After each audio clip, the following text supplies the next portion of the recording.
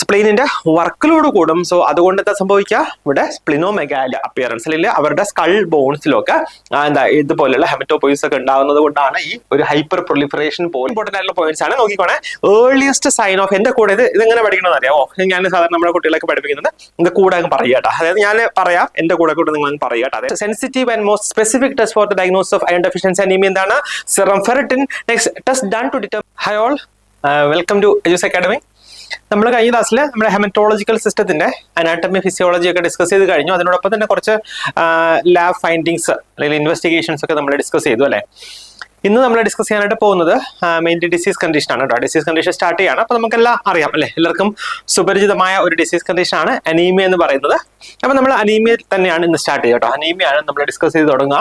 നിങ്ങൾക്ക് അറിയാമല്ലോ, പല തരത്തിലുള്ള അനീമിയയുടെ ഡെഫിനിഷൻ നിങ്ങൾക്ക് അറിയാം. അതായത് ഹീമോഗ്ലോബിൻ ലെവൽ കുറയുന്നതാണ് അനീമിയ എന്ന് പറയുന്നത് അല്ലേ. ബേസിക്കലി പലതരത്തിൽ വരുന്നുണ്ട്, പല കാരണങ്ങൾ കൊണ്ട് ഇത് വരുന്നുണ്ട്. അതുകൂടാതെ പല തരത്തിലുള്ള അനീമിയാസ് നമുക്കുണ്ട് അല്ലെ. അപ്പൊ നമുക്ക് നോക്കാം. സോ അനീമിയ എന്ന് പറഞ്ഞാൽ റിഡ്യൂസ്ഡ് നമ്പർ ഓഫ് RBC അല്ലെ. RBCയുടെ അളവ് കുറയുന്നു, അല്ലെങ്കിൽ RBC ഒക്കെ നമ്മൾ ഡീറ്റെയിൽ ആയിട്ട് കണ്ടതാണ് അല്ലെ, റെഡ് ബ്ലഡ് സെൽസ് അത് കണ്ടു. സോ നോക്കിക്കേ, RBCയുടെ എണ്ണം കുറയുന്നു, അല്ലെങ്കിൽ നോക്കിക്കേ ഡിക്രീസ്ഡ് എമൗണ്ട് ഓഫ് ഹീമോഗ്ലോബിൻ. ഒന്നുകിൽ RBC തന്നെ കുറയുന്നു, അല്ലെങ്കിൽ ഹീമോഗ്ലോബിൻ കുറയുന്നു, അല്ലെങ്കിൽ എന്താ PCV നമ്മൾ പറഞ്ഞു അല്ലെ. PCV എന്ന് പറഞ്ഞാൽ packed cell volume below the normal level, അല്ലെങ്കിൽ ബിലോ നോർമൽ ഇൻ ദ ബ്ലഡില് RBC അല്ലെങ്കിൽ ഹീമോഗ്ലോബിന്റെ അളവ് കുറയുന്നു, അല്ലെങ്കിൽ പാക്ഡ് സെൽ വോളിയം. നമ്മൾ പറഞ്ഞു ഹീമോഗ്ലോബിനും PCVയും തമ്മിൽ ഒരു ബന്ധമുണ്ടെന്ന് പറഞ്ഞു. ഈ നമുക്ക് സ്റ്റേറ്റ്മെന്റ് ടൈപ്പ് ക്വസ്റ്റ്യൻസ് ഒക്കെ ഉള്ളതുകൊണ്ട് പല രീതിയിൽ ചോദിക്കാം കേട്ടോ. അപ്പം PCV എന്ന് പറഞ്ഞാൽ പെർസെന്റേജിലാണ് നമ്മൾ എക്സ്പ്രസ് ചെയ്യുക. ഹീമോഗ്ലോബിൻ ഇൻറ്റു 3 ആണ് നമ്മൾ സാധാരണ റഫ്ലി ഒന്ന് എസ്റ്റിമേറ്റ് ചെയ്യുക അല്ലെ. സോ ഇത് ഒക്കെ കുറവായിരിക്കും. ഇതിലാണ് അനീമിയയിൽ. അപ്പൊ നമുക്ക് ഈ ഒരു ഡയഗ്രാം കാണുമ്പോൾ തന്നെ അറിയാം അല്ലെ. നോക്കിക്കേ, നോർമലി ഇങ്ങനെ RBCയുടെ കോൺസെൻട്രേഷൻ ഇങ്ങനെ തന്നെ, ഹീമോഗ്ലോബിന്റെ കോൺസെൻട്രേഷൻ ഇങ്ങനെ തന്നെ ആണ് എങ്കിൽ നോക്കിക്കുക അനീമിയയിൽ അതിന്റെ കോൺസെൻട്രേഷൻ വല്ലാണ്ട് കുറഞ്ഞ് വരുന്നു. സോ ഇതിനാണ് നമ്മൾ എന്ത് പറയുക, അനീമിയ എന്ന് പറയുക കേട്ടോ. അനീമിയ എന്ന് പറയുക. അതിന്റെ കൂടെ തന്നെ നമ്മൾ ഓർക്കേണ്ട കാര്യമാണ് ഡെലിവറി ഓഫ്, അതായത് ഹീമോഗ്ലോബിൻ കുറയുമ്പോൾ എന്താ സംഭവിക്കുക, ഹീമോഗ്ലോബിൻ ക്യാരി ചെയ്യുന്ന ഓക്സിജന്റെ അളവ് കുറയും അല്ലെ, ഡെലിവറി ഓഫ് ഓക്സിജൻ. അതുകൂടാതെ nutrients to the body cells is decreased, body സെൽസിലേക്ക് ന്യൂട്രിയൻസ് എത്തിച്ചേരുന്നത് കുറയുന്നു. അതിന്റെ ഫലമായിട്ട് resulting in poorly nourished or poorly oxygenated body cells that cause malfunction of body organs and systems. അത് നമ്മൾ ക്ലിനിക്കൽ ഫീച്ചേഴ്സ് പറയുമ്പോൾ അവിടെ പറയേ, അതായത് ബ്ലഡ് എന്ന് പറയുമ്പോൾ നമുക്കറിയാം ഫ്ലൂയിഡ് ഓഫ് ലൈഫ് എന്നൊക്കെ നമ്മൾ ഡിസ്കസ് ചെയ്ത കാര്യമാണ് അല്ലേ. സോ നമ്മുടെ എല്ലാ കോശങ്ങളിലും എല്ലാ സെല്ലുകളിലും ഈ ബ്ലഡ് എത്തിച്ചേരുന്നുണ്ട്. അതുകൊണ്ട് തന്നെ ബ്ലഡിലൂടെ ഈ എല്ലാ ന്യൂട്രിയൻസും ഓക്സിജനും ഒക്കെ എത്തിച്ചേരേണ്ടതിന്റെ ആവശ്യമുണ്ട്. സോ നോക്കിയേ, ഇപ്പം ഹീമോഗ്ലോബിൻ കുറവാണ് എങ്കിൽ അവിടെ നമ്മുടെ ബോഡി സെൽസിലൊക്കെ എത്തുന്ന ഓക്സിജന്റെ അളവ് കുറയുന്നുണ്ട്. അതുകൊണ്ട് തന്നെ പ്രോപ്പർ ആയിട്ട് ഫങ്ഷൻസ്, അതുപോലെ എന്താ repair of the body cells ഒന്നും പ്രോപ്പർ ആയിട്ട് നടക്കാതെ വരും. സോ അതുകൊണ്ട് പല തരത്തിലുള്ള സിംറ്റംസ് നമ്മുടെ ബോഡിയിൽ ഉണ്ടാകും കേട്ടോ. അത് നമ്മൾ ഡീറ്റെയിൽ ആയിട്ട് തന്നെ ആ സിംറ്റം ഡിസ്കസ് ചെയ്യുമ്പോൾ അവിടെ പറയും. ഇത് ഇമ്പോർട്ടന്റ് ആണ്. നോക്കിക്കേ, WHO ക്രൈറ്റീരിയ, അതായത് ഹീമോഗ്ലോബിന്റെ നമ്മൾ അളവ് നോർമൽ ഒക്കെ നമ്മൾ കണ്ടു അല്ലെ, 11 to 13 എന്നും 13 to 17 എന്നൊക്കെ പറഞ്ഞിട്ട് നമ്മൾ കണ്ടു. അപ്പൊ നോക്കിക്കേ, ഇതിന് ഓരോ ഏജ് ഗ്രൂപ്പിലും ഹീമോഗ്ലോബിന്റെ അളവ് വ്യത്യാസപ്പെട്ടിരിക്കും. സോ അതുകൊണ്ട് തന്നെ അതിന്റെ ഡയഗ്നോസ്റ്റിക് ക്രൈറ്റീരിയയ്ക്കും വ്യത്യാസം ഉണ്ടാകുന്നുണ്ട്. അപ്പൊ ഒരു WHO ക്രൈറ്റീരിയ നമ്മൾ സാധാരണ ഫോളോ ചെയ്യുന്നത് എന്തിനാണ്, ഈ അനീമിയ ഡയഗ്നോസ് ചെയ്യാൻ വേണ്ടി കേട്ടോ. അപ്പൊ നോക്കിയേ, WHO ക്രൈറ്റീരിയ പ്രകാരം പറയുന്നത് ഇപ്പൊ കുഞ്ഞുങ്ങളിലാണ് എങ്കിൽ, അതായത് 6 മാസം മുതൽ 5 വയസ്സ് വരെയുള്ള കുഞ്ഞുങ്ങൾ ാണെങ്കിൽ less than 11 gram per deciliter. ഇത് യൂണിറ്റ്സ് ഒക്കെ നിങ്ങൾക്ക് മാറിപ്പോകരുത്, നമ്മുടെ എക്സാമിനേഴ്സ് ഒക്കെ പല രീതിയിൽ നമ്മൾ പരീക്ഷിക്കും. സോ gram per deciliter അല്ലെങ്കിൽ gram percentage കേട്ടോ, മില്ലിഗ്രാം അല്ല, gram per deciliter ആണ്. സോ ലെസ് ദാൻ 11 ആണ് എങ്കിൽ നമ്മൾ അനീമിയ എന്ന് പറയുന്നുണ്ട്. 5 to 11 years ആണെങ്കിൽ less than 11.5 gram per deciliter ആണെങ്കിൽ അനീമിയ എന്ന് പറയുന്നുണ്ട്. നോൺ പ്രഗ്നന്റ് വുമൺ കേട്ടോ, നോക്കിക്കേ, നോൺ പ്രഗ്നന്റ് വുമൺ ആണെങ്കിൽ less than 12 gram per deciliter നമ്മൾ അനീമിയ ആണെന്ന് പറയുന്നുണ്ട്. പ്രഗ്നൻസി ആണെങ്കിൽ ലെസ് ദാൻ 11, കാരണം അവിടെ നമ്മൾ OB പഠിക്കുമ്പോൾ അവിടെ പറയുവേ എന്താണ്, ഹീമോ ഡൈല്യൂഷൻ ഒക്കെ സംഭവിക്കുന്നുണ്ട്. അതായത് ബ്ലഡ് സെൽസിന് കാര്യമായിട്ടുള്ള വ്യത്യാസം വരുന്നില്ല, അല്ലെങ്കിൽ ഇൻക്രീസ് വരുന്നില്ല, പക്ഷെ പ്ലാസ്മ അവിടെ കൂടുന്നുണ്ട്. അതുകൊണ്ട് അവിടെ ഹീമോ ഡൈല്യൂഷൻ ഉണ്ടാകുന്നുണ്ട്. സോ അതുകൊണ്ട് തന്നെ നമുക്ക് പ്രഗ്നൻസിയിൽ നമ്മൾ ചെറിയൊരു ഇളവ് കൊടുത്തിട്ടുണ്ട്. ലെസ് ദാൻ 11 ആണ് എങ്കിൽ നമ്മൾ സാധാരണ അനീമിയ എന്ന് പറയാറുണ്ട്. അഡൽട്ട് മെയിലാണെങ്കിൽ less than 13 gram per deciliter ആണ് നമ്മൾ എന്ത് പറയുക, അനീമിയ എന്ന് പറയുക. അതേസമയം ഇത് ഞാൻ പറഞ്ഞല്ലോ, ഇത് WHO ക്രൈറ്റീരിയ ആണ്. ഇനി ICMR ക്രൈറ്റീരിയ അനുസരിച്ചിട്ടാണെങ്കിൽ ഇതിലെല്ലാത്തിലും 1 gram per deciliter കുറഞ്ഞിട്ടായിരിക്കും വരിക. എന്താ അനീമിയയുടെ ഡയഗ്നോസ്റ്റിക് ക്രൈറ്റീരിയയിൽ കേട്ടോ. ജസ്റ്റ് ഒന്ന് ഓർത്തിരിക്കാൻ ചോദിക്കാൻ സാധ്യതയുണ്ട്. ഈ പ്രഗ്നന്റ് വുമണൊക്കെ പല പ്രാവശ്യം പല എക്സാംസിന് ചോദിച്ചിട്ട് ഉള്ള കാര്യമാണ് കേട്ടോ. അപ്പം ഇത് കുറച്ച് ഇമ്പോർട്ടന്റ് ആണ്. നെക്സ്റ്റ് നോക്കിയേ കോസസ്, അതായത് നമ്മൾ ഇനിയും പല ഡിഫറെന്റ് ടൈപ്സ് ഓഫ് അനീമിയ പഠിക്കുമ്പോൾ അവിടെ നമ്മൾ പറയുവേ. സോ ഇവിടെ നോക്കിക്കേ, മെയിൻ ആയിട്ട് ജനറൽ ആയിട്ട് പറയാണ് ബ്ലഡ് ലോസ് അനീമിയ ഉണ്ടാകുന്നുണ്ട്. ഇപ്പം മേ ബി ലൈക്ക് സർജറിയുടെ ഭാഗമായിട്ട് ബ്ലഡ് ലോസ് ഉണ്ടാകുന്നുണ്ട്, അല്ലെങ്കിൽ എന്തെങ്കിലും ആക്സിഡന്റ് ഭാഗമായിട്ട് മാസീവ് ആയിട്ടുള്ള ഹെമറേജ് ഉണ്ടാകുന്നുണ്ട്. സോ ആ കേസിലൊക്കെ എന്താണ് ബ്ലഡ് ലോസ് അല്ലെങ്കിൽ ഹൈപ്പോളീമിയ ഉണ്ടാകുന്നുണ്ട്. സോ ബ്ലഡിന്റെ കൂടെ തന്നെ നമ്മുടെ ബ്ലഡ് സെൽസ് നഷ്ടപ്പെടുന്നുണ്ട്, അത് കാരണം അനീമിയ ഉണ്ടാകുന്നുണ്ട്. ഇതിനാണ് നമ്മൾ ബ്ലഡ് ലോസ് അനീമിയ എന്ന് പറയുക. നെക്സ്റ്റ് ന്യൂട്രീഷണൽ അനീമിയ അല്ലെ. ചില കേസിൽ ഇപ്പൊ നമ്മുടെ കുട്ടികൾ ഒക്കെ എന്താണ് പ്രോപ്പർ ആയിട്ട് ഭക്ഷണം കഴിക്കുന്നില്ല അല്ലെ, അങ്ങനെയാണെങ്കിൽ എന്ത് സംഭവിക്കും, അവിടെ ന്യൂട്രീഷണൽ അനീമിയ ഉണ്ടാവും. കോമൺ ആയിട്ട് ഉണ്ടാവുക due to deficiency of iron അല്ലെ. നോക്കിക്കേ, അയണിന്റെ ഡെഫിഷ്യൻസി കേട്ടോ വളരെ ഇമ്പോർട്ടന്റ് ആണ്. അയണിന്റെ ഡെഫിഷ്യൻസി കാരണം നമുക്ക് അനീമിയ ഉണ്ടാകാം. സോ ഇതാണ് most common cause of nutritional anaemia എന്ന് പറഞ്ഞാൽ എന്താണ്, അയൺ ഡെഫിഷ്യൻസി അനീമിയാണ്. കൂടാതെ നമ്മൾ ഇതൊക്കെ പറയുവേ, ഫോളിക് ആസിഡ്, പിന്നെ പ്രോട്ടീൻ ഇൻടേക്ക്, അല്ലെങ്കിൽ വൈറ്റമിൻ B12, ഇതെല്ലാം നമ്മൾ ഡിസ്കസ് ചെയ്യും കേട്ടോ. വൈറ്റമിൻ B12 ഒക്കെ ഡെഫിഷ്യൻസി കാരണം നമുക്ക് അനീമിയ ഉണ്ടാകുന്നുണ്ട്. ഇതൊക്കെ നമ്മളെ ന്യൂട്രീഷണൽ അനീമിയയുടെ അണ്ടറിലാണ് ഉൾപ്പെടുത്തിയിരിക്കുന്നത് എന്ന് ഓർക്കുക. നെക്സ്റ്റ് ഇത് കൂടാതെ ഹീമോഗ്ലോബിനോപ്പതി. എന്താണ് ഹീമോഗ്ലോബിനോപ്പതി എന്ന് പറയുക? അതായത് നമ്മൾ ഒരു കണ്ടീഷൻ നമ്മൾ കഴിഞ്ഞ ക്ലാസ്സിൽ പഠിച്ചു, സീറോസൈറ്റോസിസ് എന്ന് പറഞ്ഞിട്ടില്ലേ. അതുപോലെ നമ്മുടെ ഹീമോഗ്ലോബിന്റെ സ്ട്രക്ചറിനെ ബാധിക്കുന്ന ഏതൊരു അസുഖമാണെങ്കിലും അത് കാരണവും നമുക്ക് അനീമിയ ഉണ്ടാകും. അതിനാണ് നമ്മൾ ഹീമോഗ്ലോബിനോപ്പതി എന്ന് പറയുക. അതായത് പതി എന്ന് പറഞ്ഞാൽ എന്താണ്? പതി എന്ന് പറഞ്ഞാൽ ഭർത്താവ് അല്ലെ. നമുക്ക് പക്ഷേ മെഡിക്കൽ സയൻസിൽ ഭർത്താവല്ല, എന്താ ഡിസീസ് അല്ലെങ്കിൽ പെത്തോളജിക്കൽ ഡിസീസ് കണ്ടീഷനെയാണ് നമ്മൾ പതി എന്ന് പറയുക. സോ ഹീമോഗ്ലോബിനിൽ വരുന്ന എന്തെങ്കിലും ഒക്കെ അസുഖം, അതിനെയാണ് നമ്മൾ ഹീമോഗ്ലോബിനോപ്പതി എന്ന് ജനറൽ ആയിട്ട് നമ്മൾ ഇൻഡിക്കേറ്റ് ചെയ്യുക. കൂടാതെ പ്രിമച്ചർ, അത് ഓഫ് അല്ല ഓർ കേട്ടോ, premature or low birth weight. ഇപ്പൊ കുഞ്ഞുങ്ങളൊക്കെ ജനിക്കുമ്പോൾ പ്രിമച്ചർ ബർത്ത് ആയിരുന്നു എങ്കിൽ, അല്ലെങ്കിൽ ലോ ബർത്ത് വെയിറ്റ് ഒക്കെ ഉണ്ടെങ്കിൽ അവർക്കും അനീമിയ ഉണ്ടാകാനുള്ള സാധ്യതയുണ്ട്. കാരണം എന്താണ്, അവരുടെ RBC പ്രൊഡക്ഷൻ പ്രോപ്പർ ആയിട്ട് നടക്കുന്നില്ല, അതുകൊണ്ട് തന്നെ കേട്ടോ. നെക്സ്റ്റ് നോക്കി, കോസസ് ഓഫ് ക്രോണിക് അനീമിയ. ചില ഡിസീസ് കണ്ടീഷൻ ഉണ്ടാകുന്നുണ്ട്, ക്രോണിക് ആയിട്ടുള്ള ഡിസീസ് ആയിരിക്കും. സോ അത് കാരണം അനീമിയ ഉണ്ടാകുക അല്ലെ. നോക്കിക്കേ, ലോങ് ടേം ഇൽനസ് ലൈക്ക് നോക്കി മാലിഗ്നൻസി അല്ലെ, ലോങ് ടേം ഇൽനസ് ആയിട്ടുള്ള മാലിഗ്നൻസിയിൽ. അതുകൂടാതെ ബോൺ മാരോ ഡിസോർഡേഴ്സ്, നമ്മുടെ സാധാരണ ബ്ലഡ് സെൽസും ഒക്കെ ഫോം ചെയ്യുന്നത് പ്ലൂറിപൊട്ടന്റ് സ്റ്റെം സെല്ലിൽ നിന്നാണ്. അത് സാധാരണ കാണപ്പെടുക നമ്മുടെ ബോൺ മാരോയിലാണ്. അതുകൊണ്ട് തന്നെ ഹൈപ്പോപ്ലാസ്റ്റിക് അനീമിയ കേട്ടോ, ശ്രദ്ധിച്ചോണേ, ഹൈപ്പോപ്ലാസ്റ്റിക് അനീമിയ ഉണ്ടാകുന്നത് ബോൺ മാരോ ഡിസോർഡേഴ്സ് കാരണമാണ്. പിന്നെ കൂടാതെ ഇമ്മ്യൂണോ ഡെഫിഷ്യൻസി സിൻഡ്രോം, പിന്നെ റീനൽ ആൻഡ് ലിവർ ഡിസീസ് കേട്ടോ. നമുക്ക് റീനൽ ഡിസീസ് ഞാൻ പല പ്രാവശ്യം പറഞ്ഞു അല്ലെ, കഴിഞ്ഞ ക്ലാസ്സിലൊക്കെ പറഞ്ഞ കാര്യമാണ്, നിങ്ങൾ ഓർക്കുന്നുണ്ടാവും. ഏതാണ് ഹോർമോൺ? EPO, എരിത്രോപോയിറ്റിൻ ഹോർമോൺ അല്ലെ. എരിത്രോപോയിറ്റിൻ ഹോർമോൺ നമ്മുടെ കിഡ്നീസ് ആണ് പ്രൊഡ്യൂസ് ചെയ്യുന്നത്. ഇതാണ് നമ്മുടെ ഹീമോഗ്ലോബിന്റെ മെച്ചുറേഷന് വേണ്ടി എന്താ അത്യാവശ്യമായിട്ടുള്ള ഹോർമോൺ എന്ന് ഞാൻ പറഞ്ഞിരുന്നു. അപ്പൊ നിങ്ങൾ ഓർക്കും, എന്താണ് ഇവിടെ ലിവർ ഡിസീസ് അല്ലെ. ലിവർ ഡിസീസ് കാരണം നമുക്ക് എങ്ങനെയാണ് അനീമിയ ഉണ്ടാകുന്നത് എന്ന് നിങ്ങൾ ഓർക്കുന്നുണ്ടാവും അല്ലെ. അപ്പൊ നോക്കിയേ, ലിവറും വളരെ ഇമ്പോർട്ടന്റ് ആയിട്ടുള്ള ഒരു ഓർഗൻ തന്നെയാണ് നമ്മുടെ ഹീമോഗ്ലോബിന്റെ പ്രൊഡക്ഷന്. അതുകൂടാതെ നമ്മുടെ RBCയുടെ മെച്ചുറേഷനൊക്കെ ഹെൽപ്ഫുൾ ആയിട്ടുള്ള ഒരു ഓർഗൻ ആണ് ലിവർ എന്ന് പറയുന്നത്. കാരണം മെയിൻലി നമ്മൾ ഇന്നത്തെ ക്ലാസ്സിൽ പറയും കേട്ടോ, ഹെപ്സിഡിൻ എന്ന് പറഞ്ഞിട്ടൊരു എൻസൈം ഉണ്ട് കേട്ടോ, ഒരു പ്രോട്ടീൻ ഉണ്ട്. സോ അത് ആക്ച്വലി പ്രൊഡ്യൂസ് ചെയ്യുന്നത് ലിവർ ആണ് പ്രൊഡ്യൂസ് ചെയ്യുന്നത്. സോ അതുകൊണ്ട് തന്നെ ഈ ഹെപ്സിഡിന്റെ ഫംഗ്ഷൻ എന്ന് പറയുന്നത് നമ്മുടെ RBCയുടെ മെച്ചുറേഷന് വേണ്ടി ഹെൽപ്പ് ചെയ്യുക എന്നുള്ളതാണ്. സോ അതുകൊണ്ട് ലിവർ ഡിസീസ് ഉള്ള പേഷ്യൻസിനും എന്താണ് അനീമിയ ഉണ്ടാകാനുള്ള സാധ്യത ഉണ്ട്. Next hereditary anaemia. എന്താണ് ഹെറിഡിറ്ററി അനീമിയ എന്ന് പറയുക? Family history of an inherited type of anaemia. അതായത് മേ ബി ലൈക്ക് ഈ താലസീമിയ, സിക്കിൾ സെൽ അനീമിയ ഒക്കെ എന്താണ് ഹെറിഡിറ്ററി അനീമിയയിൽ വരുന്ന സംഗതികളാണ്. നമ്മൾ അതിനെ കുറിച്ച് ഡിസ്കസ് ചെയ്യും. ഇത് ജസ്റ്റ് നമുക്കൊരു ഓവർവ്യൂ കിട്ടാനായിട്ട് ഒരു ബ്രീഫ് ആയിട്ട് നമ്മൾ ഡിഫറെന്റ് ടൈപ്സ് ഓഫ്, അതായത് എല്ലാ ടൈപ്സ് ഓഫ് അനീമിയയുടെയും കോസസ് ജനറൽ ആയിട്ട് പറയുന്നു എന്നുള്ളതേ ഉള്ളൂ. ഇനി നെക്സ്റ്റ് നമ്മൾ ഓരോന്നിനെയും കുറിച്ച് പഠിക്കും കേട്ടോ. നോക്കിയേ, നെക്സ്റ്റ് വരുന്നത് ഇൻഫെക്ഷസ് ഡിസീസ് ലൈക്ക് മലേറിയ കേട്ടോ. മലേറിയ കൂടാതെ TB, HIV, പിന്നെ പാരസൈറ്റിക് ഇൻഫെക്ഷൻസിലും ഒക്കെ അനീമിയ ഉണ്ടാകാൻ സാധ്യതയുണ്ട്. ഇവിടെയൊക്കെ റീസൺ എന്ന് പറഞ്ഞാൽ അയൺ അബ്സോർപ്ഷൻ അവിടെ ഇൻഹിബിറ്റ് ചെയ്യപ്പെടുന്നുണ്ട്, അല്ലെങ്കിൽ ഈ വൈറ്റമിൻ B12 ഇതുപോലുള്ള ന്യൂട്രിയൻസ്, അതായത് നമ്മുടെ RBCയുടെ മെച്ചുറേഷന് ആവശ്യമായിട്ടുള്ള ന്യൂട്രിയൻസിന്റെ അബ്സോർപ്ഷൻ അവിടെ തടസ്സപ്പെടുന്നുണ്ട്, അല്ലെങ്കിൽ അത് ഇൻഹിബിറ്റ് ചെയ്യപ്പെടുന്നുണ്ട്. അതുകൊണ്ടാണ് ഈ കാരണങ്ങളൊക്കെ കൊണ്ട് അനീമിയ ഉണ്ടാകുന്നത്. നിങ്ങൾ ഓർത്തിരിക്കാം. നമ്മുടെ കോറിലേക്ക് വരുവാണ്, അതായത് ടൈപ്സ് ഓഫ് അനീമിയ നിങ്ങൾക്കൊക്കെ അറിയുന്ന കാര്യമാണ് അല്ലേ. നോക്കിയേ, അയൺ ഡെഫിഷ്യൻസി അനീമിയ.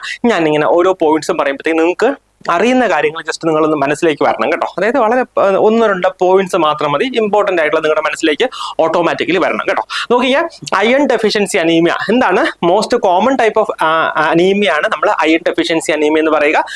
കാരണം അയണിന്റെ കുറവ് അല്ലെ, അയണിന്റെ അഭാവം മൂലം ഉണ്ടാകുന്ന അനീമിയാണ് നമ്മൾ അയൺ ഡെഫിഷ്യൻസി അനീമിയ എന്ന് പറയുക. 2 പെർനീഷ്യസ് അനീമിയ അല്ലെ. പെർനീഷ്യസ് അനീമിയ എന്ന് പറഞ്ഞാൽ എന്താണ്? നമ്മൾ സാധാരണ അഡിസൺസ് ഡിസീസ് എന്നൊക്കെ പറയുന്നത് അല്ലെ. ഇതുപോലെ 1-2 ടെർമിനോളജീസ് പോയിന്റ്സ് ഒക്കെ നിങ്ങളുടെ മനസ്സിലേക്ക് വരണം കേട്ടോ. നെക്സ്റ്റ് മെഗാലോ ബ്ലാസ്റ്റിക് അനീമിയ എന്ന് വെച്ചാൽ എന്താണ്? മെഗ എന്ന് പറഞ്ഞാൽ എന്താണ്? വലുത്. അപ്പൊ സെൽ സൈസ് വലുതായിട്ട് വരുന്നതിനാണ് നമ്മൾ മെഗാലോ ബ്ലാസ്റ്റിക് അനീമിയ എന്ന് പറയുക കേട്ടോ. നമ്മൾ അതിനെ കുറിച്ച് പഠിക്കും. ഫോളിക് ആസിഡ് ഡെഫിഷ്യൻസി അനീമിയ എന്നൊക്കെ പറഞ്ഞിട്ട് നമ്മൾ പഠിക്കും. പിന്നെ അപ്ലാസ്റ്റിക് അനീമിയ. അപ്ലാസ്റ്റിക് എന്ന് പറഞ്ഞാൽ എന്താണ്? ബോൺ മാരോയുടെ ഒരു ഡിസ്റ്റർബൻസ് ഉണ്ടാകുന്ന അനീമിയാണ് നമ്മൾ അപ്ലാസ്റ്റിക് അനീമിയ എന്ന് പറയുക. പിന്നെ താലസീമിയ ഉണ്ട്, പിന്നെ അതുകൂടാതെ സിക്കിൾ സെൽ അനീമിയ ഉണ്ട്. ഇതെല്ലാം ഇമ്പോർട്ടന്റ് ആണ് കേട്ടോ, നമ്മൾ ഇതെല്ലാം ഡിസ്കസ് ചെയ്യുന്നുണ്ട്. ഇനി അതിന്റെ ബ്രോഡ് ആയിട്ടുള്ള ഒരു ക്ലാസിഫിക്കേഷൻ കൂടെ നമുക്ക് നോക്കിയാലോ. നോക്കിയേ, മോർഫോളജിക്കൽ ക്ലാസിഫിക്കേഷൻ ഓഫ് അനീമിയ. അപ്പൊ നിങ്ങൾ ഇവിടെ ഓർക്കേണ്ട ഒരു കാര്യം എന്ന് പറഞ്ഞാൽ, ഈ മോർഫോളജിക്കൽ ക്ലാസിഫിക്കേഷൻ ഓഫ് അനീമിയ എന്ന് പറയുന്നത് നമ്മൾ എന്ത് ബേസ് ചെയ്തിട്ടാണ് നമ്മൾ ഇതിന്റെ ക്ലാസിഫിക്കേഷൻ പറയുക. അതായത് മീൻ കോർപ്പസ്കുലാർ ഓളിയം കേട്ടോ. മെയിൻ കോർപ്പസ്കുലാർ ഓളിയത്തിന്റെ ക്രൈറ്റീരിയ ബേസ് ചെയ്തിട്ടാണ് നമ്മൾ ഈ മോർഫോളജിക്കൽ ക്ലാസിഫിക്കേഷൻ ഓഫ് അനീമിയ പറയുന്നത് എന്ന് ഓർത്തിരിക്കാം. എന്താണ് നമ്മുടെ മീൻ കോർപ്പസ്കുലാർ ഓളിയം? നമ്മൾ കഴിഞ്ഞ ക്ലാസ്സിൽ പഠിച്ചതാണ്, ഓർക്കുന്നുണ്ടോ നിങ്ങൾ?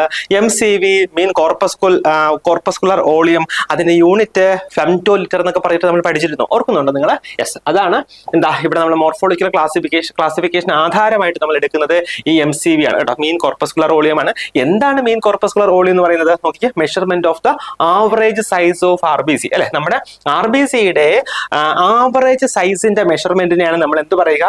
MCV അല്ലെങ്കിൽ മീൻ കോർപ്പസ്കുലർ ഓളിയം എന്ന് പറയുക. സോ ഇത് ബേസ് ചെയ്തിട്ട് നമ്മൾ മോർഫോളജിക്കൽ ക്ലാസിഫിക്കേഷൻ പറയുമ്പോൾ 3 തരത്തിലാണ് വരുന്നത്. നോക്കിക്കേ, 1 മൈക്രോസൈറ്റിക്, 2 നോർമോസൈറ്റിക്, 3 മാക്രോസൈറ്റിക്. നിങ്ങളൊക്കെ പഠിച്ചിട്ടുള്ളതായിരിക്കും കേട്ടോ, ഉറപ്പായിട്ട് നിങ്ങൾക്ക് അറിയുന്നതായിരിക്കും. ജസ്റ്റ് നിങ്ങളുടെ ആ ഒരു മെമ്മറി ഒന്ന് ബ്രഷ് അപ്പ് ചെയ്തെടുത്താൽ മാത്രം മതി. നോക്കിക്കേ, മൈക്രോസൈറ്റിക് എന്ന് പറയുമ്പോൾ എന്താണ്? മൈക്രോ മീൻസ് സ്മോൾ അല്ലെ. സെൽ സൈസ് അല്ലെ, സെൽ സൈസ് കുറവായിരിക്കും അല്ലെ, അല്ലെങ്കിൽ സെൽ സൈസ് കുറഞ്ഞിട്ടായിരിക്കും വരിക. ഏതിലാണ്? നോക്കിയേ, മൈക്രോസൈറ്റിക് അനീമിയയില് കേട്ടോ. MCV <80 ആയിരിക്കും കേട്ടോ. MCV <80 ആയിരിക്കും കേട്ടോ. അപ്പൊ നിങ്ങൾ ചോദിക്കും, നോർമൽ എത്രയാണ്? നോർമൽ MCV എന്ന് പറഞ്ഞാൽ 80 to 100 ആണ്. ഇത് നമ്മൾ കഴിഞ്ഞ ക്ലാസ്സിൽ പഠിച്ചാണ്.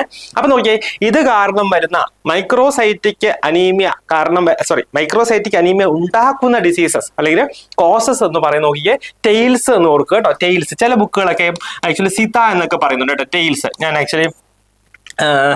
ഞാൻ പഠിച്ചത് സീത SITA കേട്ടോ. SITA വെച്ചിട്ടാണ് ഞാൻ പഠിച്ചത്. ഇപ്പോഴാണ് ഞാൻ കൂടെ ഞാൻ ആഡ് ചെയ്തത് കേട്ടോ. അപ്പം ടെയിൽസ് അല്ലെങ്കിൽ സീത എന്നൊക്കെ പറഞ്ഞിട്ട് ഓർക്കുക.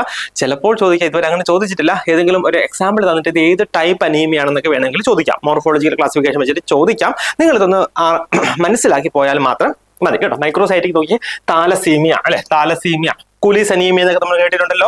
അനീമിയ ഓഫ് ക്രോണിക് ഡിസീസ്, ഇത് രണ്ടിടത്തും വരുന്നുണ്ട്, ഇവിടെയും വരുന്നുണ്ട് അനീമിയ ഓഫ് ക്രോണിക് ഡിസീസ്. പിന്നെ അയൺ ഡെഫിഷ്യൻസി അനീമിയ വളരെ ഇമ്പോർട്ടന്റ് ആണ് കേട്ടോ. അയൺ ഡെഫിഷ്യൻസി അനീമിയ എന്ന് പറയുമ്പോഴത്തേക്ക് അതൊരു മൈക്രോസൈറ്റിക്, അതായത് അവിടെ RBCയുടെ സെൽ സൈസ് കുറഞ്ഞിട്ടാണ് വരുന്നത് ഇവിടെ അയൺ ഡെഫിഷ്യൻസി അനീമിയയിൽ. കൂടാതെ ലെഡ് പോയിസണിങ്, പിന്നെ സിഡറോബ്ലാസ്റ്റിക് അനീമിയ കേട്ടോ. സിഡറോബ്ലാസ്റ്റിക് അനീമിയ ഒക്കെ ഏതാണ്? മൈക്രോസൈറ്റിക് അനീമിയക്ക് എക്സാമ്പിൾ ആണ് ചോദിക്കാം കേട്ടോ. അതെ നോക്കിയേ, sideroblastic anaemia is example of the അല്ലെങ്കിൽ coming under which morphological classification എന്നൊക്കെ പറഞ്ഞിട്ട് ചോദിക്കാം. അതൊരു മൈക്രോസൈറ്റിക് കേട്ടോ. മൈക്രോസൈറ്റിക് അനീമിയ ആണ് നിങ്ങൾ ഓർക്കുക. നെക്സ്റ്റ് നോർമോസൈറ്റിക് എന്ന് പറഞ്ഞാൽ എന്താണ്? സെൽ സൈസ് നോർമൽ ആയിരിക്കും കേട്ടോ. നോർമൽ സെൽ സൈസ് ആയിരിക്കും. നോക്കിക്കേ, അതിന്റെ ഒരു ന്യൂമോണിക് നമുക്ക് പറയാൻ പറ്റുന്നത് ഹരാബ കേട്ടോ. ഹരാബ, അതായത് നോക്കിയേ, ഹീമോലിറ്റിക് അനീമിയ എന്ന് പറഞ്ഞാൽ എന്താണ്? അവിടെ ഹീമോലൈസിസ് നടക്കുന്നുണ്ട്. അതുകൊണ്ട് പെട്ടെന്ന്, അതായത് നമ്മൾ സാധാരണ RBCയുടെ ലൈഫ് സ്പാൻ പറയുന്നത് 120 days ആണ്. അതിന് മുമ്പേ അവിടെ എന്തൊക്കെയോ കാരണങ്ങൾ കൊണ്ട് ഹീമോലൈസിസ് അല്ലെങ്കിൽ RBCയുടെ സെൽ ഡിസ്ട്രക്ഷൻ നടക്കുന്നുണ്ട് കേട്ടോ. അതിനാണ് നമ്മൾ എന്ത് പറയുക? ഹീമോലിറ്റിക് അനീമിയ എന്ന് പറയുക. പിന്നെ അനീമിയ ഓഫ് ക്രോണിക് ഡിസീസ്, അതായത് ഏതെങ്കിലും ഒക്കെ ഡിസീസ് കാരണം, ലൈക്ക് മേ ബി ഒരു ക്യാൻസർ കാരണം അല്ലെങ്കിൽ മൈലോമ ഒക്കെ കാരണം അനീമിയ ഉണ്ടാകുന്നുണ്ട് എങ്കിൽ നമ്മൾ അതിന് എന്ത് പറയുന്നുണ്ട്? അനീമിയ ഓഫ് ക്രോണിക് ഡിസീസ് എന്ന് പറയുന്നുണ്ട്. പിന്നെ റീനൽ ഡിസീസ്, പിന്നെ acute blood loss, bone marrow failure, aplastic anaemia ഒക്കെ എന്താണ്? നോർമോസൈറ്റിക് കേട്ടോ. നോർമോസൈറ്റിക് അനീമിയയിൽ വരുന്ന സംഗതികൾ ആണെന്ന് ഓർക്കുക. നെക്സ്റ്റ് നോക്കിയാൽ മാക്രോസൈറ്റിക് എന്താണ്? മാക്രോസൈറ്റിക് എന്ന് വെച്ചാൽ സെൽ സൈസ്, RBCയുടെ സൈസ് കൂടി വരുന്നതിനാണ് നമ്മൾ മാക്രോസൈറ്റിക് എന്ന് പറയുക. അവിടെ മീൻ കോർപ്പസ്കുലർ വോളിയം എന്ന് പറയുന്നത് more than 100 femtoliter ആയിരിക്കും എന്ന് ഓർക്കുക. സോ അതിന്റെ എക്സാമ്പിൾ ആയിട്ട് വരുന്നത് മെഗാലോബ്ലാസ്റ്റിക് അനീമിയ നമ്മൾ പഠിക്കും. പിന്നെ ആൽക്കഹോളിസം കാരണം ഉണ്ടാകാം.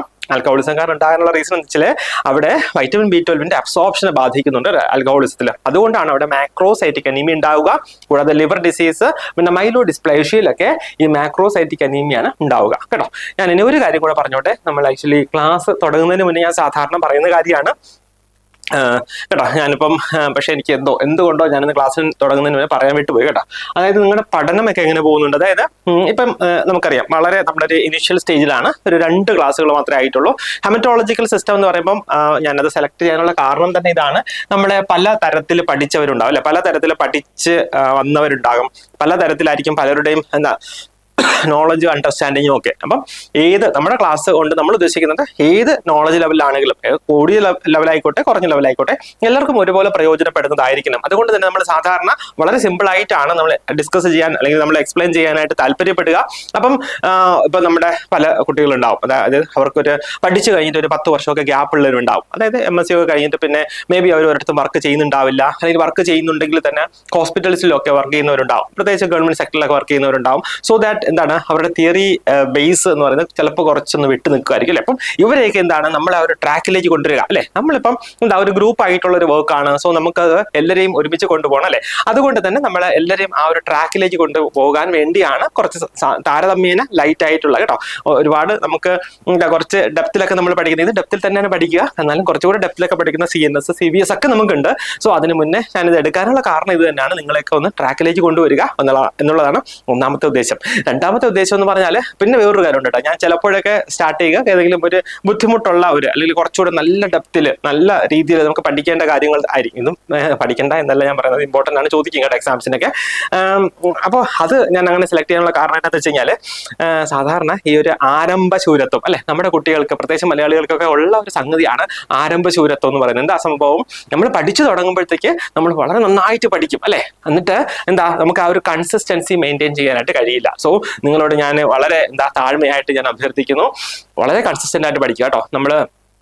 പലരൊക്കെ എന്നോട് ചോദിച്ചു, നമ്മുടെ ഓറിയന്റേഷനൊക്കെ തന്നെ ചോദിച്ചു, സാർ 2 ക്ലാസ് ആണ് ആഴ്ചയിൽ, 2 ക്ലാസ് ഒക്കെ വെച്ചിട്ട് നമ്മുടെ സിലബസ് തീരുമെന്ന്. 2 ക്ലാസ് വെച്ചിട്ട് നമ്മുടെ സിലബസ് ഒരിക്കലും തീരില്ല. പക്ഷെ നമ്മളൊരു ട്രാക്കിലേക്ക് പതിയെ ഈ 2 ക്ലാസ് എന്നുള്ളത് 2+1 ഇപ്പം 3 ക്ലാസ്, അത് എന്നുള്ളത് പതിയെ 3+1 4+1 അങ്ങനെ പതിയെ നമ്മൾ കൂട്ടി പോവും. അതുകൂടാതെ തന്നെ നിങ്ങളെയൊക്കെ നമ്മൾ പലപ്പോഴായിട്ട് ഇവാലുവേറ്റ് ചെയ്യും കേട്ടോ. നിങ്ങൾക്കെല്ലാം ഓരോ ക്ലാസ്സും കഴിയുമ്പോഴത്തേക്ക് ടെസ്റ്റ് ഒക്കെ വരുന്നുണ്ടെന്ന് എനിക്കറിയാം. സോ ആ ടെസ്റ്റ് ഒക്കെ നമ്മൾ നോക്കും കേട്ടോ. അതുകൊണ്ട് ആരെയും ബോധിപ്പിക്കാൻ വേണ്ടിയല്ല, നമ്മളെല്ലാവരും അഡൾട്ട്സ് ആണ് അല്ലെ, വളർന്ന് വലുതായ മുതിർന്ന ആൾക്കാരാണ്, നമുക്കൊക്കെ അറിയാം. സോ എല്ലാം കൂടെ ഒരുമിച്ച് പഠിക്കാമെന്ന് വെച്ചിരിക്കരുത്, ക്ലാസ്സിന്റെ എണ്ണം കുറവാണെന്ന് വിചാരിച്ചിരിക്കരുത്. ഞാൻ എപ്പോഴും പറയും നിങ്ങളോട്, ഈ ക്ലാസ് ഉറപ്പായിട്ട് കേൾക്കുക, നോട്ട്സ് ഒക്കെ പ്രിപ്പയർ ചെയ്യുക, പഠിക്കുക. പക്ഷെ അതിനോടൊപ്പം തന്നെ നിങ്ങൾക്ക് എവിടെ നിന്നൊക്കെ ക്വസ്റ്റ്യൻസ് കിട്ടുമോ, എവിടെ നിന്നൊക്കെ നിങ്ങൾക്ക് ഇതുമായിട്ട് റിലേറ്റ് ചെയ്തിട്ട് കാര്യങ്ങൾ വായിക്കാൻ പറ്റുമോ അതൊക്കെ വായിക്കുക. കാരണം നമ്മൾ ഫുൾ സ്വിങ്ങിലേക്ക് പോകുമ്പോഴത്തേക്ക് പിന്നെ നിങ്ങൾക്ക് ഇതുപോലെ പോലും സമയം കിട്ടില്ല, നിങ്ങളുടെ ജോലി ഉണ്ടാവും, നമുക്ക് പലതരത്തിലുള്ള റെസ്പോൺസിബിലിറ്റീസ് ഉണ്ടാവും. സോ അതിന്റെ കൂടെ നമുക്ക് പഠനം കൊണ്ടുപോയേ പറ്റത്തുള്ളൂ അല്ലെ. സോ നമുക്ക് എപ്പോഴും ഒരു വിന്നേഴ്സിന് എന്ന് പറഞ്ഞാൽ വിന്നേഴ്സിന് നമുക്ക് കൃത്യമായിട്ടൊരു പ്ലാൻ ഉണ്ടാവണം കേട്ടോ. അതുകൊണ്ട് കൃത്യമായിട്ടുള്ള പ്ലാനോട് കൂടി നിങ്ങൾ പഠിക്കുക, നന്നായിട്ട് പഠിക്കുക. പിന്നെ അതുകൂടാതെ കൺസിസ്റ്റൻസി വളരെ ഇമ്പോർട്ടൻ്റ് ആണ്. ഞാൻ നിങ്ങളോട് അത്രയും താഴ്മയായിട്ട് പറയുകയാണ്, നിങ്ങൾ കൺസിസ്റ്റന്റ് ആയിട്ട് പഠിക്കുക കേട്ടോ. എപ്പോഴും നന്നായിട്ട് പഠിക്കുക. നമുക്ക് ഒരു ലക്ഷ്യം ഉണ്ടാവണം. ഞാൻ എപ്പോഴും പറയുന്ന പോലെ നമ്മൾ ജസ്റ്റ് ഒരു മോട്ടിവേറ്റീവ് ഫാക്ടർ നിങ്ങൾ തന്നെ, അതായത് ഈ മോട്ടിവേറ്റീവ് ഫാക്ടർ എന്ന് പറയുന്നത് പലർക്കും പലതാണ്. ചിലർക്ക് insult is the best motivation എന്ന് കേട്ടിട്ടുണ്ടാവും അല്ലെ. ചിലർക്ക് പലർക്കും ഈ ഇൻസൾട്ട്, പലരും നമ്മളെ കളിയാക്കിയതൊക്കെ ഒരു മോട്ടിവേഷന് കാരണമായിട്ട് എടുക്കാം. സോ അത് നിങ്ങൾ ആ ടെർമിനോളജീസ് അവർ പറഞ്ഞ കാര്യം മാത്രം ഓർത്താൽ മതി. അത് പറഞ്ഞവരെന്ന് നിങ്ങൾ ഓർക്കണ്ട, അവരോടൊന്നും ദേഷ്യമൊന്നും വേണ്ട. ഇത് നിങ്ങൾക്കൊരു കാരണമായി, ഇത് നിങ്ങൾക്ക് നിങ്ങളുടെ ബെസ്റ്റായിട്ട് പ്രിപ്പയർ ചെയ്യാനായിട്ട്, ബെസ്റ്റായിട്ട് നമുക്ക് എക്സാംസ് അറ്റൻഡ് ചെയ്യാനായിട്ട് ഒരു കാരണമായി എന്ന് മാത്രം നിങ്ങൾ വിചാരിച്ചു കൊണ്ടാൽ മാത്രം മതി. അല്ലാതെ നമുക്ക് ആരോടും ദേഷ്യം ഒന്നും വയ്ക്കേണ്ട കാര്യമില്ല കേട്ടോ.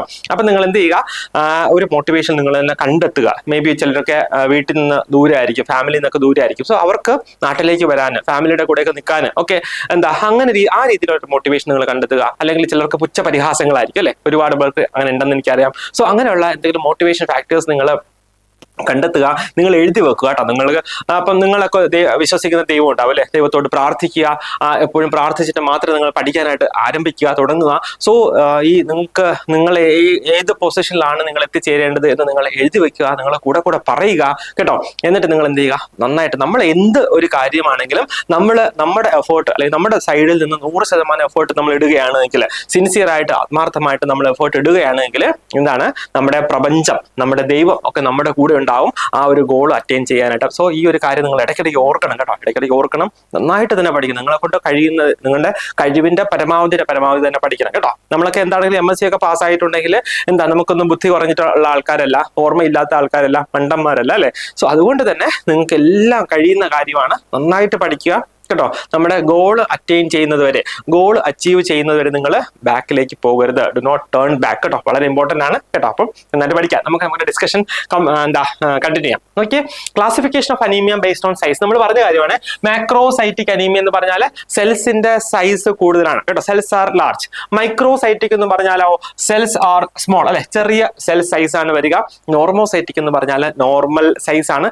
കൂടാതെ ക്രോമിക് എന്ന് പറഞ്ഞാൽ എന്താണ്, ക്രോമിക് എന്ന് പറഞ്ഞാല് കളറാണ് അല്ലെ, ക്രോമിക് എന്ന് പറഞ്ഞാൽ എന്താണ്, കളറാണ് കേട്ടോ. അപ്പൊ നോർമൽ കളർ, അതിനാണ് നമ്മൾ നോർമോക്രോമിക് അനീമിയ എന്ന് പറയുക.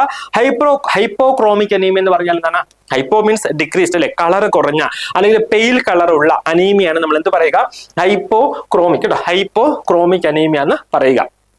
നോക്കിയേ, ഇത് നമ്മൾ പറഞ്ഞ കാര്യം തന്നെയാണ്. ജസ്റ്റ് ഞാനൊരു ടേബിൾ ഫോമിലാക്കിയിട്ട് ഉണ്ട് എന്നുള്ളതേ ഉള്ളൂ. നിങ്ങളൊരു ജസ്റ്റ് ഫോട്ടോ ഒക്കെ എടുത്ത് വെക്കുക. നിങ്ങൾക്ക് ഇടയ്ക്കൊക്കെ ഇതൊന്നും കാണാതെ പഠിക്കേണ്ട കാര്യമില്ല. നിങ്ങൾ ഫോട്ടോ എടുത്ത് വെക്കുക, നിങ്ങൾ കിടക്കുന്നതിന് മുന്നേ എഴുന്നേറ്റ ഉടനെയൊക്കെ നോക്കുക, നിങ്ങൾ എപ്പോഴും കാണുന്ന സ്ഥലത്തൊക്കെ ഒട്ടിച്ച് വെക്കുക. ആ രീതിയിൽ നിന്ന് പഠിച്ചാൽ മാത്രം മതി കേട്ടോ, നിങ്ങൾക്ക് കിട്ടും.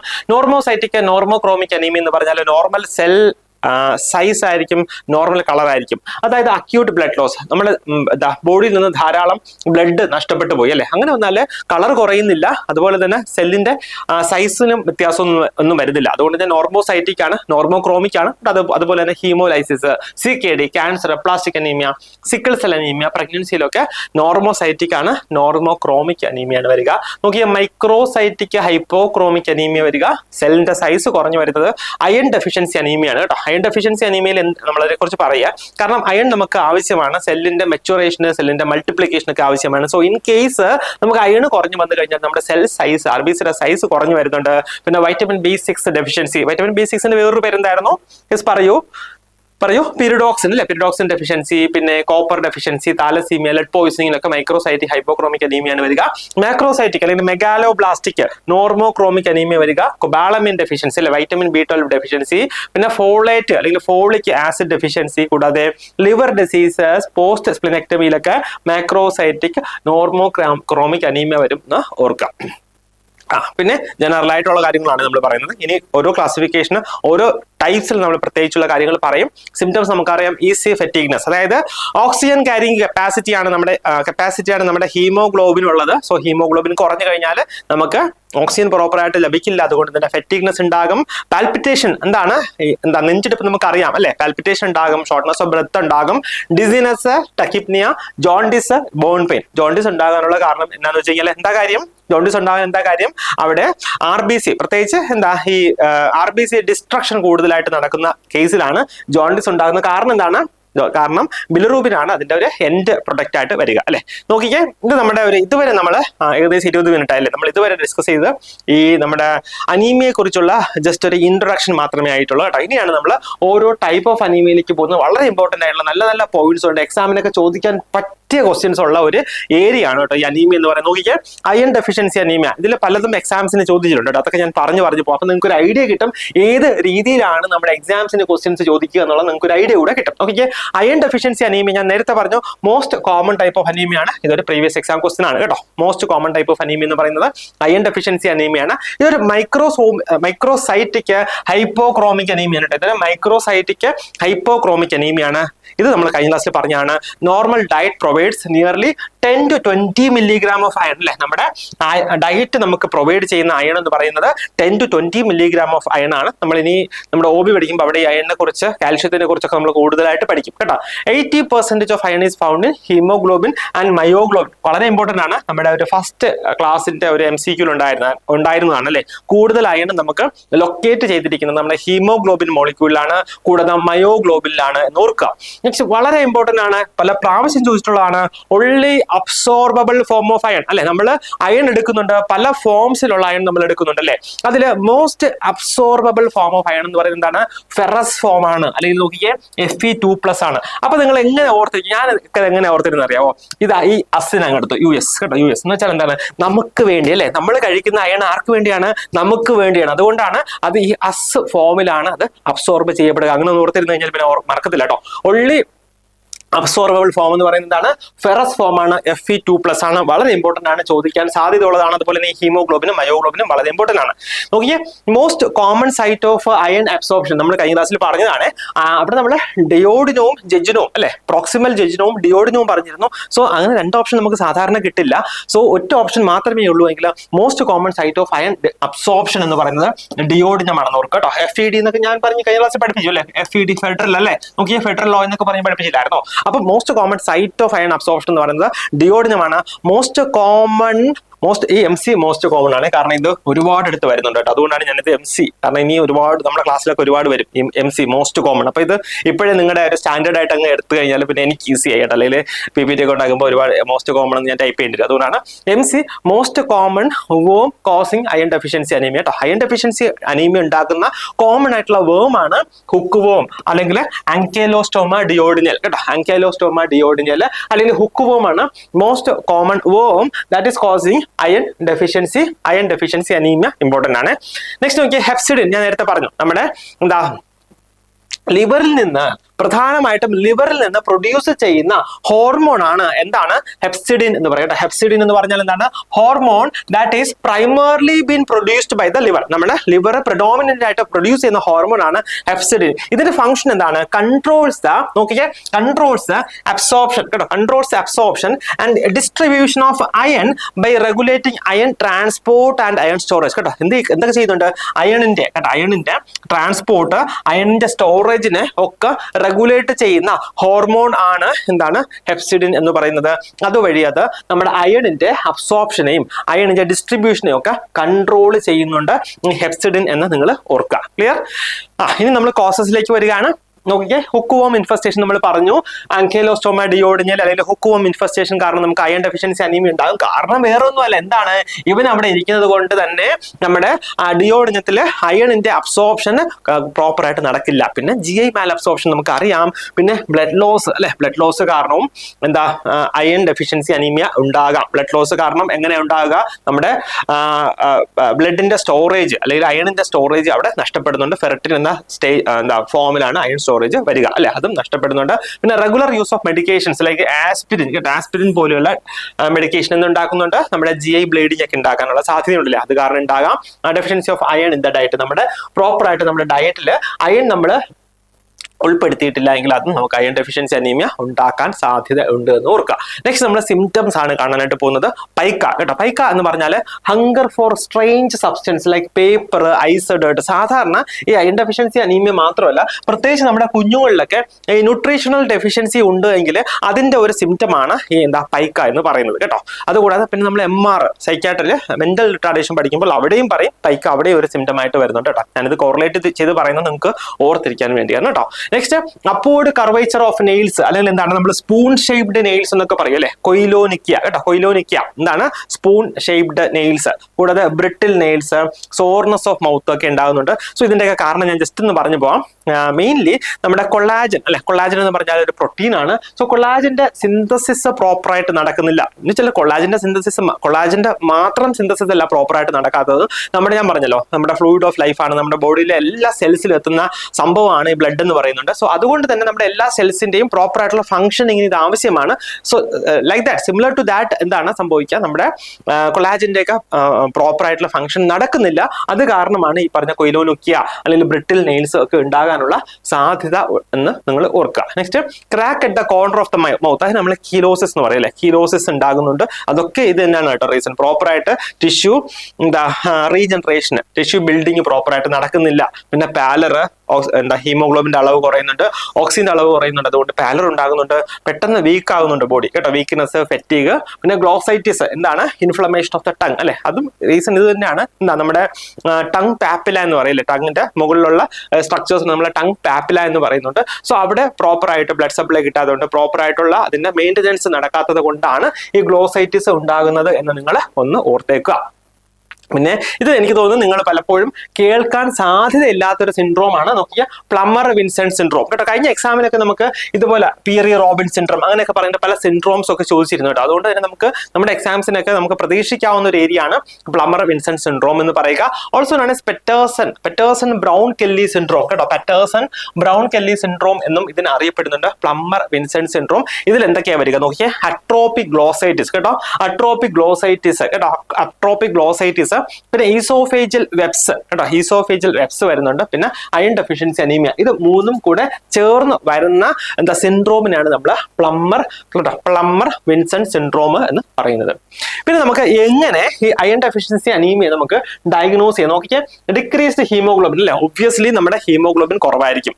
അതുകൂടാതെ തന്നെ എല്ലാം കുറവാണ് അല്ലെ, എല്ലാം കുറവായിരിക്കും, പക്ഷെ ചില സാധനങ്ങൾ കൂടുതലായിരിക്കും. നോക്കിയാൽ ഹീമോഗ്ലോബിൻ കുറവായിരിക്കും, RBC കുറവായിരിക്കും, സിറം അയൺ അല്ലെ, അയൺ ഡെഫിഷ്യൻസി അനീമിയ എന്ന് പറയുമ്പോഴത്തേക്ക് സിറം അയൺ തന്നെ കുറവായിരിക്കും, ഡിക്രീസ് സിറം ഫെറിറ്റിൻ അല്ലെ, ഫെറിറ്റിൻ കുറവായിരിക്കും. എന്താ ഫെറിറ്റിൻ എന്താണ്, tissues store iron in the form of ferritin അല്ലെ, അതായത് നമ്മുടെ ബോഡിയിലെ സെൽസ് അല്ലെങ്കിൽ ടിഷ്യൂസ് അയണിനെ സ്റ്റോർ ചെയ്ത് വെക്കുന്ന ഫോമാണ് ഈ ഫെറിറ്റിൻ എന്ന് പറയുന്നത്. സോ അവിടെ അയൺ ഡെഫിഷ്യന്റ് ആയതുകൊണ്ട് തന്നെ അയൺ സ്റ്റോറേജ് കുറവായിരിക്കും. അപ്പൊ ഇവിടെ നിന്ന് വേറെയും ഒരു ക്വസ്റ്റ്യൻ ചോദിക്കാം, അയൺ സ്റ്റോറേജ് അറിയണമെങ്കിൽ നമ്മുടെ ഏത് ലാബ് ടെസ്റ്റ്, ഏത് ബ്ലഡ് ടെസ്റ്റ് ചെയ്യും ചോദിച്ചെങ്കിൽ എന്താ ഉത്തരം, സിറം ഫെറിറ്റിൻ ആണ് കേട്ടോ, സിറം ഫെറിറ്റിൻ ആണ് എന്ന് ഒന്ന് ഓർക്കാം. അതുകൂടാതെ ഇൻക്രീസ്ഡ് അയൺ ബൈൻഡിങ് കപ്പാസിറ്റി കേട്ടോ, അയൺ ബൈൻഡിങ് കപ്പാസിറ്റി, ഇത് ഞാൻ കഴിഞ്ഞ ക്ലാസ്സിൽ പറഞ്ഞു അല്ലെ. അതായത് നമുക്ക് അയൺ ഡെഫിഷ്യൻസി ആണ് വരിക, അയണ് കുറവാണ്. അപ്പൊ നോക്കിക്കേ, നമുക്ക് ടെൻഡൻസി ഉണ്ട്, എന്തെങ്കിലും സാധനം കുറവായിരുന്നു കഴിഞ്ഞാൽ കിട്ടുമ്പോൾ എന്ത് ചെയ്യും, വാരി വലിച്ചിങ് എടുക്കുമല്ലോ. നമുക്ക് കുറച്ച് നാൾ ഭക്ഷണം കിട്ടാതിരുന്നു കഴിഞ്ഞാൽ നമുക്ക് കാണുമ്പോൾ തന്നെ ആക്രാന്തം പിടിച്ച് കഴിക്കത്തില്ല. അതുപോലെ തന്നെയാണ് ഇവിടെയും അയൺ കുറവായിരിക്കുമ്പോഴത്തേക്ക് അയൺ ബൈൻഡിങ് കപ്പാസിറ്റി കൂടുതലായിരിക്കും. അതായത് എവിടെയൊക്കെ അയൺ കിട്ടിക്കഴിഞ്ഞാൽ അവിടെ പോയിട്ട് ഹീമോഗ്ലോബിൻ ബൈൻഡ് ചെയ്യാനുള്ള സാധ്യത ഉണ്ട് കേട്ടോ. നോക്കിയേ, ഈ അയൺ ബൈൻഡിങ് കപ്പാസിറ്റിയെ കുറിച്ച് പറയുമ്പോൾ നമുക്ക് എക്സാമിന് അത്ര ഇമ്പോർട്ടന്റ് അല്ല കേട്ടോ. 2 തരത്തിലുള്ള അയൺ ബൈൻഡിങ് ഉണ്ട്. ഒന്ന് നമ്മൾ കഴിഞ്ഞ ക്ലാസ്സിൽ പറഞ്ഞു, ടോട്ടൽ അയൺ ബൈൻഡിങ് കപ്പാസിറ്റി. പിന്നെ നോക്കിയേ, രണ്ടാമത്തേത് എന്തായിരുന്നു, അൺസാച്ചുറേറ്റഡ് അയൺ ബൈൻഡിങ് കപ്പാസിറ്റി എന്ന് പറയും കേട്ടോ, UIBC കേട്ടോ. അങ്ങനെ 2 തരത്തിലുണ്ട്. നമ്മൾ സാധാരണ നോക്കുക ഈ TIBC, total iron binding capacity ആണ് നോക്കുക. പിന്നെ കൂടാതെ ഡിക്രീസ്ഡ് ഹെമറ്റോക്രിറ്റിന്റെ അളവ് കുറവായിരിക്കും. പിന്നെ RBC മൈക്രോസൈറ്റിക് ആയിരിക്കും, ഹൈപ്പോക്രോമിക് ആയിരിക്കും കേട്ടോ, മൈക്രോസൈറ്റിക് ആയിരിക്കും, കൂടാതെ ഹൈപ്പോക്രോമിക് ആയിരിക്കും. അതായത് സെല്ലിന്റെ സൈസ് കുറവായിരിക്കും, കളറും കുറവായിരിക്കും. പിന്നെ വളരെ നിങ്ങൾ ഇമ്പോർട്ടന്റ് ആയിട്ട് ഓർക്കേണ്ട കാര്യമാണ്, മോസ്റ്റ് സെൻസിറ്റീവ് അല്ലെങ്കിൽ ഏർലിയസ്റ്റ് ടു ഡിക്രീസ് എന്ന് പറയുന്നത് സിറം ഫെറിറ്റിൻ. അതായത് നോക്കിയേ, ഇപ്പം അയൺ ഡെഫിഷ്യൻസി അനീമിയ നമുക്ക് നേരത്തെ കണ്ടുപിടിക്കണം എന്നുണ്ടെങ്കിൽ സിറം ഫെറിറ്റിൻ കേട്ടോ, സിറം ഫെറിറ്റിൻ നോക്കിക്കഴിഞ്ഞാൽ നമുക്ക് അറിയാനായിട്ട് കഴിയും. ഇതാണ് മോസ്റ്റ് സെൻസിറ്റീവ് അല്ലെങ്കിൽ ഏർലിയസ്റ്റ് ടു ഡിക്രീസ് എന്ന് പറയുന്നത് സിറം ഫെറിറ്റിൻ ആണ് എന്ന് ഓർക്കാം. പിന്നെ നോക്കിയാൽ മെൻസർ ഇൻഡെക്സ് കേട്ടോ, മെൻസർ ഇൻഡെക്സ്, ഇതിന്റെ പേര് ഓർത്തിരുന്നാൽ മതി. ഞാൻ ഇതിനെ കുറിച്ച് ഡീറ്റെയിൽ ആയിട്ട് പറയുന്നുണ്ട്. പക്ഷേ സാധാരണ ചോദിക്കുക മെൻസർ ഇൻഡെക്സ് എന്തിനു വേണ്ടി യൂസ് ചെയ്യും, അങ്ങനെയൊക്കെ നമുക്ക് വേണമെങ്കിൽ ചോദിക്കാം കേട്ടോ. ഫോർമുല അങ്ങനെ ചോദിക്കാറില്ല, എങ്കിലും നിങ്ങളൊന്ന് അറിഞ്ഞിരുന്നാൽ മാത്രം മതി, കാണാതെ ഒന്നും പഠിക്കേണ്ട കേട്ടോ. മെൻസർ ഇൻഡെക്സ് എന്ന് പറഞ്ഞാൽ formula use to differentiate between iron deficiency anaemia and thalassaemia. അതായത് പേഷ്യന്റിനെ നോക്കിയേ, പേഷ്യന്റിന് അനീമിയ ഉണ്ട്, പക്ഷെ നമുക്ക് അറിയില്ല അത് അയൺ ഡെഫിഷ്യൻസി അനീമിയ ആണോ അതോ താലസീമിയ ആണോ എന്ന് അറിയില്ല കേട്ടോ. എസ്പെഷ്യലി ബീറ്റ താലസീമിയ ആണോ എന്ന് നമുക്ക് അറിയില്ല. സോ അത് ഡിഫറൻഷിയേറ്റ് ചെയ്യാൻ വേണ്ടി, അത് മനസ്സിലാക്കാൻ വേണ്ടി നമ്മൾ യൂസ് ചെയ്യുന്ന ഇൻഡെക്സ് ആണ് മെൻസർ ഇൻഡെക്സ് എന്ന് പറയുക. സോ മെൻസർ ഇൻഡെക്സ് എന്ന് പറഞ്ഞാൽ MCV, അതായത് മീൻ corpuscular volume divided by RBC കേട്ടോ, റെഡ് ബ്ലഡ് സെൽ കൗണ്ട് ആണ് മെൻസർ ഇൻഡെക്സിന്റെ ഫോർമുല വരിക. സോ ഇതിന്റെ കട്ട് ഓഫ് വരുന്നത് 13 കേട്ടോ, 13 ആണ് കട്ട് ഓഫ് വരിക. So more than 13 indicates iron deficiency anaemia. ഇപ്പം മെൻസർ ഇൻഡെക്സ് നമ്മൾ എടുത്തു കഴിഞ്ഞാൽ മോർ ദാൻ 13 വന്നു കഴിഞ്ഞാൽ അവിടെ അയൺ ഡെഫിഷ്യൻസി അനീമിയ ആയി, ലെസ് ദാൻ 13 വന്നു കഴിഞ്ഞാൽ അവിടെ താലസീമിയ എന്ന് ഓർക്കുക കേട്ടോ. മോർ ദാൻ 13 13 കയറി വന്നു കഴിഞ്ഞാൽ അയൺ ഡെഫിഷ്യൻസി അനീമിയയും, <13 വന്നു കഴിഞ്ഞാൽ താലസീമിയ ആണെന്ന് ഓർക്കുക. എങ്ങനെ ഓർത്തിരിക്കും ഞാൻ പറയട്ടെ. അയൺ ഡെഫിഷ്യൻസി അനീമിയ സാധാരണ നമ്മൾ വരിക നമ്മുടെ അഡോളസെൻസിലൊക്കെ എത്തുമ്പോഴത്തേക്കാണ്, നമ്മുടെ പെൺകുട്ടികൾക്കൊക്കെ വരിക. അപ്പൊ അങ്ങനെ ഓർത്തിരുന്നാൽ മതി. 13 വയസ്സിൽ മേലെയാണെങ്കിൽ അയൺ ഡെഫിഷ്യൻസി. അപ്പം അതുപോലെ മെൻസർ ഇൻഡെക്സ് 13 കൂടുതലാണെങ്കിൽ അയൺ ഡെഫിഷ്യൻസി അനീമിയ എന്ന് ഓർക്കുക. താലസീമിയ എന്ന് പറഞ്ഞാൽ നമുക്കറിയാം അതൊരു ഓട്ടോസോമൽ റെസസീവ് ഡിസോർഡർ ആണ്. അതുകൊണ്ട് തന്നെ അത് കുഞ്ഞുങ്ങളിലായിരിക്കും സാധാരണ നമുക്ക് ഡയഗ്നോസ് ചെയ്യാൻ കഴിയുക, അല്ലെ? അപ്പൊ അതുകൊണ്ട് തന്നെ <13 എന്ന് ഓർത്തിരുന്നു കഴിഞ്ഞാൽ അത് താലസീമിയ എന്ന് കൂടി നിങ്ങളൊന്ന് കോറിലേറ്റ് ചെയ്ത് പഠിക്കുക കേട്ടോ. അപ്പൊ <13 ഇൻഡിക്കേറ്റ്സ് എന്താണ്? താലസീമിയ കേട്ടോ. താലസീമിയ എന്ന് ഒന്ന് ഓർത്തിരിക്കാം. ഇനി നമുക്ക് അയൺ ഡെഫിഷ്യൻസി അനീമിയ നമ്മൾ കണ്ടുപിടിച്ചു, അല്ലെ? നമ്മൾ കണ്ടുപിടിച്ചാൽ നമുക്ക് അതിനെ എങ്ങനെ എന്ത് ചെയ്യണം? മാനേജ് ചെയ്യണം. നോക്കിയാൽ മെഡിക്കൽ മാനേജ്മെന്റ് എന്ന് പറയുമ്പോഴത്തേക്ക് അയൺ റിച്ച് ഫുഡ്സ് നമുക്ക് കൊടുക്കാം, അല്ലെ? സോ എപ്പോഴും നമ്മൾ അയൺ റിച്ച് ഫുഡ്സ് അല്ലെങ്കിൽ അയൺ സപ്ലിമെന്റേഷൻ കൊടുക്കുമ്പോഴും നമ്മൾ എന്താണ്, ഇത് ഇമ്പോർട്ടന്റ് ആണ്, എക്സാമിന് പല പ്രാവശ്യം ചോദിച്ചിട്ടുള്ളതാണ്, വൈറ്റമിൻ സിയുമായിട്ട് റിലേറ്റ് ചെയ്തിട്ട് കൊടുക്കാനായിട്ട് ഓർക്കുക. വൈറ്റമിൻ സിയുമായിട്ട് ചേർന്ന് കൊടുക്കാനായിട്ട് ശ്രമിക്കുക കേട്ടോ. അതായത് അയൺ റിച്ച് ഫുഡ് നമ്മൾ വൈറ്റമിൻ സിയുമായിട്ട് കമ്പൈൻ ചെയ്ത് കൊടുക്കുക. എന്തിനാണ്? It will increase the iron absorption കേട്ടോ. അയണിന്റെ അബ്സോർപ്ഷൻ കൂട്ടും ആരാണ്? വൈറ്റമിൻ സി എന്ന് പറയുന്നത്. കൂടാതെ നിങ്ങൾ ഓർക്കുക, do not give iron supplements with milk കേട്ടോ. പാലിന്റെ കൂടെ കൊടുക്കരുത്. ഓർ ആന്റാസിഡ്സിന്റെ കൂടെയോ മിൽക്കിന്റെ കൂടെയോ നമ്മൾ അയൺ സപ്ലിമെന്റ്സ് കൊടുക്കരുത്. ബിക്കോസ് എന്താണ്? This will decrease the iron absorption കേട്ടോ. ഇതൊക്കെ എന്താ അയൺ അബ്സോർപ്ഷൻ കുറയ്ക്കാനുള്ള സാധ്യത ഉണ്ട് എന്ന് ഓർക്കുക. നെക്സ്റ്റ് നമ്മൾ പറഞ്ഞു അയൺ റിച്ച് ഫുഡ് കൊടുക്കാൻ പറഞ്ഞു, അല്ലെ? അപ്പൊ എന്തൊക്കെയാണ് അയൺ റിച്ച് ഫുഡ് എന്ന് പറയുക? അതായത് ഡാർക്ക് ഗ്രീൻ ലീഫി വെജിറ്റബിൾസ്, കൂടുതൽ ഡ്രൈഡ് ഫ്രൂട്ട്സ്, നട്ട്സ്, പിന്നെ മീറ്റ്, ലിവർ, കൂടുതൽ breads, serials, egg yoke, spinach, കൂടുതൽ ജാഗറി, അല്ലെ? നമ്മുടെ എന്താ ശർക്കര എന്നൊക്കെ പറയുന്ന സംഗതികളൊക്കെ അയൺ അല്ലെങ്കിൽ കരിപ്പെട്ടി എന്നൊക്കെ പറയുന്ന സംഗതിയിലെ അയൺ കൂടുതലായിട്ടുണ്ടെന്ന് ഓർക്കുക. നെക്സ്റ്റ് നമുക്ക് ഡയറ്റ് ഒക്കെ നമ്മൾ ഫോളോ ചെയ്തു. ഹീമോഗ്ലോബിൻ കൂടിയില്ല അല്ലെങ്കിൽ നമ്മുടെ അയൺ ഡെഫിഷ്യൻസി അനീമിയ കറക്റ്റ് ചെയ്തില്ല എങ്കിൽ നമുക്ക് നേരെ ഓറൽ അയൺ സപ്ലിമെന്റേഷനിലേക്ക് പോകാം, അല്ലെ? അതിൽ ഫെറസ് സൾഫേറ്റ് ആണ് മോസ്റ്റ് അബ്സോർബിൾ ഫോം. ഞാൻ നേരത്തെ പറഞ്ഞു, അല്ലെ? ഫെറസ് കേട്ടോ. ഫെറസ് സൾഫേറ്റ് ആണ് മോസ്റ്റ് അബ്സോർബിൾ ഫോം. കൂടാതെ ferrous fumarate, ferrous gluconate, ferrous succinate ഒക്കെ നമുക്ക് ഓറലി നമുക്ക് കൊടുക്കാൻ കഴിയുന്നതാണ് എന്നും കൂടി ഓർക്കാം. നെക്സ്റ്റ് ഈ ഓറൽ അയൺ പ്രിപ്പറേഷനെ കുറിച്ച് ഒന്ന് രണ്ട് വളരെ ഇമ്പോർട്ടന്റ് ആയിട്ടുള്ള പോയിന്റ്സ് കൂടെ പറഞ്ഞോട്ടെ. Iron is absorbed best from duodenum and proximal ginger. നമ്മൾ കൈലാസിൽ പറഞ്ഞാണ്. ഇപ്പോൾ ഓരോ ഓപ്ഷൻ മാത്രമേ ഉള്ളൂ, നിങ്ങൾ ഡിയോഡിനം എഴുതുക.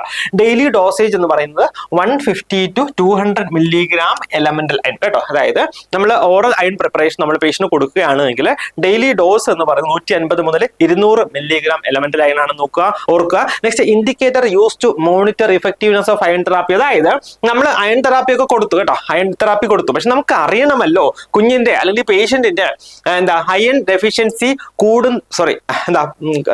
ട്രീറ്റ് ആകുന്നുണ്ടോ അല്ലെങ്കിൽ കണ്ടീഷൻ ഇംപ്രൂവ് ആകുന്നുണ്ടോ നമുക്ക് അറിയണമല്ലേ. സോ ദാറ്റ് നമ്മൾ എന്ത് ടെസ്റ്റ് ചെയ്യും? റെറ്റിക്കുലോസൈറ്റ് കൗണ്ട് കേട്ടോ. റെറ്റിക്കുലോസൈറ്റ് കൗണ്ട് നമ്മൾ നോക്കി കഴിഞ്ഞു കഴിഞ്ഞാൽ നമുക്കറിയാം നമ്മുടെ അയൺ തെറാപ്പി ഇഫക്റ്റീവ് ആകുന്നുണ്ടോ ഇല്ലയോ എന്ന്. കാരണം എന്താണ്? നമുക്ക് ഹീമോഗ്ലോബിൻ അതായത് നമ്മൾ അയൺ കൊടുത്തു, ഹീമോഗ്ലോബിൻ ആകാനായിട്ട് കുറച്ച് കാലതാമസം എടുക്കും. സോ ഒരു 5 to 7 ഡേയ്സിൽ തന്നെ റെറ്റിക്കുലോസൈറ്റ് കൗണ്ട് ഇൻക്രീസ് ആകും. അതുകൊണ്ട് തന്നെ earlier indicator in monitoring the effectiveness of iron therapy എന്ന് പറയുന്നത് നമ്മുടെ റെറ്റിക്കുലോസൈറ്റ് കൗണ്ട് കേട്ടോ. റെറ്റിക്കുലർ സൈറ്റ് കൗണ്ട് ആണെന്ന് ഓർക്കാം. നമുക്ക് അറിയുന്ന കാര്യമാണ് side effects of iron oral iron എന്ന് പറയുന്നത്. നമ്മൾ ഇപ്പം കുഞ്ഞുങ്ങൾക്കൊക്കെ നമ്മൾ സാധാരണ ഈ അയൺ സപ്ലിമെന്റേഷൻ നോർമലി തന്നെ കൊടുക്കാറുണ്ട്, അല്ലേ? സോ അവരൊന്നും ഒരിക്കലും ഇത് അയൺ സപ്ലിമെന്റേഷൻ എടുക്കാൻ താല്പര്യപ്പെടുന്നില്ല. കാരണം എന്താണ്? ഇതിന് ഈ പറഞ്ഞിരിക്കുന്ന എല്ലാ സൈഡ് എഫക്ട്സും ഉണ്ട്. നോക്കിയാൽ നോസിയ ഉണ്ട്. നമ്മൾ കുഞ്ഞുങ്ങൾക്കൊക്കെ കൊടുക്കുമ്പോൾ അറിയാമല്ലോ, അവരപ്പം തന്നെ കൊടുക്കുമ്പോൾ തന്നെ ഓക്കാനിച്ച് തുടങ്ങും. കൂടാതെ വൊമിറ്റിംഗ് ഉണ്ടാകാം. പിന്നെ സ്റ്റെയിനിങ് ഓഫ് ടീത്ത് വളരെ ഇമ്പോർട്ടൻ്റ് ആണ്. സ്റ്റെയിനിങ് ഓഫ് ടീത്ത് ഇവർക്ക് ഉണ്ടാകും. Should be. അതുകൊണ്ട് തന്നെ നമ്മൾ എപ്പോഴും എന്താണ് സ്ട്രോ വെച്ചിട്ട് എടുക്കാനായിട്ട് പറയും. അതുകൂടാതെ തന്നെ ഇത് എടുത്തതിന് ശേഷം ഉടനെ തന്നെ നമ്മൾ ബ്രഷും ചെയ്യാനായിട്ട് പറയും, അല്ലേ? ഇതൊക്കെ പ്രാക്ടിക്കലായിട്ട് നമ്മൾ സാധാരണ ചെയ്യുന്ന കാര്യമാണ്. പക്ഷെ നമ്മൾ കുഞ്ഞുങ്ങൾക്ക് ഇത് നിർബന്ധിച്ചായിരിക്കും അയൺ കൊടുക്കുക. അപ്പോൾ തന്നെ ഒരു ഓക്കാനൊക്കെ ഉണ്ടാകും. പിന്നെ അടുത്ത് ബ്രഷ് കൂടെ ചെയ്യുമ്പോഴത്തേക്ക് ഇതെല്ലാം കൂടെ വൊമിറ്റ് ചെയ്യും, അല്ലേ? സോ അതുകൊണ്ട് തന്നെ എന്താ സ്റ്റെയിനിങ് ഓഫ് ടീത്ത് ഉണ്ടാകാൻ സാധ്യത ഉണ്ടെന്ന് ഓർക്കാം. പിന്നെ ഒരു മെറ്റാലിക് ടേസ്റ്റ് കേട്ടോ. നമ്മൾ ഓറൽ അയൺ കൊടുക്കുമ്പോൾ ഒരു മെറ്റാലിക് ടേസ്റ്റ് കുഞ്ഞുങ്ങൾക്ക് ഉണ്ടാകും. കുഞ്ഞുങ്ങൾക്കല്ല, എല്ലാവർക്കും ഉണ്ടാകും കേട്ടോ. അഡൽസിനും ഉണ്ടാകും. പിന്നെ വളരെ നൊട്ടോറിയസ് ആണ് കേട്ടോ, ഇവൻ കോൺസ്റ്റിപ്പേഷൻ ഉണ്ടാക്കുന്നുണ്ട്. പിന്നെ കൂടാതെ ബ്ലാക്ക് കളർ സ്റ്റൂൾ, അല്ലെ? ബ്ലാക്ക് കളർ സ്റ്റൂൾ ഉണ്ടാകും. സോ ഇതൊക്കെ നമുക്ക് ഓറൽ അയണിന്റെ സൈഡ് എഫക്ട്സ് ആയിട്ട് നമുക്ക് ഓർക്കാവുന്ന കാര്യമാണ്. നെക്സ്റ്റ് നോക്കിയേ, ഓറൽ അയൺ കൊടുത്തിട്ടും നമുക്കത് ഇമ്പ്രൂവ് ആയില്ല എങ്കിൽ നമ്മൾ പിന്നെ നേരെ പോകുന്നത് പെരൻട്രൽ അയൺ പ്രിപ്പറേഷനിലേക്കാണ്. പെരൻട്രൽ അയൺ. സോ നമുക്ക് പല തരത്തിലുള്ള പ്രിപ്പറേഷൻസ് അവൈലബിൾ ആണ്. അയൺ ഡെക്സ്ട്രാൻ, അതായത് 50 milligram എലമെന്റൽ അയൺ ആണ് അയൺ ഡെക്സ്ട്രാനിൽ വരിക. പിന്നെ iron sorbitol citric acid available ആണ്. പിന്നെ iron sucrose, sodium ferric gluconate കേട്ടോ. ഇതൊക്കെ പെരൻട്രൽ അയൺ പ്രിപ്പറേഷന്റെ എക്സാമ്പിൾസ് ആണ് എന്ന് ഓർക്കാം. പിന്നെ നോക്കിക്കാൻ നമ്മൾ സാധാരണ പെരൻട്രലി കൊടുക്കുമ്പോൾ അയൺ നമ്മൾ കൊടുക്കുക ഒന്നുകിൽ IM ആയിരിക്കും അല്ലെങ്കിൽ IV ആയിരിക്കും. അതിൽ നിങ്ങൾ വളരെ ഇമ്പോർട്ടൻ്റ് ആയിട്ട് ശ്രദ്ധിക്കേണ്ട കാര്യം, ഓക്കെ IMൽ കുറച്ച് കാര്യങ്ങൾ ശ്രദ്ധിക്കാറുണ്ട്, പക്ഷെ IV കൊടുക്കുകയാണെങ്കിൽ നിങ്ങൾ ഡൈല്യൂട്ട് ചെയ്തതിന് ശേഷം വളരെ സ്ലോ ആയിട്ട് വേണം നിങ്ങൾ IV കൊടുക്കാൻ കേട്ടോ. നോക്കിയേ, ഇൻട്രാമസ്കുലർ ആണെങ്കിൽ നമ്മൾ സാധാരണ ഡീപ്പ് IM ഇഞ്ചക്ഷൻ അല്ലേ, സെട്രാക്ക് മെത്തേഡ് ഒക്കെ നമ്മളിവിടെ പക്ക നമുക്ക് ഫോളോ ചെയ്യേണ്ട കാര്യമാണ്. So deep IM injection to the gluteal muscle കേട്ടോ, ലാർജർ മസിൽസിലേക്കാണ് നമ്മൾ കൊടുക്കുക. ഗ്ലൂട്ടിയൽ മസിൽസിൽ നമ്മൾ ഡീപ്പ് IM കൊടുക്കുക. കൂടാതെ നോക്കിയേ, സെട്രാക്ക് മെത്തേഡ് നമ്മൾ ഫോളോ ചെയ്യണം, അല്ലെങ്കിൽ എയർലോക്ക് മെത്തേഡ് നമ്മൾ ഫോളോ ചെയ്യണം. എന്തിനാണ്? To prevent backward leakage of irritating drugs. ഇത് ഈ അയൺ എന്ന് പറയുന്നത് ഒരു ടിഷ്യൂ ഇറിറ്റന്റ് ആയിട്ടുള്ള ഒരു ഡ്രഗ് ആണ് കേട്ടോ. ഈ അയൺ എന്ന് പറയുന്നത് ടിഷ്യൂ ഇറിറ്റന്റ് ആയിട്ടുള്ള ഒരു ഡ്രഗ് ആണ്. സോ അതുകൊണ്ട് തന്നെ അവിടെ ലീക്കേജ് ഉണ്ടായി കഴിഞ്ഞാൽ നമ്മുടെ ടിഷ്യൂസിനെ ഇറിറ്റേറ്റ് ചെയ്യാം, ടിഷ്യൂസിന് ഇഞ്ചുറി ഉണ്ടാകാം. അതുകൊണ്ട് തന്നെ നമ്മൾ എന്താണ് സെട്രാക്ക് മെത്തേഡ് നമ്മൾ യൂസ് ചെയ്യണം. Never rub or massage the site after injection കേട്ടോ. നമ്മൾ ഒരിക്കലും IM ഇഞ്ചക്ഷൻ കൊടുത്തതിന് ശേഷം നമ്മൾ മസാജ് ചെയ്യാൻ പാടില്ല. പിന്നെ കൂടാതെ IV പ്രിപ്പറേഷൻ ആണെങ്കിൽ നമ്മൾ mix 2 ml injection with saline and infuse within 6 to 8 hours. ഞാൻ പറഞ്ഞല്ലോ വളരെ സ്ലോയിലായിരിക്കണം നമ്മൾ എന്താ ഈ IV പ്രിപ്പറേഷൻസ് നമ്മൾ കൊടുക്കേണ്ടത് കേട്ടോ. ഇപ്പം എനിക്കറിയില്ല, എനിക്കറിയില്ല എന്ന് വെച്ച് കഴിഞ്ഞാൽ നിങ്ങൾക്ക് ആ ഒരു എക്സ്പീരിയൻസ് ഉണ്ടോ എന്ന് എനിക്കറിയില്ല. ഞാനൊക്കെ കാഷ്വാലിറ്റിയിലും ഒക്കെ വർക്ക് ചെയ്യുമ്പോഴത്തേക്ക് അവിടെ നമ്മുടെ പേഷ്യൻസ് ഒക്കെ പ്രത്യേകിച്ച് ഡയാലിസിസ് ഒക്കെ എടുക്കുന്ന പേഷ്യൻസ് ഡയാലിസിസ് എടുത്ത് കഴിഞ്ഞതിന് ശേഷം അവർ ഇതുപോലെ IV അയൺ ഒക്കെ ഇൻഫ്യൂഷൻ ഒക്കെ ഇടാനായിട്ട് വരുമായിരുന്നു. അപ്പൊ അതൊക്കെ എനിക്ക് ഓർമ്മയുണ്ട്. സോ എന്താണ്, നമ്മൾ വളരെ സ്ലോ ആയിട്ടാണ് നമ്മൾ സാധാരണ അവർക്ക് IV കൊടുക്കുക. പിന്നെ ഇത് സെട്രാക്ക് മെത്തേഡ് ആണ്, നിങ്ങൾക്ക് അറിയാമായിരിക്കും. നമ്മൾ സാധാരണ സ്കിന്നൊന്ന് സ്ട്രെച്ച് ചെയ്ത് പിടിച്ചിട്ടാണ്, ഇതുപോലെ സ്കിന്നൊന്ന് സ്ട്രെച്ച് ചെയ്ത് പിടിച്ചിട്ടായിരിക്കും നമ്മൾ ഇഞ്ചക്ഷൻ കൊടുക്കുക അല്ലെ. സോ ദാറ്റ് അതെന്താണ് മസിൽ വരെ എത്തുന്നുണ്ട്. സോ ഇഞ്ചക്ഷൻ കഴിഞ്ഞ ഉടനെ നമ്മൾ എന്ത് ചെയ്യുന്നു, നീഡിൽ വിഡ്രോ ചെയ്യുന്നു. അതിനുശേഷം നമ്മൾ സ്കിന്നും അങ്ങ് റിലീസ് ചെയ്യുന്നു. സോ ദാറ്റ് എന്താണ്, ഈ ഡ്രഗ്സ് പുറത്തേക്ക് അല്ലെങ്കിൽ സ്കിന്നിലേക്ക് വരുന്നില്ല. അതുകൊണ്ട് തന്നെ ടിഷ്യൂ ഇറിറ്റേഷൻ ഒക്കെ നമുക്ക് ഒരു പരിധി വരെ നമുക്ക് റെഡ്യൂസ് ചെയ്യാനായിട്ട് കഴിയും.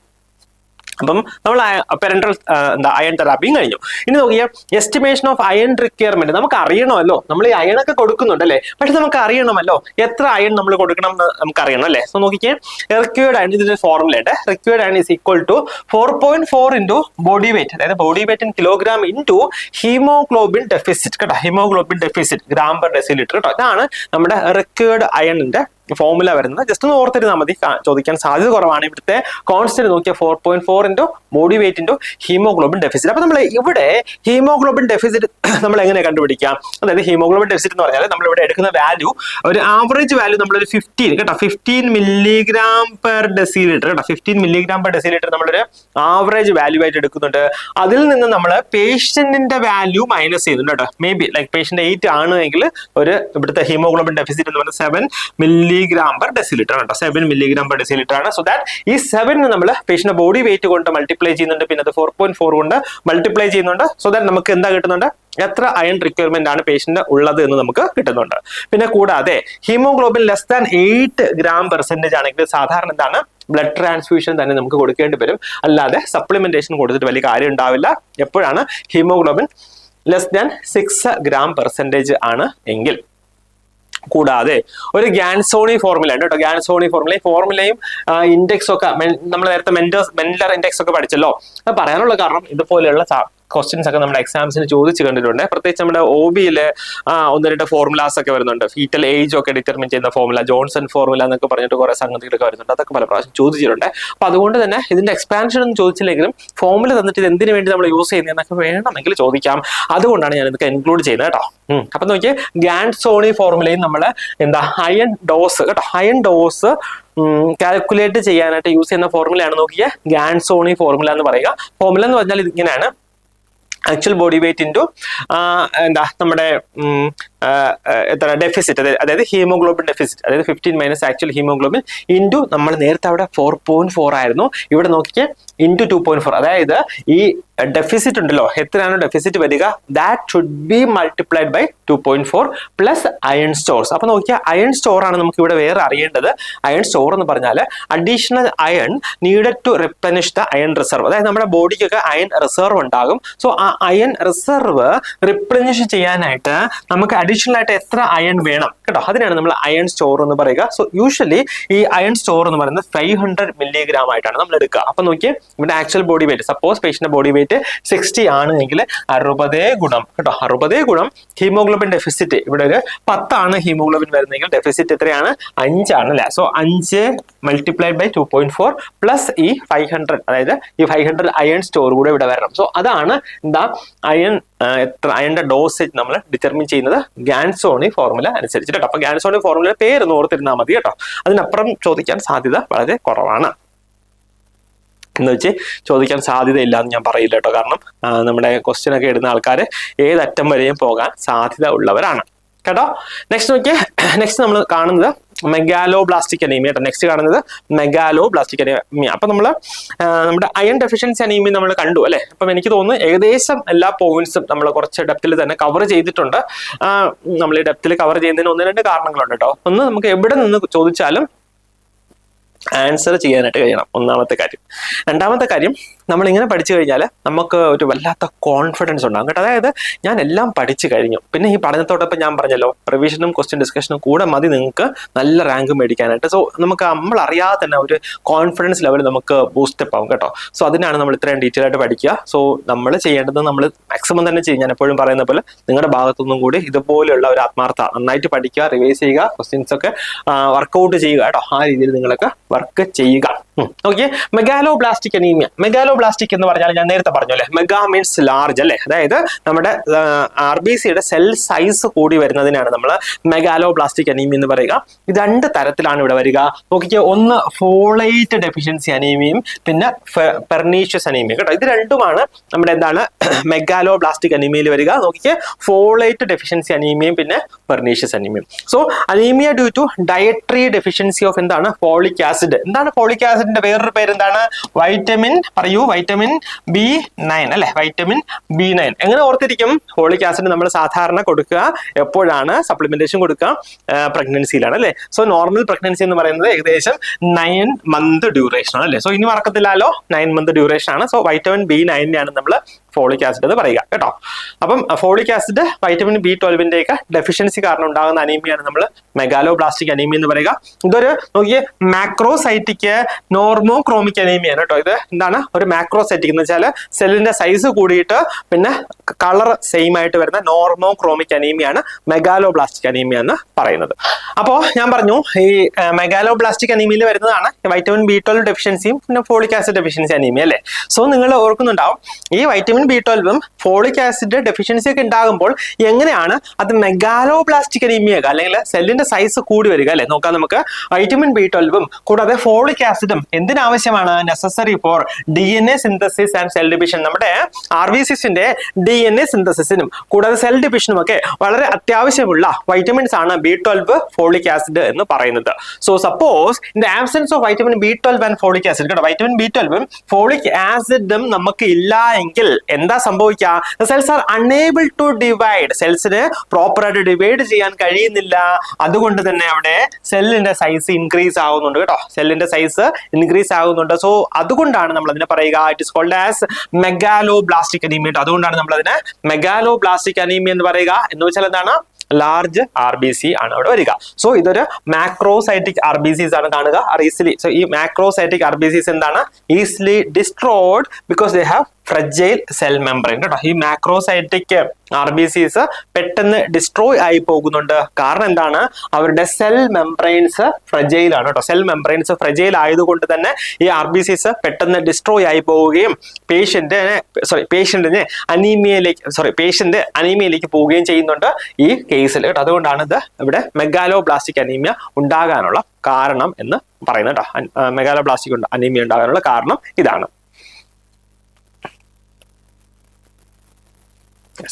Next folate deficiency anaemia. അതായത് നമ്മൾ എന്താ ഫോളിക് ആസിഡ് ഡെഫിഷ്യൻസി അനീമിയാണ്. Insufficient amount of folic acid is absorbed and ingested to synthesise DNA, RNA proteins. നമ്മുടെ ഹീമോഗ്ലോബിന്റെ ഡെവലപ്മെന്റിന് വേണ്ടിയുള്ള ആവശ്യത്തിനുള്ള DNA, RNA പ്രോട്ടീൻസ് ഒക്കെ പ്രോപ്പറായിട്ട് അബ്സോർബ് ചെയ്യപ്പെടുന്നില്ല.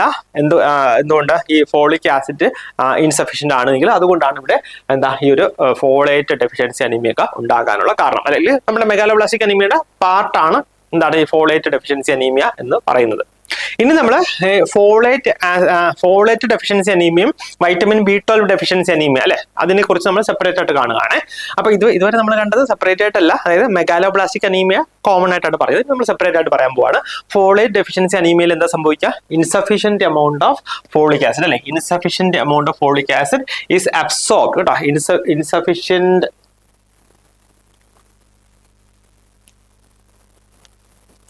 Insufficient amount of folic acid is been absorbed അല്ലെ, is been absorbed and ingested to synthesize DNA RNA proteins. അതായത് DNA RNA കൂടുതൽ പ്രോട്ടീൻസ് ഒക്കെ സിന്തസിസ് ചെയ്യാൻ ആവശ്യത്തിനുള്ള ഫോളിക് ആസിഡ് നമ്മുടെ ബോഡിയിൽ കിട്ടുന്നില്ല. അത് കാരണമാണ് നമുക്ക് ഫോളേറ്റ് ഡെഫിഷ്യൻസി അനീമിയ ഉണ്ടാകുന്നത്. അപ്പൊ അതിന്റെ കോസസ് എന്തായിരിക്കും നോക്കിക്കേ.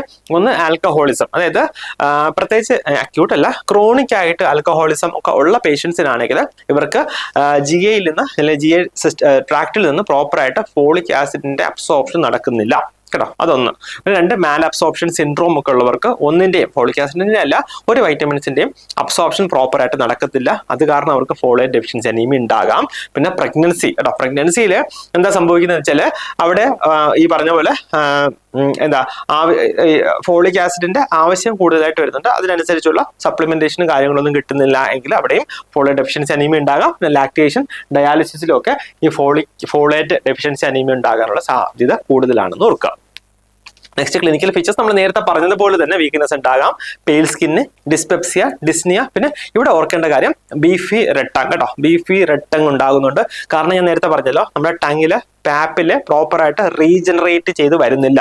അതുകൊണ്ടാണ് ഇവിടെ ബീഫി റെഡ് ടങ് ഉണ്ടാകുന്നത്. ഇവിടെയാണ് നമ്മുടെ ഫോളേറ്റ് ഡെഫിഷ്യൻസി അനീമിയയില്. ഇവിടെ സിറം ഫോളേറ്റ് ലെവല് കുറഞ്ഞിരിക്കും. അതേസമയം കൊബാലമിൻ ലെവൽ അല്ലെങ്കിൽ വൈറ്റമിൻ B12 അളവ് നോർമൽ ആയിരിക്കും. അപ്പൊ ഞാൻ പറഞ്ഞു ഇവിടെ ബീഫി റെഡ് ടങ് ഉണ്ടാകുന്നുണ്ടെന്ന് പറഞ്ഞല്ലേ. സോ ഇത് പ്രത്യേകിച്ച് ഇവിടെ പറയാൻ കാരണം എന്താണെന്ന് വെച്ചാൽ ഈ ബീഫി റെഡ് ടങ് അവിടെ കൊബാലമിൻ ഡെഫിഷ്യൻസി അനീമിയയിലും അവിടെ ഉണ്ടാകാം കേട്ടോ, ബീഫി റെഡ് ടങ് ഉണ്ടാകാം. സോ അതുകൊണ്ട് നമുക്ക് പ്രോപ്പറായിട്ട് അറിയണം ഇവിടെ എന്താണ് കൊബാലമിൻ ഡെഫിഷ്യൻസി ആണോ ഉള്ളത്, ഫോളേറ്റ് ഡെഫിഷ്യൻസി അനീമിയ ആണോ ഉള്ളത് നമുക്കറിയണം. അപ്പം ഫോളേറ്റ് ഡെഫിഷ്യൻസി ഇവിടെ ഉണ്ടാകും. അതേസമയം കൊബാലമിൻ ലെവൽ നോർമൽ ആയിരിക്കും.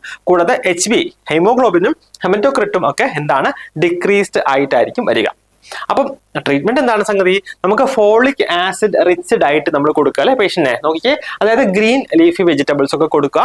കൂടാതെ നമുക്ക് മെഡിസിൻ ആയിട്ട് കൊടുക്കാൻ കഴിയുക ലൂക്കോവോറിൻ കാൽഷ്യം കേട്ടോ, ലൂക്കോവോറിൻ കാൽഷ്യം ആണ് കൊടുക്കാൻ കഴിയുക. അതെന്താണ്? ഒരു calcium salt of folinic acid കേട്ടോ. ഫോളിനിക് ആസിഡിന്റെ കാൽഷ്യം സോൾട്ട് ആണ് ഈ ലൂക്കോവോറിൻ കാൽഷ്യം എന്ന് പറയുക. സോ അത് നമുക്ക് അഡ്മിനിസ്റ്റർ ചെയ്യാം. അതുകൂടാതെ ലിവർ, പിന്നെ മീറ്റ്, ലെഗ്യൂംസ്, ഹോൾ ഗ്രെയിൻസും ഒക്കെ നമുക്ക് ഈ ഫോളിക് ആസിഡ് ഡെഫിഷ്യൻസി അനീമിയയിൽ നമുക്ക് ട്രീറ്റ്മെന്റ് ആയിട്ട് കൊടുക്കാം എന്ന് ഓർക്കാം. നെക്സ്റ്റ് നോക്കിയ പെർനീഷ്യസ് അനീമിയ. പെർനീഷ്യസ് അനീമിയ എന്ന് പറഞ്ഞാൽ എന്താണ്? It's also known as Addison's anaemia അല്ലെങ്കിൽ ബെർമേഴ്സ് അനീമിയ എന്ന് പറയും. ഈ വേറെ പേരുകളൊക്കെ ഒന്ന് പഠിച്ചു വെച്ചോണേ, ചോദിക്കാൻ സാധ്യത ഉള്ളതാണ്. അപ്പം പെർനീഷ്യസ് അനീമിയക്ക് വേറെ പേരുണ്ട്, അഡിസൺസ് അനീമിയ അല്ലെങ്കിൽ ബെർമേഴ്സ് അനീമിയ എന്ന് പറയും. സോ ഇത് എന്തുകൊണ്ടാണ് ഉണ്ടാകുക? Due to decreased absorption of vitamin B12 കേട്ടോ. വൈറ്റമിൻ B12 ഡെഫിഷ്യൻസി അനീമിയ എന്ന് നമ്മൾ പറയല്ലേ, അവിടെ വൈറ്റമിൻ B12 അബ്സോർപ്ഷൻ പ്രോപ്പർ ആയിട്ട് നടക്കുന്നില്ല. എന്തുകൊണ്ടാണ്? Due to the absence of intrinsic factor കേട്ടോ. ഇവിടെ ഇൻട്രിൻസിക് ഫാക്ടറിന്റെ ഡെഫിഷ്യൻസി അല്ലെങ്കിൽ ആബ്സെൻസ് ഉണ്ടാകുന്നുണ്ട് due to atrophy of gastric mucosa. നമ്മുടെ ഗ്യാസ്ട്രിക് മ്യൂക്കോസയുടെ അട്രോഫി വന്നിട്ട് എന്താ സംഭവിക്കാം? ഇൻട്രിൻസിക് ഫാക്ടറിന്റെ ഡെഫിഷ്യൻസി ഉണ്ടാകുന്നുണ്ട്. സോ ഇൻട്രിൻസിക് ഫാക്ടർ വളരെ അത്യാവശ്യമാണ്. എന്തിനാണ് ഇൻട്രിൻസിക് ഫാക്ടർ എന്തിനാ അത്യാവശ്യം വരിക? വൈറ്റമിൻ B12 അബ്സോർപ്ഷന് വേണ്ടി. സോ ഇൻട്രിൻസിക് ഫാക്ടർ ഇല്ല എങ്കിൽ വൈറ്റമിൻ B12 അബ്സോർപ്ഷൻ നടക്കുന്നില്ല. അത് കാരണമാണ് നമുക്ക് pernicious anaemia, Addison's anaemia, Biermer's anaemia ഉണ്ടാകുക. സോ നിങ്ങൾക്ക് അപ്പോൾ ഒരു ചോദ്യം ഉണ്ടാകും, ഈ ഇൻട്രിൻസിക് ഫാക്ടർ എവിടെ നിന്ന് ഉണ്ടാകുക? So intrinsic factor secreted by നോക്കിക്കേ പെരേറ്റൽ സെൽസ് കേട്ടോ. അപ്പൊ ഞാനൊക്കെ പഠിച്ച IP എന്നാണ്. IP അതായത് ഇൻട്രിൻസിക് ഫാക്ടർ ആരാ പ്രൊഡ്യൂസ് ചെയ്യുന്നത്? പെരേറ്റൽ സെൽസ് ആണ് കേട്ടോ. പെരേറ്റൽ സെൽസ് എവിടെയാണ് കാണുക? പെരേറ്റൽ സെൽസ് നമ്മുടെ ഗ്യാസ്ട്രിക് മ്യൂക്കോസയിലാണ് കാണുക കേട്ടോ. സോ ഗ്യാസ്ട്രിക് മ്യൂക്കോസയിലെ പെരേറ്റൽ സെൽസ് ആണ് ഈ ഇൻട്രിൻസിക് ഫാക്ടറിനെ പ്രൊഡ്യൂസ് ചെയ്യുക. സോ ഇൻട്രിൻസിക് ഫാക്ടർ ഡെഫിഷ്യൻസി ഉണ്ടെങ്കിൽ നമുക്ക് വൈറ്റമിൻ B12 ഡെഫിഷ്യൻസി അനീമിയ ഉണ്ടാകാം. സോ ഇവിടെ എന്താണ്? ഗ്യാസ്ട്രിക് മ്യൂക്കോസ ആണ് പെരേറ്റൽ സെൽസിനെ ഇൻട്രിൻസിക് ഫാക്ടറിനെ പ്രൊഡ്യൂസ് ചെയ്യുന്ന പെരേറ്റൽ സെൽസ് കാണുക ഗ്യാസ്ട്രിക് മ്യൂക്കോസയിലാണ്, which is essential for the absorption of vitamin B12. അപ്പൊ ഇതൊന്ന് ഓർത്തിരിക്കുക, ഇതിന്റെ ഒരു മെക്കാനിസവും പോകുന്ന വഴിയൊക്കെ ഒന്ന് ഓർത്തിരിക്കുക കേട്ടോ. നെക്സ്റ്റ് നോക്കിയേ, ഡെയിലി വൈറ്റമിൻ B12 റിക്വയർമെന്റ് എന്ന് പറഞ്ഞാൽ 2 to 3 മൈക്രോഗ്രാംസ് ആണ് കേട്ടോ. നമുക്ക് ഒരു ദിവസം വേണ്ടുന്ന വൈറ്റമിൻ B12 റിക്വയർമെന്റ് എന്ന് പറഞ്ഞാൽ നോക്കിയേ 2 to 3 മൈക്രോഗ്രാംസ് ആണ് ആവശ്യം. കൂടാതെ വൈറ്റമിൻ B12 അല്ലെങ്കിൽ കൊബാളമിൻ നമുക്ക് അബ്സോർബ് ആയി പോകുന്ന ഇവിടെ നിന്നാണ് ഡിസ്റ്റൽ ഇലിയം. നമ്മൾ നേരത്തെ അയൺ പറഞ്ഞു അല്ലെ, അയൺ നമ്മൾ പറഞ്ഞു ഡിയോഡിനത്തിൽ നിന്നാണെന്ന് പറഞ്ഞു. ഇവിടെ കൊബാളമിൻ ആണെങ്കിലോ ഡിസ്റ്റൽ ഇലിയം അല്ലെ, CAD എന്നൊക്കെ ഓർത്താൽ മതി കേട്ടോ. കൊബാളമിൻ ഡിസ്റ്റൽ ഇലിയം അല്ലെ, CAD എന്ന് ഓർത്താൽ മതി. കൊബാളമിൻ എന്താണ്? ഡിസ്റ്റൽ ഇലിയം കേട്ടോ. ഡിസ്റ്റൽ ഇലിയം കോമൺലി കാണുക ഫീമെയിൽസിലാണ്. ഇതൊരു മാക്രോസൈറ്റിക് നോർമോക്രോമിക് അനീമിയ കേട്ടോ. നമ്മുടെ പെർനീഷ്യസ് അനീമിയ എന്ന് പറയുന്നത് ഒരു മാക്രോസൈറ്റിക് കേട്ടോ, മാക്രോസൈറ്റിക് നോർമോക്രോമിക് അനീമിയ ആണെന്ന് ഓർക്കാം. പിന്നെ 1-2 ഇമ്പോർട്ടന്റ് ആയിട്ടുള്ള പോയിന്റ്സ് ആണ് നമ്മളിവിടെ പറയുന്നത്. വൈറ്റമിൻ B12 സാധാരണ അബ്സോർബ് ചെയ്യപ്പെടുക ക്യൂബിലിൻ റിസപ്റ്റേഴ്സ് വഴിയാണ് കേട്ടോ. നോക്കിക്കേ, വൈറ്റമിൻ B12 സാധാരണ അബ്സോർബ് ചെയ്യപ്പെടുക നമ്മുടെ ഇൻഡസ്റ്റൈനിലുള്ള ക്യൂബിലിൻ റിസപ്റ്റേഴ്സ് വഴിയാണ് കേട്ടോ. ക്യൂബിലിൻ റിസപ്റ്റേഴ്സ് വഴിയാണ് വൈറ്റമിൻ B12 അബ്സോർബ് ചെയ്യപ്പെടുക. അതുകൂടാതെ ഈ വൈറ്റമിൻ B12 ട്രാൻസ്പോർട്ട് ചെയ്യപ്പെടുക നോക്കിക്കേ കൊബാളമിൻ ആണ്. അപ്പൊ ട്രാൻസ് കൊബാളമിൻ 2 കേട്ടോ. ട്രാൻസ് കൊബാളമിൻ 2 എന്ന് പറയുന്ന പാത്വേ വഴിയാണ് നമ്മുടെ വൈറ്റമിൻ B12 ട്രാൻസ്പോർട്ട് ചെയ്യപ്പെടുക. Next most common worm causing vitamin B12 deficiency anaemia എന്ന് പറയുന്ന ഫിഷ് ടൈപ്പവും അല്ലെങ്കിൽ ഡൈഫിലോബോത്രിയം ലേറ്റം കേട്ടോ. ഫിഷ് ടൈപ്പവും അല്ലെങ്കിൽ ഡൈഫിലോബോത്രിയം ലാറ്റം ആണ് എന്താണ് മോസ്റ്റ് കോമൺ വേം that is causing vitamin B12 deficiency anaemia എന്ന് കൂടി ഓർക്കുക കേട്ടോ. അപ്പൊ ഇനി നമുക്ക് അതിന്റെ കാരണങ്ങളിലേക്ക് പോകണം അല്ലെ. അതായത് വൈറ്റമിൻ B12 ഡെഫിഷ്യൻസി അനീമിയ ഉണ്ടാകാനുള്ള കാരണം ഒന്ന് നമ്മൾ പറഞ്ഞു, gastric cells, പരേറ്റൽ cells, intrinsic factor അല്ലേ. അപ്പം ഈ സ്റ്റൊമക്കുമായിട്ട് ഗ്യാസ്ട്രിക് സെൽസുമായിട്ട് ബന്ധപ്പെട്ട എന്ത് സംഗതി വന്നു കഴിഞ്ഞാലും അവിടെ വൈറ്റമിൻ B12 ഡെഫിഷ്യൻസി അനീമിയ ഉണ്ടാകും. അപ്പൊ അതിൽ ഒന്നാമത്തെ കാര്യമാണ് ഗ്യാസ്ട്രൈറ്റിസ് അല്ലെ, inflammation of the gastric mucosa. അവിടെ പ്രോപ്പർ ആയിട്ട് എന്താണ് നമ്മുടെ പരേറ്റൽ സെൽസ് ഇൻട്രിൻസിക് ഫാക്ടേഴ്സ് പ്രോപ്പറായിട്ട് പ്രൊഡ്യൂസ് ചെയ്യുന്നില്ല. അത് കാരണം അവിടെ വൈറ്റമിൻ B12 ഡെഫിഷ്യൻസി അനീമിയ ഉണ്ടാകും. പിന്നെ ഗ്യാസ്ട്രക്ടമി കേട്ടോ. ഗ്യാസ്ട്രക്ടമി എന്ന് പറഞ്ഞാൽ എന്താണ്? റിമൂവൽ ഓഫ് ദ സ്റ്റൊമക്ക് അല്ലെ. സ്റ്റൊമക്ക് ഇല്ല എങ്കിൽ അവിടെ ഇൻട്രിൻസിക് ഫാക്ടറേ ഇല്ല. അത് കാരണം അവിടെ എന്ത് സംഭവിക്കുന്നുണ്ട്? അവിടെ അനീമിയ ഉണ്ടാകുന്നുണ്ട് കേട്ടോ. പിന്നെ ന്യൂട്രീഷണൽ ഡെഫിഷ്യൻസി, ആൽക്കഹോളിസത്തിൽ ഇത് തന്നെയാണ് സംഭവിക്കുക. എന്താ B12 പ്രോപ്പർ ആയിട്ട് അബ്സോർബ് ചെയ്യാൻ കഴിയുന്നില്ല. പിന്നെ നോക്കിയേ, long term use of H2 receptor blockers അല്ലെ. H2 റിസപ്റ്റേഴ്സ് ബ്ലോക്കേഴ്സിന് എക്സാമ്പിൾ നമുക്കറിയാം അല്ലെ, റാനിറ്റിഡിൻ, ഫാമോറ്റിഡിൻ, നമ്മൾ റാൻഡാക്ക് എന്നൊക്കെ പറയുന്ന സംഗതി അല്ലേ, H2 റിസപ്റ്റർ ബ്ലോക്കേഴ്സ് ആണ്. സോ ഇത് ലോങ് ടേം ആയിട്ട് യൂസ് ചെയ്യുമ്പോഴത്തേക്ക് എന്താ സംഭവിക്കുക? നമ്മുടെ അപ്പോൾ നിങ്ങൾ ഓർക്കേണ്ട ഒരു കാര്യമുണ്ട് കേട്ടോ, വൈറ്റമിൻ B12 കേട്ടോ. വൈറ്റമിൻ B12 നമ്മുടെ ബോഡിയിൽ അബ്സോർബ് ചെയ്യണമെങ്കിൽ കേട്ടോ, അബ്സോർബ് ചെയ്യണമെങ്കിൽ നമുക്കൊരു എന്താ ഗ്യാസ്ട്രിക് ആസിഡ് കേട്ടോ, ഗ്യാസ്ട്രിക് ആസിഡ് പ്രോപ്പർ ആയിട്ട് ഉണ്ടാകണം കേട്ടോ. ഗ്യാസ്ട്രിക് ആസിഡ് പ്രോപ്പർ ആയിട്ട് ഉണ്ടാകണം. എന്തിനാണ്? ഈ വൈറ്റമിൻ B12 പ്രോപ്പർ ആയിട്ട് അബ്സോർബ് ചെയ്യപ്പെടണം എങ്കിൽ കേട്ടോ. അപ്പൊ നമ്മൾ ഈ പേഷ്യൻസിന് H2 റിസപ്റ്റർ ബ്ലോക്കേഴ്സ് കൊടുത്തു കഴിഞ്ഞാൽ അവിടെ എന്താ സംഭവിക്കുക?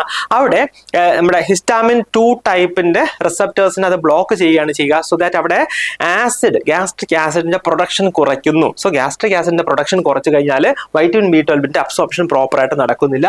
അതുകൊണ്ട് പേഷ്യന്റിന് വൈറ്റമിൻ B12 ഡെഫിഷ്യൻസി അനീമിയ ഉണ്ടാകാനുള്ള കാരണമുണ്ട്. ഇതിലാണ് long term use of H2 receptor blockers കേട്ടോ. അതാണ് ഇതിന്റെ റീസൺ ആയിട്ട് വരുന്നത്. ഇമ്പോർട്ടന്റ് ആണ്, ചിലപ്പോൾ നമ്മൾ ട്വിസ്റ്റ് ചെയ്യാനൊക്കെ ചോദിക്കാം.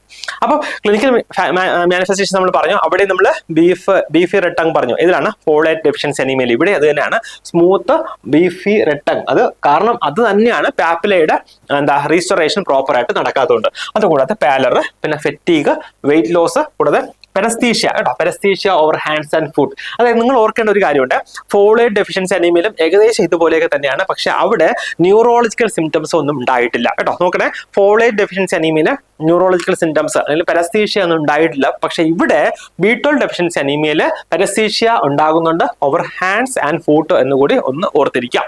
കൂടാതെ നോക്കിയേ, tingling, pins, needle sensation in the hands and feet. പിന്നെ അറ്റാക്സിയ. അറ്റാക്സിയ എന്ന് പറഞ്ഞാൽ എന്താണ്? ഇൻകോർഡിനേഷൻ അല്ലെ, ഇൻകോർഡിനേഷൻ ഉണ്ടാകുന്നുണ്ട്. അതും എന്താണ്? ഒരു ന്യൂറോളജിക്കൽ മാനിഫെസ്റ്റേഷൻ ആണ്. അത് ഞാൻ പറഞ്ഞത് ഫോളേറ്റ് ഡെഫിഷ്യൻസി അനീമിയയില് ന്യൂറോളജിക്കൽ മാനിഫെസ്റ്റേഷൻ ഒന്നും ഉണ്ടാകുന്നില്ല. അതേസമയം ഇവിടെ വൈറ്റമിൻ B12 ഡെഫിഷ്യൻസി അനീമിയയില് ന്യൂറോളജിക്കൽ മാനിഫെസ്റ്റേഷൻസ് ഉണ്ടാകുന്നു എന്ന് ഓർക്കുക. അതുകൂടാതെ വളരെ ഇമ്പോർട്ടന്റ് ആയിട്ട് ഓർക്കേണ്ട കാര്യമാണ് ഇവിടെ ഇൻക്രീസ്ഡ് റിസ്ക് ഓഫ് ഗ്യാസ്ട്രിക് അഡിനോകാർസിനോമ കേട്ടോ. ഗ്യാസ്ട്രിക് അഡിനോകാർസിനോമ ഉണ്ടാകാനുള്ള സാധ്യത കൂടുതലാണ്. എവിടെയാണ്? നമ്മുടെ വൈറ്റമിൻ B12 ഡെഫിഷ്യൻസി അനീമിയ അല്ലെങ്കിൽ പെർനീഷ്യസ് അനീമിയയില് എന്താണ്? ഗ്യാസ്ട്രിക് അഡിനോകാർസിനോമ ഉണ്ടാകാനുള്ള സാധ്യത കൂടുതലാണ് ചോദിക്കാം കേട്ടോ. അതായത് പെർനീഷ്യസ് അനീമിയയില് ഗ്യാസ്ട്രിക് അഡിനോകാർസിനോമ ഉണ്ടാകാനുള്ള സാധ്യത കൂടുതലാണ് എന്ന് കൂടി ഓർത്ത് പോകാം. പിന്നെ നമ്മൾ ഡയഗ്നോസിലേക്ക് പോകുമ്പോഴത്തേക്ക് ഹീമോഗ്ലോബിൻ കുറവായിരിക്കും, ഹെമറ്റോക്രിറ്റ് കുറവായിരിക്കും. അതേസമയം മീൻ കോർപ്പസ്കുലാർ വോളിയം കൂടുതലായിരിക്കും കേട്ടോ. മീൻ കോർപ്പസ്കുലാർ വോളിയം കൂടുതലായിരിക്കും. കാരണം എന്താണ്? ഇതൊരു ടൈപ്പ് ഓഫ് മെഗാലോബ്ലാസ്റ്റിക് അനീമിയാണ്. അതുകൊണ്ട് തന്നെ മീൻ കോർപ്പസ്കുലാർ വോളിയം അവിടെ കൂടുതലായിരിക്കും ഓർക്കുക. അതുകൂടാതെ ഫെററ്റിൻ ലെവൽ കേട്ടോ, ഫെററ്റിൻ ലെവലിന്റെ അളവ് കൂടുതലായിരിക്കും, ഇൻക്രീസ്ഡ് ഫെററ്റിൻ ലെവലായിരിക്കും. സിറം B12 ലെവൽ അല്ലെ, സിറം B12 ലെവല് കുറവായിരിക്കും, ഫെററ്റിൻ ലെവൽ കൂടുതലായിരിക്കും. പിന്നെ വളരെ ഇമ്പോർട്ടന്റ് ആണ് ഷെല്ലിംഗ് ടെസ്റ്റ്. നമ്മൾ പണ്ടൊക്കെ ഒരുപാട് പ്രാവശ്യം എക്സാമിന് ചോദിക്കുന്ന കാര്യമായിരുന്നു shelling test. Vitamin B12 deficiency anaemia diagnose ചെയ്യാൻ വേണ്ടി നമ്മൾ യൂസ് ചെയ്യുന്നതാണ്. പക്ഷെ ഇപ്പം ആ ഷെല്ലിംഗ് ടെസ്റ്റ് സാധാരണ അങ്ങനെ അങ്ങോട്ട് യൂസ് ചെയ്ത് കാണുന്നില്ല കേട്ടോ. അപ്പൊ എന്താണ് ഷെല്ലിംഗ് ടെസ്റ്റ്? ഷെല്ലിംഗ് ടെസ്റ്റ് എന്ന് പറഞ്ഞാൽ നമുക്ക് നോക്കാം, എന്താണ് ഡീറ്റെയിൽ ആയിട്ട് നോക്കാവേ. അപ്പൊ ഇത് ഇൻട്രൊഡ്യൂസ് ചെയ്തേക്കുന്നത് റോബർട്ട് F. ഷെല്ലിംഗ് ആണ്. സോ ഇതിന് നമ്മൾ യൂസ് ചെയ്യുന്നത് റേഡിയോ ലേബിൾഡ് അല്ലെങ്കിൽ റേഡിയോ ആക്റ്റീവ് ആയിട്ടുള്ള വൈറ്റമിൻ B12 ആണ് നമ്മൾ ഈ ഷെല്ലിംഗ് ടെസ്റ്റിൽ യൂസ് ചെയ്യുന്നത്. എന്നിട്ട് നമ്മൾ അതിന്റെ യൂറിനറി എക്സ്ക്രീഷൻ ആണ് നോക്കുക. അതായത് ഒരു 24 hours എത്രത്തോളം ഈ radio labelled vitamin B12 excrete ചെയ്ത് പോകുന്നു എന്നുള്ളതാണ് നോക്കുക. അപ്പം നമുക്കറിയാം ഇത് എക്സ്ക്രീറ്റ് ചെയ്ത് പോകണമെങ്കിൽ എന്താണ് അതിന്റെ അബ്സോർപ്ഷനുമായിട്ട് റിലേറ്റ് ചെയ്തിട്ടിരിക്കും അല്ലേ. അപ്പോൾ നോക്കിക്കേ, ഇപ്പം നമ്മൾ റേഡിയോ ലേബിൾഡ് വൈറ്റമിൻ B12 കൊടുത്തിട്ട് ഒരു 24 hours ഈ മോർ ദാൻ 8% എക്സ്ക്രീറ്റ് ചെയ്ത് പോയിട്ടുണ്ടെങ്കിൽ അതിന്റെ അർത്ഥം എന്താണ്? അത് നോർമൽ ആണ്. അതായത് പേഷ്യന്റിന് അവിടെ ഇൻട്രിൻസിക് ഫാക്ടർ ഡെഫിഷ്യൻസി ഇല്ല എന്നുള്ളത് ഓർക്കുക. അതേസമയം എക്സ്ക്രീഷൻ കുറവാണ്, അതായത് 8%-നെക്കാളും കുറഞ്ഞിട്ടാണ് ഈ റേഡിയോ ലേബിൾഡ് അല്ലെങ്കിൽ radio active vitamin B12 excretion വരുന്നത് എങ്കിൽ അതിന്റെ അർത്ഥം പേഷ്യന്റിന് ഈ വൈറ്റമിൻ B12 അബ്സോർപ്ഷൻ അവിടെ കുറവാണ്, അല്ലെങ്കിൽ അതിന്റെ മെറ്റബോളിസം കുറയുന്നുണ്ട്. സോ വൈറ്റമിൻ B12 ഡെഫിഷ്യൻസി ഉണ്ട് എന്ന് നമുക്ക് മനസ്സിലാക്കാം. പിന്നെ നമുക്ക് കൺഫേം ചെയ്യണം അല്ലെ, അവിടെ വൈറ്റമിൻ B12 ഡെഫിഷ്യൻസി ഉണ്ട്. പക്ഷെ നമുക്ക് ഒന്നുകൂടെ കൺഫേം ചെയ്യണമെങ്കിൽ നമുക്ക് എന്താണ് ഈ വൈറ്റമിൻ B12 അബ്സോർപ്ഷന് ആവശ്യമായിട്ടുള്ള ഇൻട്രിൻസിക് ഫാക്ടർ കൂടെ കൊടുക്കുക കേട്ടോ. അതായത് അഗെയിൻ നമ്മൾ റേഡിയോ ലേബിൾഡ് വൈറ്റമിൻ B12 കൊടുക്കുന്നുണ്ട്, അത് കമ്പൈൻസ് വിത്ത് ഇൻട്രിൻസിക് ഫാക്ടർ കേട്ടോ. ഇതിന് ഇൻട്രിൻസിക് ഫാക്ടറുമായിട്ട് കമ്പൈൻ ചെയ്തിട്ടാണ് നമ്മൾ കൊടുക്കുക. എന്നിട്ട് നമ്മൾ വീണ്ടും നോക്കുന്നുണ്ട് അതിന്റെ എക്സ്ക്രീഷൻ എങ്ങനെയാണെന്ന്. അപ്പൊ again excretion remains the same കേട്ടോ. എക്സ്ക്രീഷൻ സെയിം ആയിട്ട് തന്നെ റിമെയിൻ ചെയ്യുന്നുണ്ട് എങ്കിൽ അതിന്റെ അർത്ഥം അവിടെ പേഷ്യന്റ് മാൽ അബ്സോർപ്ഷൻ ആണ്. അതേസമയം എക്സ്ക്രീഷൻ ഇംപ്രൂവ് ചെയ്യുന്നുണ്ടെങ്കിൽ അതിന്റെ അർത്ഥം പേഷ്യന്റ് ഇൻട്രിൻസിക് ഫാക്ടർ ഡെഫിഷ്യൻസി ഉണ്ട് എന്നുള്ളതാണ്. കാരണം നമ്മൾ ഈ radioactive vitamin B12 intrinsic ഫാക്ടറിനെ ജോയിൻ ചെയ്തിട്ടാണ് കൊടുക്കുക. സോ അതിന്റെ അർത്ഥം എന്താണ്? പേഷ്യന്റ് ഇൻട്രിൻസിക് ഫാക്ടർ ഡെഫിഷ്യൻസി ഉണ്ട് എന്നുള്ളതാണ് എന്ന് മനസ്സിലാക്കുക കേട്ടോ. അപ്പം ഏകദേശം മനസ്സിലായല്ലോ ഷെല്ലിംഗ് ടെസ്റ്റ് നമ്മൾ എങ്ങനെയാണ് ചെയ്യുക. എത്ര ഡീറ്റെയിൽ ആയിട്ട് ചോദിക്കാൻ സാധ്യതയില്ല എങ്കിലും നമ്മളൊന്ന് അറിഞ്ഞിരിക്കുക. അപ്പോൾ ഇനി നമ്മൾ ട്രീറ്റ്മെന്റിലേക്കാണ് പോകുന്നത്. നമുക്കറിയാം അല്ല എന്താണ്, വൈറ്റമിൻ B12 കുറവാണ്, അല്ലെങ്കിൽ അതിന്റെ അബ്സോർപ്ഷൻ പ്രോപ്പറായിട്ട് നടക്കുന്നില്ല. സോ നമുക്ക് ഇഞ്ചക്ഷൻ ഓഫ് വൈറ്റമിൻ B12 കൊടുക്കാം. പിന്നെ സപ്പോസ് പേഷ്യന്റ് ഗ്യാസ്ട്രിക് റിസെക്ഷൻ ഒക്കെ കഴിഞ്ഞ പേഷ്യൻസ് ആണ് എങ്കിൽ അവർക്ക് life long vitamin B12 supplementation ആയിട്ട് നമ്മൾ കൊടുക്കേണ്ടതായിട്ട് വരും കേട്ടോ. അപ്പൊ ഇതാണ് അതിന്റെ ട്രീറ്റ്മെന്റ് ആയിട്ട് വരിക. നെക്സ്റ്റ് നമ്മൾ കാണാൻ പോകുന്നത് എപ്ലാസ്റ്റിക് അനീമിയ, അതായത് നെക്സ്റ്റ് ടൈപ്പ് ഓഫ് അനീമിയാണ് നമ്മൾ എപ്ലാസ്റ്റിക് അനീമിയ അല്ലെങ്കിൽ ഹൈപ്പോപ്ലാസ്റ്റിക് അനീമിയ എന്ന് പറയും അല്ലെ. നോക്കിക്കേ, ഇത് ഈ ഹൈപ്പോപ്ലാസ്റ്റിക് അനീമിയ അല്ലെങ്കിൽ എപ്ലാസ്റ്റിക് അനീമിയ വരുന്നത് ഹൈപ്പോ പ്രൊലിഫറേറ്റീവ് അനീമിയയുടെ ടൈപ്പ് ആയിട്ടാണ് കേട്ടോ. ഹൈപ്പോ പ്രൊലിഫറേറ്റീവ് ടൈപ്പ് കേട്ടോ, ഹൈപ്പോ പ്രൊലിഫറേറ്റീവ് ടൈപ്പ് കേട്ടോ. എന്താണ് ഈ ഹൈപ്പോ പ്രൊലിഫറേറ്റീവ് ടൈപ്പ് എന്ന് പറയുക? അതായത് നമ്മുടെ ബോൺ മാരോയ്ക്ക് പ്രോപ്പറായിട്ട് നമ്മുടെ RBCs പ്രൊഡ്യൂസ് ചെയ്യാൻ കഴിയുന്നില്ല, അല്ലെങ്കിൽ ആവശ്യത്തിനുള്ള അളവിനുള്ള RBCs ബോഡിക്ക് അല്ലെങ്കിൽ നമ്മുടെ ബോൺ മാരോയ്ക്ക് പ്രൊഡ്യൂസ് ചെയ്യാൻ കഴിയുന്നില്ല. അതിനാണ് നമ്മൾ hypo proliferative type of anaemia എന്ന് പറയുക കേട്ടോ. അപ്പൊ ഇതിനെ ബേസിക്കലി നമ്മൾ പറയുകയാണെങ്കിൽ 2 തരത്തിൽ പറയും കേട്ടോ. അതിനൊന്ന് നോക്കിയേ, ഇത് നിങ്ങൾക്ക് ജസ്റ്റ് അറിയാൻ വേണ്ടി മാത്രം പറയുന്നതാണ് എപ്ലാസ്റ്റിക് അനീമിയ കേട്ടോ. ഒന്ന് എപ്ലാസ്റ്റിക് അനീമിയാണ് കേട്ടോ, ഒന്ന് എപ്ലാസ്റ്റിക് അനീമിയാണ് നമ്മൾ പറയുന്ന കാര്യം. രണ്ടാമത്തേത് പ്യുവർ റെഡ് സെൽ എപ്ലാസിയ കേട്ടോ, പ്യുവർ റെഡ് സെൽ എപ്ലാസിയ കേട്ടോ. അപ്പൊ അങ്ങനെ 2 ടൈപ്പിലാണ് ആക്ച്വലി ഈ ഹൈപ്പോ പ്രൊലിഫറേറ്റീവ് അനീമിയ വരിക. ജസ്റ്റ് ഒന്ന് അറിഞ്ഞിരുന്നാൽ മാത്രം മതി കേട്ടോ. അപ്പം നോക്കാം, അപ്ലാസ്റ്റിക് അനീമിയ അല്ലെങ്കിൽ ഹൈപ്പോപ്ലാസ്റ്റിക് അനീമിയ എന്ന് പറയുമ്പോഴത്തേക്ക് anaemia due to bone marrow pathology, അതായത് ഇവിടെ പേഷ്യന്റിന്റെ ബോൺ മാരോയ്ക്കാണ് നോർമാലിറ്റി വരിക, അല്ലെങ്കിൽ ബോൺ മാരോ കേട്ടോ, ബോൺ മാരോ ഡിപ്രഷൻ ആണ് ഇവിടെ വരിക. പ്രോപ്പർ ആയിട്ടുള്ള RBCs പ്രൊഡ്യൂസ് ചെയ്യാനായിട്ട് നമ്മുടെ ബോൺ മാരോയ്ക്ക് കഴിയുന്നില്ല. അപ്പൊ ഇത് ഏത് ടൈപ്പിലുള്ള RBCs ആണ് നമുക്കിവിടെ കാണാൻ കഴിയുക? നോർമോസൈറ്റിക് എന്ന് വെച്ചാൽ എന്താണ്? നോർമൽ സെൽ സൈസ് ആയിരിക്കും, പക്ഷെ എണ്ണം കുറവായിരിക്കും കേട്ടോ. അതുപോലെ തന്നെ നോർമോക്രോമിക്കും ആയിരിക്കും, അതായത് നോർമൽ കളറും ആയിരിക്കും. നോക്കിക്കേ, ഇതാണ് നോർമൽ ആയിട്ടുള്ള നമ്മുടെ റെഡ് ബ്ലഡ് സെൽസ് എന്ന് പറയുക. അതായത് ബോൺ മാരോ പ്രൊഡ്യൂസ് ചെയ്യുന്ന നോർമൽ ആയിട്ടുള്ള റെഡ് ബ്ലഡ് RBCs നമുക്ക് ഇവിടെ കാണാൻ കഴിയുക. അതേസമയം പിന്നെ ഹൈപ്പോപ്ലാസ്റ്റിക് അനീമിയ അല്ലെങ്കിൽ അപ്ലാസ്റ്റിക് അനീമിയയിൽ എന്താ സംഭവിക്കുക, ഇവിടെ അതിന്റെ RBCsന്റെ എണ്ണം കുറയുന്നുണ്ട്, പക്ഷെ മോർഫോളജിയിലും കളറിലും ഒന്നും വേറെ വ്യത്യാസം വരുന്നില്ല കേട്ടോ. അപ്പൊ അത് ജസ്റ്റ് നിങ്ങൾ ഇതിന്റെ കാരണം ജസ്റ്റ് ഒന്ന് അറിഞ്ഞിരുന്നു കഴിഞ്ഞാൽ ഈസി ആയിട്ട് നമുക്ക് ഓർത്തിരിക്കാൻ കഴിയും, അല്ലാതെ കാണാൻ പടം പഠിക്കേണ്ട കാര്യമില്ല. കൂടാതെ depression in the blood forming elements of the bone marrow അല്ലെ, നമ്മുടെ ബോൺ മാരോയുടെ ബ്ലഡ് ഫോമിംഗ് എലമെന്റ്സിൽ ഡിപ്രഷൻ ഉണ്ടാകുന്നുണ്ട്. ഇത് കാരണം എന്താ സംഭവിക്കുക, പാൻസൈറ്റോപീനിയ. എന്താണ് പാൻ എന്ന് പറയുക? പാൻ എന്ന് പറഞ്ഞാൽ ടോട്ടൽ അല്ലെ, അല്ലെങ്കിൽ ആസ് എ ഹോളിനെയാണ് നമ്മൾ എന്ത് പറയുക, പാൻ എന്ന് പറയുക. സോ എല്ലാ സെൽ കൗണ്ടും കുറയും, decrease number of all blood cells, എല്ലാ തരത്തിലുള്ള ബ്ലഡ് സെൽസിന്റെയും എണ്ണം കുറവായിരിക്കും. ഇവിടെ എന്തിലാണ്, നമ്മുടെ അപ്ലാസ്റ്റിക് അനീമിയയിൽ പാൻസൈറ്റോപീനിയാണ് ഉണ്ടാവുക. അപ്പൊ നോക്കിയേ, കോസസ് ഓഫ് അപ്ലാസ്റ്റിക് അനീമിയ കേട്ടോ. കോസസ് ഓഫ് അപ്ലാസ്റ്റിക് അനീമിയെ കുറിച്ച് പറയുകയാണെങ്കിൽ നമുക്ക് രണ്ട് തരത്തിലാണ് വരിക. ഒന്ന് നോക്കിയേ, ഇൻഹെറിറ്റഡ് കേട്ടോ, ഇൻഹെറിറ്റഡും രണ്ടാമത്തേത് അക്യൂർഡ് കേട്ടോ. ഒന്ന് ഇൻഹെറിറ്റഡും രണ്ടാമത്തെ നോക്കിയേ അക്യൂർഡ് എന്താ അപ്ലാസ്റ്റിക് അനീമിയ. സോ ഇൻഹെറിറ്റഡ് എന്ന് വെച്ചാൽ ജനറ്റിക്കലി നമുക്ക് ഇൻഹെറിറ്റ് ചെയ്ത് വരുന്ന സംഗതിയാണ് അല്ലെ. സോ ഇതിനെ വരുന്ന അല്ലെങ്കിൽ ഇതിന് ഇമ്പോർട്ടന്റ് ആയിട്ട് നമുക്ക് പറയാൻ കഴിയുന്ന അനീമിയാണ് ഫാങ്കോണീസ് അനീമിയ കേട്ടോ. ഫാങ്കോണീസ് അനീമിയ ഏത് ടൈപ്പ് അനീമിയ എന്ന് ചോദിച്ചാൽ നിങ്ങൾ എന്ത് പറയും, അതൊരു അപ്ലാസ്റ്റിക് അനീമിയ അല്ലെങ്കിൽ ഒരു ഹൈപ്പോപ്ലാസ്റ്റിക് അനീമിയുടെ ടൈപ്പ് ആണെന്ന് പറയണം കേട്ടോ. ഫാങ്കോണീസ് അനീമിയ ഇതെങ്ങനെ ഉണ്ടാകുക, caused by mutation of the FA genes കേട്ടോ. നമ്മുടെ ബോഡിയിലെ FA ജീൻസിന്റെ മ്യൂട്ടേഷൻ കാരണമാണ് ഉണ്ടാകുക. സോ ഈ FA ജീനിന്റെ ജോലി എന്താണ് എന്ന് വെച്ചാൽ it's responsible for the DNA repair mechanism കേട്ടോ. നമ്മുടെ സെൽസിലെ DNA റിപ്പയറിന് വേണ്ടി ഹെൽപ്പ് ചെയ്യുന്ന ജീൻസ് ആണ് FA. സോ ആ FA ജീനിന്റെ മ്യൂട്ടേഷൻ വരുമ്പോഴത്തേക്കാണ് ഫാങ്കോണി അനീമിയ ഉണ്ടാകുക. അതുകൂടാതെ പിന്നെയുള്ള കോസസ് ആണ് അക്യൂർഡ് കോസസിന്റെ അണ്ടറിൽ വരുന്ന ഏതിന്റെയാണ്, ഹൈപ്പോപ്ലാസ്റ്റിക് അനീമിയ കേട്ടോ, അല്ലെങ്കിൽ അപ്ലാസ്റ്റിക് അനീമിയ. ഓക്കെ, അക്യൂർഡ് കോസസിലാണ് വരുന്ന ഒന്ന് ബോൺ മാരോ സപ്രഷൻ കേട്ടോ. ബോൺ മാരോ സപ്രഷൻ, ബോൺ മാരോയ്ക്ക് പ്രോപ്പർ ആയിട്ട് നമുക്ക് നമ്മുടെ ബോഡിക്ക് ആവശ്യമുള്ള ബ്ലഡ് സെൽസ് പ്രൊഡ്യൂസ് ചെയ്യാൻ കഴിയാത്ത അവസ്ഥ. രണ്ടാമത്തേത് റേഡിയേഷൻ, അത് ഏത് തരത്തിലുള്ളതാകാം, തെറാപ്യൂട്ടിക് ആയിട്ടുള്ള റേഡിയേഷൻ ടൈപ്പ് ആയിരിക്കാം, അല്ലെങ്കിൽ നമുക്ക് ഒക്കുപേഷണൽ എക്സ്പോഷർ ആയിരിക്കാം. സോ ഇതൊക്കെ കാരണവും നമുക്ക് പ്ലാസ്റ്റിക് അനീമിയ ഉണ്ടാകാം. മൂന്നാമതായിട്ട് മെഡിക്കേഷൻസ്, ചില മെഡിക്കേഷൻസ് നമ്മുടെ എന്താ ബ്ലഡ് സെൽസിന്റെ പ്രൊഡക്ഷനെ ബാധിക്കുന്നുണ്ട്, അല്ലെങ്കിൽ അത് ബ്ലഡ് സെൽസ് നോർമലായിട്ട് പ്രൊഡ്യൂസ് ചെയ്യാൻ കഴിയുന്നില്ല. ലൈക്ക് നോക്കിയേ, ആന്റി സീഷർ മെഡിക്കേഷൻസ് കേട്ടോ, ആന്റി സീഷർ മെഡിക്കേഷൻസ്. പിന്നെ ആൽക്കൈലേറ്റിംഗ് ഏജൻസ്, ലൈക്ക് നമ്മൾ ക്യാൻസർ കീമോതെറാപ്പിക്ക് വേണ്ടി യൂസ് ചെയ്യുന്ന ഡ്രഗ്സ് ആണ് സിസ്പ്ലാറ്റിൻ, കാർബോപ്ലാറ്റിൻ പോലുള്ള ഡ്രഗ്സ്. പിന്നെ ആന്റി മെറ്റബോലൈറ്റ്സ് ലൈക്ക് 6 മെർകാപ്റ്റോപ്യൂരിൻ, then 5-FU അതായത് 5-ഫ്ലൂറോയുറാസിൽ പോലെയുള്ള കീമോതെറാപ്യൂട്ടിക് ഡ്രഗ്സും ഒക്കെ കാരണം ബോൺ മാരോ സപ്രഷൻ ഉണ്ടാകുന്നു. സോ അത് കാരണം തന്നെ ഇവിടെ പേഷ്യന് അപ്ലാസ്റ്റിക് അനീമിയ അല്ലെങ്കിൽ ഹൈപ്പോപ്ലാസ്റ്റിക് അനീമിയ ഉണ്ടാകാനുള്ള സാധ്യത ഉണ്ടെന്ന് കൂടി ഓർക്കാം. സിംറ്റംസ് നോക്കിയേ, ഇവിടെ സെൽ കൗണ്ട് അല്ലെ, സെൽസിന്റെ എല്ലാ കൗണ്ടും കുറവായിരിക്കും, WBC RBC പ്ലേറ്റ്ലെറ്റ് ഒക്കെ കുറവായിരിക്കും. അതുകൂടാതെ പേഷ്യന് അനീമിയ ഉണ്ടാകാം, ലുക്കോപീനിയ സെയിം കാര്യം തന്നെ അല്ലെ, ഇതിന്റെ വേറെ പേരാണ്, ലുക്കോപീനിയ ഉണ്ടാകാം, ത്രോംബോസൈറ്റോപീനിയ അല്ലെങ്കിൽ പേഷ്യന് പാൻസൈറ്റോപീനിയ ഉണ്ടാകാം. കൂടാതെ ഫീവർ, അതായത് ഇവർക്ക് ഇമ്മ്യൂണിറ്റി ഒക്കെ വളരെ കുറവായിരിക്കും, അതുകൊണ്ട് തന്നെ എപ്പോഴും ഇൻഫെക്ഷൻസ് കാര്യങ്ങളൊക്കെ ഉണ്ടാകാനുള്ള സാധ്യത കൂടി ഉണ്ട്. അതുകൂടാതെ വരുന്ന സിംറ്റംസ് ആണ് പെറ്റക്കിയ. ഈ പെറ്റക്കിയ ഒക്കെ ഇമ്പോർട്ടന്റ് ആണ്. പെറ്റക്കിയ പെർപ്യൂരയൊക്കെ ഡിഫറൻസ് ഒക്കെ പല പ്രാവശ്യം ചോദിച്ചിട്ടുണ്ട്, നമ്മൾ അത് ഇനിയും ഒരുപാട് പ്രാവശ്യം പറയും. പെറ്റക്കിയ എന്ന് പറഞ്ഞാൽ എന്താണ്, tiny round brown purple spots on the skin caused by minor bleeding from the capillaries. അതായത് ഇവർക്ക് പ്ലേറ്റ്ലെറ്റ്സ് കുറവായിരിക്കും എന്ന് പറഞ്ഞു അല്ലേ. പ്ലേറ്റ്ലെറ്റ്സ് കുറയുമ്പോൾ എന്താണ്, നോർമലി അവർക്ക് പിന്നെ എന്താ ബ്ലീഡിങ് ടെൻഡൻസി കൂടുതലായിരിക്കും. അപ്പൊ അതുകൊണ്ട് തന്നെ ടൈനി ചെറുതായിട്ടുള്ള റൗണ്ട് ബ്രൗൺ പർപ്പിൾ സ്പോട്ട് ഉണ്ടാവും സ്കിന്നില്. കോസ്ഡ് ബൈ റീസൺ എന്താണ്, മൈനർ ബ്ലീഡിങ് കേട്ടോ. കാപ്പിലറീസിൽ നിന്നുള്ള മൈനർ ബ്ലീഡിങ് കാരണമാണ് ഇവർക്ക് പെറ്റക്കി ഉണ്ടാവുക.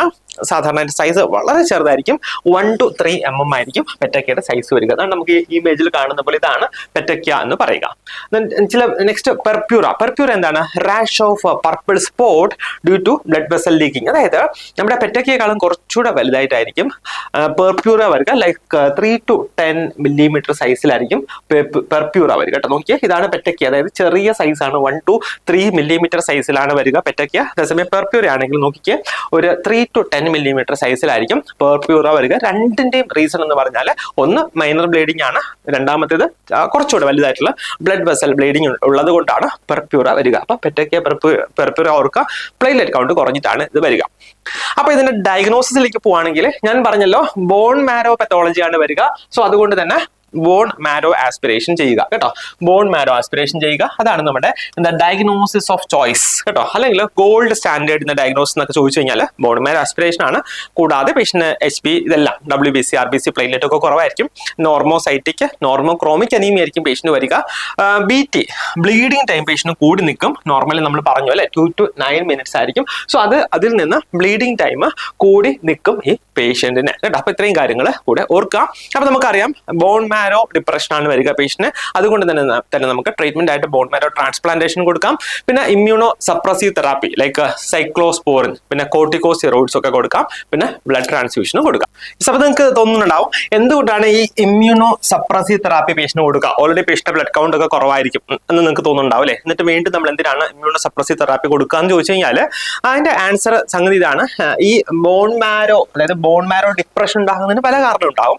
അതിൽ ഈ കാര്യങ്ങളൊക്കെ ഉണ്ട്. നമ്മൾ റേഡിയേഷൻ തെറാപ്പി കീമോതെറാപ്പി ഒക്കെ എടുക്കുകയാണെങ്കിൽ ബോൺ മാരോ ഡിപ്രഷൻ ഉണ്ടാകാൻ സാധ്യതയുണ്ട്.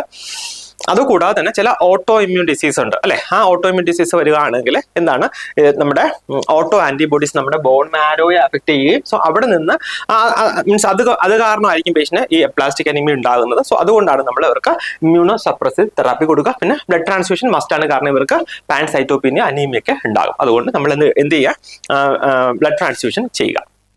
നെക്സ്റ്റ് ടൈപ്പ് അനീമിയ വരുന്നത് എന്താണ്, ഹിമോലിറ്റിക് അനീമിയ അല്ലെ. Haemolytic anaemia. സോ ഈ ഹിമോലിറ്റിക് അനീമിയയിൽ എന്താ സംഭവിക്കുക, excessive or premature destruction of RBC അല്ലെ. അതായത് RBCയുടെ ഡിസ്ട്രക്ഷൻ കൂടുന്നുണ്ട്.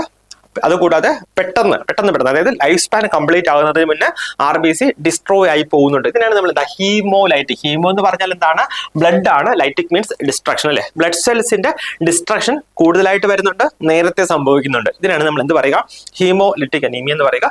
കോസസ് നോക്കിയേ, ഒന്ന് സിക്കിൾ സെൽ അനീമിയ നമ്മൾ പഠിക്കും. പിന്നെ തലസീമിയ അതും നമ്മൾ പഠിക്കും. നെക്സ്റ്റ് ടോക്സിൻസ്, ഇൻഫെക്ഷൻസ് ഒക്കെ കാരണം ആണ് എന്ത് വരിക, ഹീമോലിറ്റിക് അല്ലെ. ഹീമോലിറ്റിക് അനീമിയ കേട്ടോ, ഹീമോലിറ്റിക് അനീമിയ വരിക. അപ്പം ഇവിടെ ചോദിക്കാൻ സാധ്യതയുള്ളതാണ് ഒരു ഹീമോലിറ്റിക് അനീമിയയുടെ ട്രയാഡ് ഓഫ് സിംറ്റംസ് എന്താണെന്ന്. നമുക്കറിയാം ഹീമോലിറ്റിക് എന്ന് പറയുമ്പോൾ ഞാൻ പറഞ്ഞു പെട്ടെന്ന് എക്സസീവ് ആയിട്ട് RBCയുടെ ഡിസ്ട്രക്ഷൻ വരും അല്ലെ. അതാണ് സംഭവിക്കുക. സോ RBC ഡിസ്ട്രക്ഷൻ വരുമ്പോൾ എന്താ സംഭവിക്കുക, അവിടെ ബിലിറൂബിന്റെ അളവ് കൂടും അല്ലെ. നോക്കിക്കുക, അൺകോൺജുഗേറ്റഡ് ഹൈപ്പർ ബിലിറൂബിനീമിയ ഉണ്ടാകും. അത് മാനിഫെസ്റ്റ് ചെയ്യുന്നത് ജോണ്ടിസ് ആയിട്ടായിരിക്കും. പിന്നെ വരുന്നത് പാലർ, അതായത് നമുക്ക് RBC കുറവാണ് എന്നുണ്ടെങ്കിൽ എന്താണ് പാലർ ഉണ്ടാകാം. പിന്നെ സ്പ്ലിനോമെഗാലി ഉണ്ടാകാനുള്ള കാര്യം എന്താണ്, ഇവിടെ RBC സ്പ്ലെയിനിന് നമ്മൾ എന്ത് പേരിൽ അറിയപ്പെടുന്നത്, സ്പ്ലെയിൻ അറിയപ്പെടുന്നത് ഗ്രേവ് യാർഡ് ഓഫ് RBC എന്നാണ് അല്ലെ. അതായത് RBC ഡിസ്ട്രോയ് ആകുന്നത് നമ്മുടെ സ്പ്ലെയിനിൽ എത്തിയതിനു ശേഷമാണ്. സോ അതുകൊണ്ട് തന്നെ സ്പ്ലെയിനിന്റെ വർക്ക് ലോഡ് കൂടും അല്ലെ. കൂടുതൽ RBCs പെട്ടെന്ന് ഡിസ്ട്രോയ് ആകുന്നത് കൊണ്ട് തന്നെ സ്പ്ലെയിനിന്റെ വർക്ക് ലോഡ് കൂടും. സോ അതുകൊണ്ട് എന്താ സംഭവിക്കുക, ഇവിടെ സ്പ്ലിനോമെഗാലി കേട്ടോ, സ്പ്ലിനോമെഗാലി പേഷ്യന്റ് ഉണ്ടാകും എന്ന് ഓർക്കുക. സോ ഇതാണ് the triad of symptoms in haemolytic anaemia എന്ന് പറയുക. നോക്കിക്കേ, നമുക്ക് സിക്കിൾ സെൽ ഡിസീസ് എന്ന് പറഞ്ഞാൽ വളരെ ഇമ്പോർട്ടന്റ് ആണ്. നമ്മുടെ എക്സാം പോയിന്റ് ഓഫ് വ്യൂ പല പ്രാവശ്യം പല തരത്തിൽ ചോദിച്ചിട്ടുള്ള ക്വസ്റ്റൻ ആണ്. നന്നായിട്ട് കൃത്യമായിട്ട് മനസ്സിലാക്കി പോയി കഴിഞ്ഞാൽ നമുക്ക് ഈസി ആയിട്ട് മാർക്ക് സ്കോർ ചെയ്യാൻ പറ്റിയ ഒരു ഏരിയ ആണ് ഈ സിക്കിൾ സെൽ ഡിസീസ് എന്ന് പറയുന്നത്. നോക്കിയാൽ ഗ്രൂപ്പ് ഓഫ് ജനറ്റിക് ഡിസോർഡേഴ്സ്, ഇതൊരു എന്താണ് AR പാറ്റേൺ എന്ന് പറയും കേട്ടോ. AR എന്ന് പറഞ്ഞാൽ എന്താണ്, നമ്മുടെ ഓട്ടോസോമൽ റിസസീവ് പാറ്റേൺ ആണ് group of genetic disorders inherited through autosomal recessive pattern. Most common type, അതായത് ഈ സിക്കിൾ സെൽ ഡിസീസിൽ മോസ്റ്റ് കോമൺ ടൈപ്പ് എന്ന് പറയുന്നത് സിക്കിൾ സെൽ അനീമിയാണ്. ആക്ച്വലി നോക്കിക്കേ, ഈ സിക്കിൾ സെൽ ഡിസീസും സിക്കിൾ സെൽ അനീമിയയും ഇത് രണ്ടും സെപ്പറേറ്റ് ആണ്. അതായത് സിക്കിൾ സെൽ ഡിസീസ് എന്ന് പറഞ്ഞാൽ ഇവർക്ക് എന്താണ്, പേഷ്യൻസിന് സിക്ലിംഗ് ഓഫ് ദ RBC, അതായത് RBCയുടെ പിന്നെ ഷേപ്പ് നമ്മൾ പറഞ്ഞു അല്ലെ, ബൈ കോൺകേവ് ഷേപ്പ് ആണെന്ന് പറഞ്ഞു. സോ ഇവിടെ സിക്കിൾ സെൽ ഡിസീസ് വരുമ്പോൾ പേഷ്യന്റ് RBCയുടെ സൈസ് മാറുന്നുണ്ട് കേട്ടോ. RBCയുടെ സൈസ് അല്ല, സോറി, RBCയുടെ ഷേപ്പ് മാറുന്നുണ്ട് കേട്ടോ, ഷേപ്പ് മാറുന്നുണ്ട്. സോ ഇത് എപ്പോഴെങ്കിലും പോയിട്ട് എന്ത് ചെയ്യും, ഇത് കുറച്ചൊന്ന് കോംപ്ലിക്കേറ്റ് ആവും. അതായത് ഒരുപാട് RBCയുടെ ഷേപ്പ് മാറും. അതുകൂടാതെ ഇത് പോയിട്ട് ഈ ഷേപ്പ് മാറുമ്പോഴത്തേക്ക് ഒരു പ്രശ്നമുണ്ട് അല്ലെ. നമ്മുടെ ബൈ കോൺകേവ് എന്ന് പറഞ്ഞാൽ അതിന് ഏത് ഒരു ചെറിയ സ്ഥലത്തൂടെ വേണമെങ്കിലും അതിന് സഞ്ചരിക്കാനായിട്ട് കഴിയും. സിക്ലിംഗ് വന്നു കഴിഞ്ഞാൽ അത് എവിടെയെങ്കിലും ചെറിയ ബ്ലഡ് വെസൽസിലൊക്കെ പോയിട്ട് അത് അവിടെ ബ്ലോക്ക് ചെയ്തിരിക്കും കേട്ടോ. അതിനാണ് നമ്മൾ എന്ത് പറയാ, സിക്ലിംഗ് ക്രൈസിസ് എന്ന് പറയുക. സോ ഈ കണ്ടമാനം നമ്മുടെ ബോഡിയിൽ RBCയുടെ കണ്ടമാനം ഷേപ്പ് മാറുകയും അത് സിക്കിൾ ഷേപ്പ് ആവുകയും ചെയ്ത് കഴിഞ്ഞാൽ അവിടെ പെട്ടെന്ന് ഡിസ്ട്രക്ഷൻ ഉണ്ടാകും, ബ്ലോക്കിംഗ് ഒക്കെ ഉണ്ടാകും. സോ അത് കാരണം ഉണ്ടാകുന്ന അനീമിയാണ് നമ്മൾ പറയുക സിക്കിൾ സെൽ അനീമിയ. അപ്പം സിക്കിൾ സെൽ ഡിസീസിന്റെ സോർട്ട് ഓഫ് ഒരു കോംപ്ലിക്കേഷൻ ആണെന്ന് നമുക്ക് പറയാം സിക്കിൾ സെൽ അനീമിയ എന്ന് പറയുക. ക്യാരക്ടറൈസ്ഡ് ബൈ നോക്കിക്കേ ഹീമോലിറ്റിക് അനീമിയ. ഞാൻ പറഞ്ഞു കൂടുതലായിട്ട് പിന്നെ എന്താ നമ്മുടെ RBCയുടെ ഡിസ്ട്രക്ഷൻസ് നടക്കും. അതുകൂടാതെ സിക്ലിംഗ് ക്രൈസിസ്, അതായത് ഈ മൈന്യൂട്ട് ആയിട്ടുള്ള ബ്ലഡ് വെസൽസിൽ പോയിട്ട് ബ്ലോക്ക് ചെയ്തിട്ട് ഇത് സിക്ലിംഗ് ക്രൈസിസ് ഉണ്ടാക്കും. പേഷ്യന് വളരെ സിവിയർ ആയി ഉണ്ടാവുന്ന സിംറ്റം എന്താണ് ഇവിടെ ഒന്ന് ഓർക്കാവോ? കണ്ടിട്ടുള്ളൂ പേഷ്യന്റിനെ, അതായത് പേഷ്യന്റ് നമ്മൾ സാധാരണ നമ്മുടെ ഹോസ്പിറ്റലിലേക്ക് വരിക, അവർക്ക് ജോയിന്റ് പെയിൻ അല്ലെങ്കിൽ ബോൺ പെയിൻ, നീ പെയിൻ എന്നൊക്കെ പറഞ്ഞിട്ടാണ് പേഷ്യന്റ് വരിക ഹോസ്പിറ്റലിൽ. കാരണം എന്താണ്? അവർക്ക് മൈക്രോ ബ്ലഡ് വെസൽസിൽ ബ്ലോക്കേജ് ഉണ്ടാകുന്നത് കൊണ്ടാണ് അവർക്ക് പെയിൻ ഉണ്ടാവുക. നോക്കിയേ, HBS അതായത് സിക്കിൾ സെൽ ഡിസീസിൽ വരുന്നത് HBS എന്ന് പറയുന്ന, അതായത് ഹീമോഗ്ലോബിൻ S ടൈപ്പ് ആയിട്ടുള്ള ഹീമോഗ്ലോബിനാണ് വരിക. Is found in the RBC. This leads to, അതായത് ഈ HBS ഇതുപോലെ സിക്കിൾഡ് ആയിട്ടുള്ള RBCs വരുമ്പോഴത്തേക്ക് അവിടെ എന്താ സംഭവിക്കുക? റിജിഡ് എന്നുവെച്ചാൽ തിക്ക് ആയിട്ടുള്ള sickled shape under sickled shape RBCs under certain circumstances. കേട്ടോ, അവിടെ RBCയുടെ ഷേപ്പ് മാറി വരുന്നു. അപ്പൊ നമുക്കത് മനസ്സിലാക്കണമെങ്കിൽ നമുക്ക് നോർമൽ ആയിട്ടുള്ള സ്ട്രക്ചർ നമുക്ക് ജസ്റ്റ് പറഞ്ഞു പോകാമേ. അപ്പൊ നോർമലി ഹീമോഗ്ലോബിൻ ഞാൻ ഫസ്റ്റ് ക്ലാസ്സിൽ പറഞ്ഞു അല്ലെ, ഹീം ഉണ്ട്, അതുകൂടാതെ 4 ഗ്ലോബിൻ ചെയിൻ ഉണ്ട് അല്ലെ. ഹീം ഉണ്ട്, അതുകൂടാതെ 4 ഗ്ലോബിൻ ചെയിൻ ഉണ്ട്. അപ്പൊ നിങ്ങൾ ചോദിക്കും, നോക്കിക്കേ, ഇതാണ് നമ്മുടെ എന്താ ഒരു അഡൾട്ടിന്റെ ബോഡിയിലുള്ള ടൈപ്സ് ഓഫ് ഹീമോഗ്ലോബിൻ എന്ന് പറഞ്ഞ ഇതാണ്. അപ്പൊ അതിൽ നോക്കിയേ, ഏറ്റവും പ്രിഡോമിനന്റ് ആയിട്ട് വരുന്നത് HbA, അതായത് ഹീമോഗ്ലോബിൻ A എന്ന് പറഞ്ഞാൽ അഡൾട്ട് ടൈപ്പ്. കേട്ടോ, ഹീമോഗ്ലോബിൻ A എന്ന് പറഞ്ഞാൽ അഡൾട്ട് ടൈപ്പ് ഹീമോഗ്ലോബിൻ ആണ് ഏറ്റവും മാക്സിമം ആയിട്ട് വരിക. നോക്കിയേ, 95% ആണ്. അതായത് 2 ആൽഫ ചെയിൻ ഉണ്ട്, 2 ബീറ്റ ചെയിൻ ഉണ്ട്. അതുകൂടാതെ വളരെ ചെറിയൊരു ശതമാനം HbF എന്ന് പറഞ്ഞാൽ എന്താണ്? Fetal haemoglobin. കേട്ടോ, ഫീറ്റൽ ഹീമോഗ്ലോബിൻ നമ്മുടെ ബോഡിയിലുണ്ട്. അഡൽസിന് 2 ആൽഫ ചെയിൻ, 2 ഗാമ ചെയിൻ ഉണ്ട്, വളരെ കുറവാണ്, ജസ്റ്റ് 2% ആണ്. അതുകൂടാതെ HbA2 ടൈപ്പ് ഉണ്ട്, അതും ഒരു 2 to 5% ആണ് അവിടെ വരിക. 2 ആൽഫ ചെയിനും 2 ഡെൽറ്റ ചെയിനും. ഇങ്ങനെയാണ് എന്താ നമ്മുടെ നോർമലി നമ്മുടെ എന്താ പേഷ്യൻസിന്റെ അല്ല, നോർമൽ ആൾക്കാരുടെ ബോഡിയിൽ ഉണ്ടാകുന്ന ഹീമോഗ്ലോബിൻ എന്ന് പറയുന്നത്. കേട്ടോ, ഒരു ഹീമും 4 ഗ്ലോബിനും, അത് ഈ രീതിയിലാണ് അതിന്റെ ഗ്ലോബിൻ ചെയിൻസ് വരുന്നത് എന്നുകൂടി ഒന്ന് ഓർത്തിരിക്കുക. അപ്പൊ നോക്കാം, നമുക്ക് സിക്കിൾ സെൽ ഡിസീസിൽ എന്താ സംഭവിക്കുക? ഈ ആൽഫ ചെയിൻ ബീറ്റ ചെയിൻ നമ്മൾ പറഞ്ഞു അഡൾട്ടിൽ അല്ലെ, ആൽഫ ചെയിൻ ബീറ്റ ചെയിൻ പറഞ്ഞു. സോ ഇതിന്റെ ബീറ്റ ചെയിൻ, കേട്ടോ, അതില് നോക്കിയേ, ആ ബീറ്റ ചെയിനിൽ എന്താ സംഭവിക്കുക? അറ്റ് ദ 6th പൊസിഷൻ, കേട്ടോ, 6ാമത്തെ പൊസിഷനില് വാലിൻ റീപ്ലേസസ് ഗ്ലൂട്ടാമിക് ആസിഡ്. ഇതാണ് ഇമ്പോർട്ടന്റ്, എപ്പോഴും ചോദിക്കുന്നതാണ്, നമ്മുടെ കുട്ടികൾക്കൊക്കെ എപ്പോഴും മാറിപ്പോകുന്നതാണ്. എന്താ സംഭവിക്കുക? ബീറ്റ ചെയിനില് 6ാമത്തെ പൊസിഷനില് വാലിൻ റീപ്ലേസസ് ഗ്ലൂട്ടാമിക് ആസിഡ്. എന്ന് വെച്ചാൽ എന്താണ്? വാലിൻ, ഞാൻ എപ്പോഴും പറഞ്ഞു കൊടുക്കുന്നതാണ്, വാലിൻ എന്ത് ചെയ്തു? വന്നു അല്ലെ, വാലിൻ വന്നു, V for V അല്ലെ, വാലിൻ വന്നു. റീപ്ലേസസ് ഗ്ലൂട്ടാമിക് ആസിഡ് G അല്ലെ, G എന്ത് ചെയ്തു? ഗോ അല്ലെ, G പുറത്തേക്ക് പോയി. കേട്ടോ, അതായത് ഗ്ലൂട്ടാമിക് ആസിഡ് പുറത്തേക്ക് പോയിട്ട്, ഗ്ലൂട്ടാമിക് ആസിഡ് ഗോ പുറത്തേക്ക് പോയിട്ട് GG. കേട്ടോ, വാലിൻ എന്ത് ചെയ്തു? വന്നു. എവിടെയാണ്? 6th position in the beta chain. ഇങ്ങനെ പഠിച്ചു പോയി കഴിഞ്ഞാൽ പിന്നെ മറക്കത്തില്ല, ചോദിക്കും. കേട്ടോ, ഇത് നമുക്ക് എപ്പോഴും കൺഫ്യൂഷൻ ഉണ്ടാക്കുന്ന സംഗതിയാണ്. കേട്ടോ, ഈ രീതിയിൽ ഒന്ന് ഓർക്കുക. സോ HBS എന്ന് പറഞ്ഞാൽ എന്താണ്? Polymerised HBS, polymerised to abnormal RBC shape to sickle cell. അതായത് RBCയുടെ ഷേപ്പ് മാറിയിട്ട് സിക്കിൾ ഷേപ്ഡ് ആയിട്ട് മാറുന്നുണ്ട് HB. എന്നിട്ട് നമ്മൾ അതിന് പറയുന്ന പേരാണ് HBS. കേട്ടോ, സിക്കിൾഡ് RBC പറയുന്നതാണ് HBS എന്ന് പറയുക.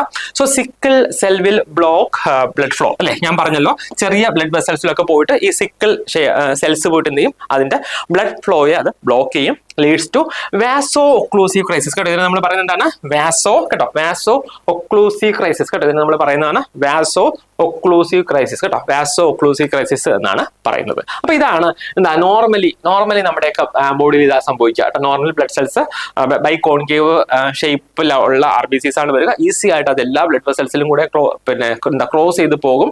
അതേസമയം ഈ സിക്കിൾ സെൽ ഡിസീസ് ഉള്ള പേഷ്യൻസിന് എന്താണ് ഇതുപോലെ സിക്കിൾഡ് RBCs ഒക്കെ പോയിട്ട് ചെറിയ ബ്ലഡ് വെസൽസിനെയൊക്കെ ബ്ലോക്ക് ചെയ്യുകയും അതിന്റെ ഫലമായിട്ട് എന്ത് സംഭവിക്കും? നമുക്ക് സിക്കിൾഡ് RBC അല്ലെങ്കിൽ സിക്കിൾ സെൽ ക്രൈസിസ് ഒക്കെ ഉണ്ടാവുകയും ചെയ്യും. അപ്പോൾ ഈ സിക്കിൾ സെൽ ക്രൈസിസ് അല്ലെങ്കിൽ സിക്കിളിംഗ് ഒക്കെ ഉണ്ടാകാനുള്ള പ്രസിപ്പിറ്റേറ്റിംഗ് ഫാക്ടേഴ്സ്. കേട്ടോ, പ്രസിപ്പിറ്റേറ്റിംഗ് ഫാക്ടേഴ്സ് എന്താണ്? അതായത് പേഷ്യന്റ് ബോഡിയിൽ എന്തൊക്കെ സ്ട്രെസ് വരുന്നുണ്ടോ, അല്ലെങ്കിൽ എപ്പോഴെങ്കിലും പേഷ്യന്റ് ബോഡിയിൽ മെന്റലി ഒക്കെ സ്ട്രെസ് വരുന്ന സംഗതിയാണ് എങ്കിൽ അപ്പൊ എന്ത് ചെയ്യും? ഈ സിക്കിൾ സെൽ ക്രൈസിസ് ഉണ്ടാകുമെന്ന് ഓർക്കുക. കേട്ടോ, അതായത് പേഷ്യന്റ് ഫീവർ ഉണ്ട്, പിന്നെ നെക്സ്റ്റ് ആയിട്ട് പേഷ്യന്റ് ഡീഹൈഡ്രേഷൻ ഉണ്ട്. അത് നമുക്കറിയാം, ഫീവർ നമുക്ക് ബോഡിയുടെ ഒരു സ്ട്രെസ് ആണ്. ഡീഹൈഡ്രേഷൻ എന്ന് പറയുമ്പോൾ ഫ്ലൂയിഡ് ലെവൽ അവിടെ കുറയുന്നുണ്ട്, പ്ലാസ്മയുടെ ലെവൽ കുറയുന്നുണ്ട്, പിന്നെ ആയിട്ടുള്ള സ്ട്രെസ്, അതുകൂടാതെ conditions that increases the oxygen need, അതായത് ഹൈ ഓൾട്ടിറ്റ്യൂഡിലേക്ക് നമ്മൾ യാത്ര ചെയ്യുന്ന സമയത്തൊക്കെ എന്താണ് അവിടെ ഹൈ ഓക്സിജൻ നീഡ് കൂടുന്നുണ്ട്. സോ ആ സമയത്തൊക്കെ പേഷ്യന്റ് സിക്കിൾ സെൽ ക്രൈസിസ് കേട്ടോ, സിക്കിൾ സെൽ ക്രൈസിസ് ഉണ്ടാകാനുള്ള സാധ്യതയുണ്ട്. സോ സിക്കിൾ സെൽ ക്രൈസിൽ എന്തൊക്കെയാ വരിക? ഒന്ന് വാസോ ഒക്ലൂസീവ് ക്രൈസിസ് കേട്ടോ, അതായത് clumping of cells in the microcirculation കേട്ടോ. ഇത് നിങ്ങൾ ക്ലാസ് നന്നായിട്ട് ശ്രദ്ധിച്ചിരുന്നാലും മതി, എന്നിട്ട് നിങ്ങൾക്ക് ഇമ്പോർട്ടന്റ് ആയിട്ട് തോന്നുന്നു, നിങ്ങൾക്ക് ആവശ്യമുള്ളത് മാത്രം എഴുതിയെടുത്താലും മതി കേട്ടോ. കാരണം നമ്മൾ കുറച്ച് ഡെപ്തിലാണ് പോകുന്നത്, നമുക്ക് ഈ രീതിയിൽ പോകണം എങ്കിലേ നമുക്ക് സ്റ്റേറ്റ്മെന്റ് ടൈപ്പ് ക്വസ്റ്റ്യനും ഏത് ഏരിയയിൽ നിന്നാണ് ക്വസ്റ്റ്യൻ ചോദിക്കുന്നത് നമുക്ക് പ്രെഡിക്റ്റ് ചെയ്യാൻ പറ്റില്ലല്ലോ. അപ്പൊ അതുകൊണ്ട് കുറച്ച് ഡീറ്റെയിൽ ആയിട്ട് നമുക്ക് കാര്യങ്ങൾ മനസ്സിലാക്കി പോവുകയാണെങ്കിൽ നമുക്ക് വലിയൊരു ബുദ്ധിമുട്ട് വരുന്നില്ല, വലിയൊരു സ്ട്രെസ് ഒന്നും വരുന്നില്ല കേട്ടോ.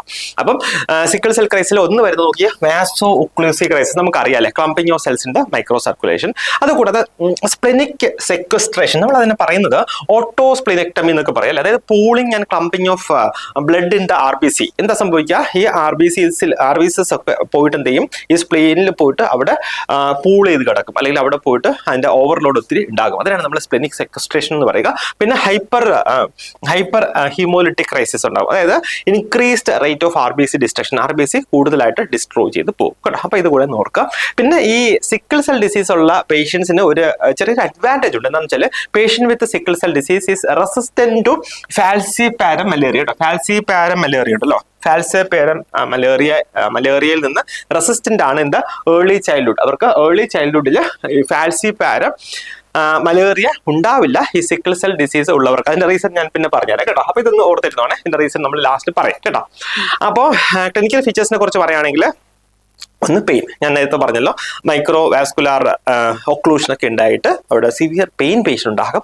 പിന്നെ നെക്സ്റ്റ് ഓട്ടോസ്പ്ലെനക്ടമി, അതായത് സ്പ്ലെയിൻ ഡിസ്ട്രോയ് ആയി പോകും. കാരണം സ്പ്ലെയിനിന്റെ ഈ ചെറിയ ബ്ലഡ് വെസൽസ് ഒക്കെ ബ്ലോക്ക് ആവും ഈ RBCs പോയിട്ട്, അതുകൊണ്ട് തന്നെ സ്പ്ലെയിൻ പെട്ടെന്ന് ഡിസ്ട്രോയ് ആയി പോകാൻ സാധ്യതയുണ്ട് ഓട്ടോസ്പ്ലെനക്ടമി. പിന്നെ പ്രയാപ്പിസം, അതായത് പെയിൻഫുൾ ഇറക്ഷൻ, അതിന്റെ ഒക്കെ റീസൺ ഇത് തന്നെയാണ്, മൈക്രോ സർക്കുലേഷൻ അവിടെ പിന്നെ സർക്കുലേഷനിൽ ബ്ലോക്കേജ് ഉണ്ടാകുന്നത്, അത് കാരണം പേഷ്യന് ഇറക്ഷന്റെ സമയത്ത് പെയിൻ ഉണ്ടാകും. പിന്നെ സ്ട്രോക്ക്, MI, പിന്നെ പൾമിനറി ഇൻഫെക്ഷൻ ഒക്കെ ഉണ്ടാകും. സ്ട്രോക്ക്, MI ഒക്കെ ഉണ്ടാകാനുള്ള കാരണം അറിയാമല്ലോ, ഈ പറഞ്ഞ പോലെ മൈക്രോ ബ്ലഡ് വെസൽസ് പോയിട്ട് ബ്ലോക്കേജ് ഉണ്ടാകുന്നുണ്ട്. പിന്നെ പൾമിനറി ഇൻഫെക്ഷൻ, പൾമിനറി ബ്ലഡ് വെസൽസിൽ ബ്ലോക്കേജ് ഉണ്ടെങ്കിൽ പൾമിനറി ഇൻഫെക്ഷൻ ഉണ്ടാകും. സോ ഇതൊക്കെയാണ് ഇവരുടെ ക്ലിനിക്കൽ ഫീച്ചേഴ്സ് ആയിട്ട് വരിക. ഇനിയും 2 കാര്യങ്ങളോടെ നമുക്ക് നോക്കാം.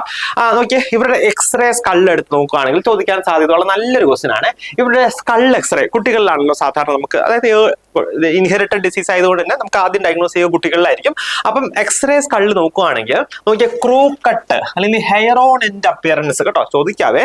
എക്സ്റേയിലെ crew cut appearance, crew cut എന്ന് പറഞ്ഞാൽ നമ്മുടെ ക്രൂസ് ഒക്കെ പോകുന്ന നമ്മുടെ ഷിപ്പിലെ ക്രൂ അല്ലെ, അങ്ങനെ ക്രൂ ആയിട്ടൊക്കെ പോകുന്ന ആൾക്കാരുണ്ട്, അവരുടെ ഹെയർ കട്ട് പോലെ ഇരിക്കും. അല്ലെങ്കിൽ ഹെയർ ഓൺ എൻഡ് അപ്പിയറൻസ് ഒക്കെ കാണുന്നത് എക്സ്റേ സ്കളിൽ ഏത് ഡിസീസിലാണെന്ന് ചോദിച്ചു കഴിഞ്ഞാൽ ഏതാണ്? ഇവിടെ നമ്മുടെ സിക്കിൾ സെൽ ഡിസീസിലാണ് കേട്ടോ, സിക്കിൾ സെൽ ഡിസീസിലാണ്. കാരണം എന്താണെന്ന് വെച്ച് കഴിഞ്ഞാൽ ഇവിടെ എക്സ്ട്രാ മെഡുലറി ഹെമറ്റോപോയിസിസ് ഉണ്ടാവും. ഇവർക്ക് പെട്ടെന്ന് RBCs പെട്ടെന്ന് നശിച്ചു പോകും അല്ലെ, പെട്ടെന്ന് RBCsന്റെ ലൈസിസ് ഉണ്ടാകും, അതുകൊണ്ട് തന്നെ എപ്പോഴും അനീമിയ ഉണ്ടാവും. സോ ഇവരുടെ ബോഡി അത് എങ്ങനെയാണ് സെൻസ് ചെയ്യുക? ഇവർക്ക് RBC കുറവാണ്, അതുകൊണ്ട് ഏതെങ്കിലും ഒക്കെ സെൽസിൽ നിന്ന് കേട്ടോ പുതിയ RBCs പ്രൊഡ്യൂസ് ചെയ്യാമെന്ന് ഓർക്കും, അതായത് ഹെമറ്റോപോയിസിസ് ഉണ്ടാകും. അത് അവർക്ക് എക്സ്ട്രാ മെഡുലറി, അതായത് മെഡുലറി ക്യാവിറ്റിയിൽ നിന്നല്ലാതെ വേറെ എവിടെ നിന്ന് വേണമെങ്കിലും അവർക്ക് ഹെമറ്റോപോയിസിസ് ഉണ്ടാക്കാം. സോ അതിന്റെ ഫലമായിട്ടാണ് ഈ ഹെയർ ഓൺ എൻഡ് അപ്പിയറൻസ്, അല്ലെങ്കിൽ അവരുടെ സ്കൾ ബോൺസിലൊക്കെ ഇതുപോലെയുള്ള ഹെമറ്റോപോയിസിസ് ഒക്കെ ഉണ്ടാകുന്നത് കൊണ്ടാണ് ഈ ഒരു ഹൈപ്പർ പ്രൊലിഫറേഷൻ പോലെ തോന്നുന്നത്, ക്രൂ കട്ട് അല്ലെങ്കിൽ ഹെയർ ഓൺ എൻഡ് അപ്പിയറൻസ് ഒക്കെ ഉണ്ടാകാനുള്ള കാരണം ഇതാണ് കേട്ടോ. നെക്സ്റ്റ് മാനേജ്മെന്റ്, ഒന്ന് പെയിൻ മാനേജ്മെന്റ് വളരെ ഇമ്പോർട്ടന്റ് ആണ്. ഞാൻ പറഞ്ഞല്ലോ, പേഷ്യന്റിന് സിവിയർ ആയിട്ടുള്ള പെയിൻ ഉണ്ടാകും. പേഷ്യന്റ് മിക്കവാറും ഹോസ്പിറ്റലിലൊക്കെ വരുന്ന തന്നെ പെയിൻ കാരണമായിട്ടായിരിക്കും കേട്ടോ. അതുകൊണ്ട് പെയിൻ മാനേജ്മെന്റ് വളരെ ഇമ്പോർട്ടന്റ് ആണ്. എങ്ങനെയൊക്കെ നമുക്ക് കൊടുക്കാം? ഒന്ന് ഓക്സിജൻ അഡ്മിനിസ്ട്രേഷൻ കേട്ടോ, ഇവർക്ക് പ്രോപ്പർ ആയിട്ട് ഓക്സിജൻ അഡ്മിനിസ്ട്രേഷൻ കൊടുക്കുക. കൂടാതെ കാരണം RBC ഡിസ്ട്രക്ഷൻ ആണ് വരിക അല്ലേ, അപ്പം ബോഡിയിൽ ഒരു ഓക്സിജന്റെ കുറവുണ്ടാവും. സോ അത് കാരണം പേഷ്യന്റ് പെയിൻ ഉണ്ടാകും, അതുകൊണ്ട് ഓക്സിജൻ അഡ്മിനിസ്ട്രേഷൻ കൊടുക്കുക. പിന്നെ ഫ്ലൂയിഡ് മാനേജ്മെന്റ് കേട്ടോ, ഫ്ലൂയിഡ് അഡ്മിനിസ്ട്രേഷൻ കൊടുക്കുക. എന്തിനാണ്? To prevent or reverse sickling crisis അല്ലെങ്കിൽ സിക്ലിംഗ് പ്രോസസ്സ്. ഇവർക്ക് സെൽസ്, അതായത് RBCs കൂടുതൽ ഡിസ്ട്രോയ് ആകുന്നുണ്ട്. അപ്പൊ അതുകൊണ്ട് തന്നെ ചെറിയ ബ്ലോക്കേജ് കാര്യങ്ങളൊക്കെ ബ്ലഡ് വെസൽസിൽ ഉണ്ടാകുന്നുണ്ട്. അപ്പൊ കുറച്ചുകൂടെ ഫ്ലൂയിഡ്സ് കൊടുത്ത് കുറച്ചുകൂടെ ഡൈല്യൂട്ട് ആക്കിയൊക്കെ നിർത്താം കേട്ടോ, ഫ്ലൂയിഡ് മാനേജ്മെന്റ്.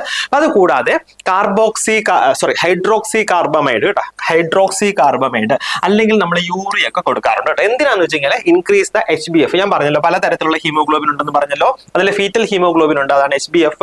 സോ HbFന്റെ പ്രൊഡക്ഷൻ കൂട്ടാൻ വേണ്ടി നമുക്ക് ഹൈഡ്രോക്സി കാർബമൈഡ് കൊടുക്കാം. അല്ലെങ്കിൽ യൂറിയ പോലെയുള്ള ഡ്രഗ്സ് നമുക്ക് കൊടുക്കാം. പിന്നെ ബ്ലഡ് ട്രാൻസ്ഫ്യൂഷൻ കൊടുക്കാം. പിന്നെ ബോൺ മാരോ ട്രാൻസ്പ്ലാന്റേഷൻ ചെയ്യാം. അതുകൂടാതെ സ്പ്ലിനെക്ടമി നമുക്ക് ചെയ്യാം. അതായത് പേഷ്യന്റ് റെക്കറന്റ് ആയിട്ട് സ്പ്ലിനിക് ബ്ലഡ് വെസൽസ് ഒക്കെ ബ്ലോക്ക് ആവുകയാണ് എന്നുണ്ടെങ്കിൽ നമ്മൾക്ക് എന്താണ് സ്പ്ലിനെക്ടമി പേഷ്യന്റിന് ചെയ്യാം കേട്ടോ. സ്പ്ലിനെക്ടമി ചെയ്യാം. ഇനി വേറൊരു ക്വസ്റ്റൻ ഉണ്ട് ഇവിടെ. സ്പ്ലിനെക്ടമി ചെയ്ത പേഷ്യൻസിന് നമ്മൾ സാധാരണ കൊടുക്കുന്ന വാക്സിൻ ഏതാണെന്ന് ചോദിച്ചാൽ ഹിബ് വാക്സിൻ ആണ് കേട്ടോ. ഹീമോഫിലസ് ഇൻഫ്ലുവൻസ ബി വാക്സിൻ നമ്മൾ കൊടുക്കാറുണ്ട് സ്പ്ലിനെക്ടമി കഴിഞ്ഞ പേഷ്യൻസിന് കേട്ടോ. അതുകൂടെ ഓർത്തിരിക്കാം. നെക്സ്റ്റ് നമ്മൾ പോകുന്നത് താലസീമിയ അല്ലെ. താലസീമിയയിലേക്കാണ്. താലസീമിയക്ക് പല പേരുണ്ട് അല്ലെ. നോക്കിക്കേ, താലസീമിയ കുറിച്ച് പറയുകയാണെങ്കിൽ 1-2 ടൈപ്സ് താലസീമിയ ഉണ്ട് അല്ലെ. നിങ്ങൾക്ക് അറിയാമായിരിക്കും അല്ലെ. ആൽഫ താലസീമിയ, ബീറ്റ താലസീമിയ എന്നൊക്കെ പറഞ്ഞിട്ട്. സോ ഇതിന് വേറെ, അതായത് നമ്മളെ പ്രത്യേകിച്ച് ബീറ്റ താലസീമിയക്ക് നമുക്ക് വേറൊരു പേരൂടെ പറയാറുണ്ട്. നോക്കി, എന്താണ് കൂലീസ് അനീമിയ അല്ലെങ്കിൽ താലസീമിയ മേജർ അല്ലെങ്കിൽ മെഡിറ്ററേനിയൻ അനീമിയ എന്നൊക്കെ പറയും. എന്തുകൊണ്ടാണ് അതിന്റെ മെഡിറ്ററേനിയൻ അനീമിയ എന്ന് പറയുക? സാധാരണ കാരണം ഈ മെഡിറ്ററേനിയൻ സീ അല്ലെങ്കിൽ അതുമായിട്ട് റിലേറ്റ് ചെയ്തിട്ടുള്ള ഏരിയാസിൽ താമസിക്കുന്നവർക്കാണ് കൂടുതലായിട്ടും താലസീമിയ കണ്ടുവരുന്നത്. അതുകൊണ്ടാണ് അതിന്റെ മെഡിറ്ററേനിയൻ അനീമിയ എന്ന് പറയുക.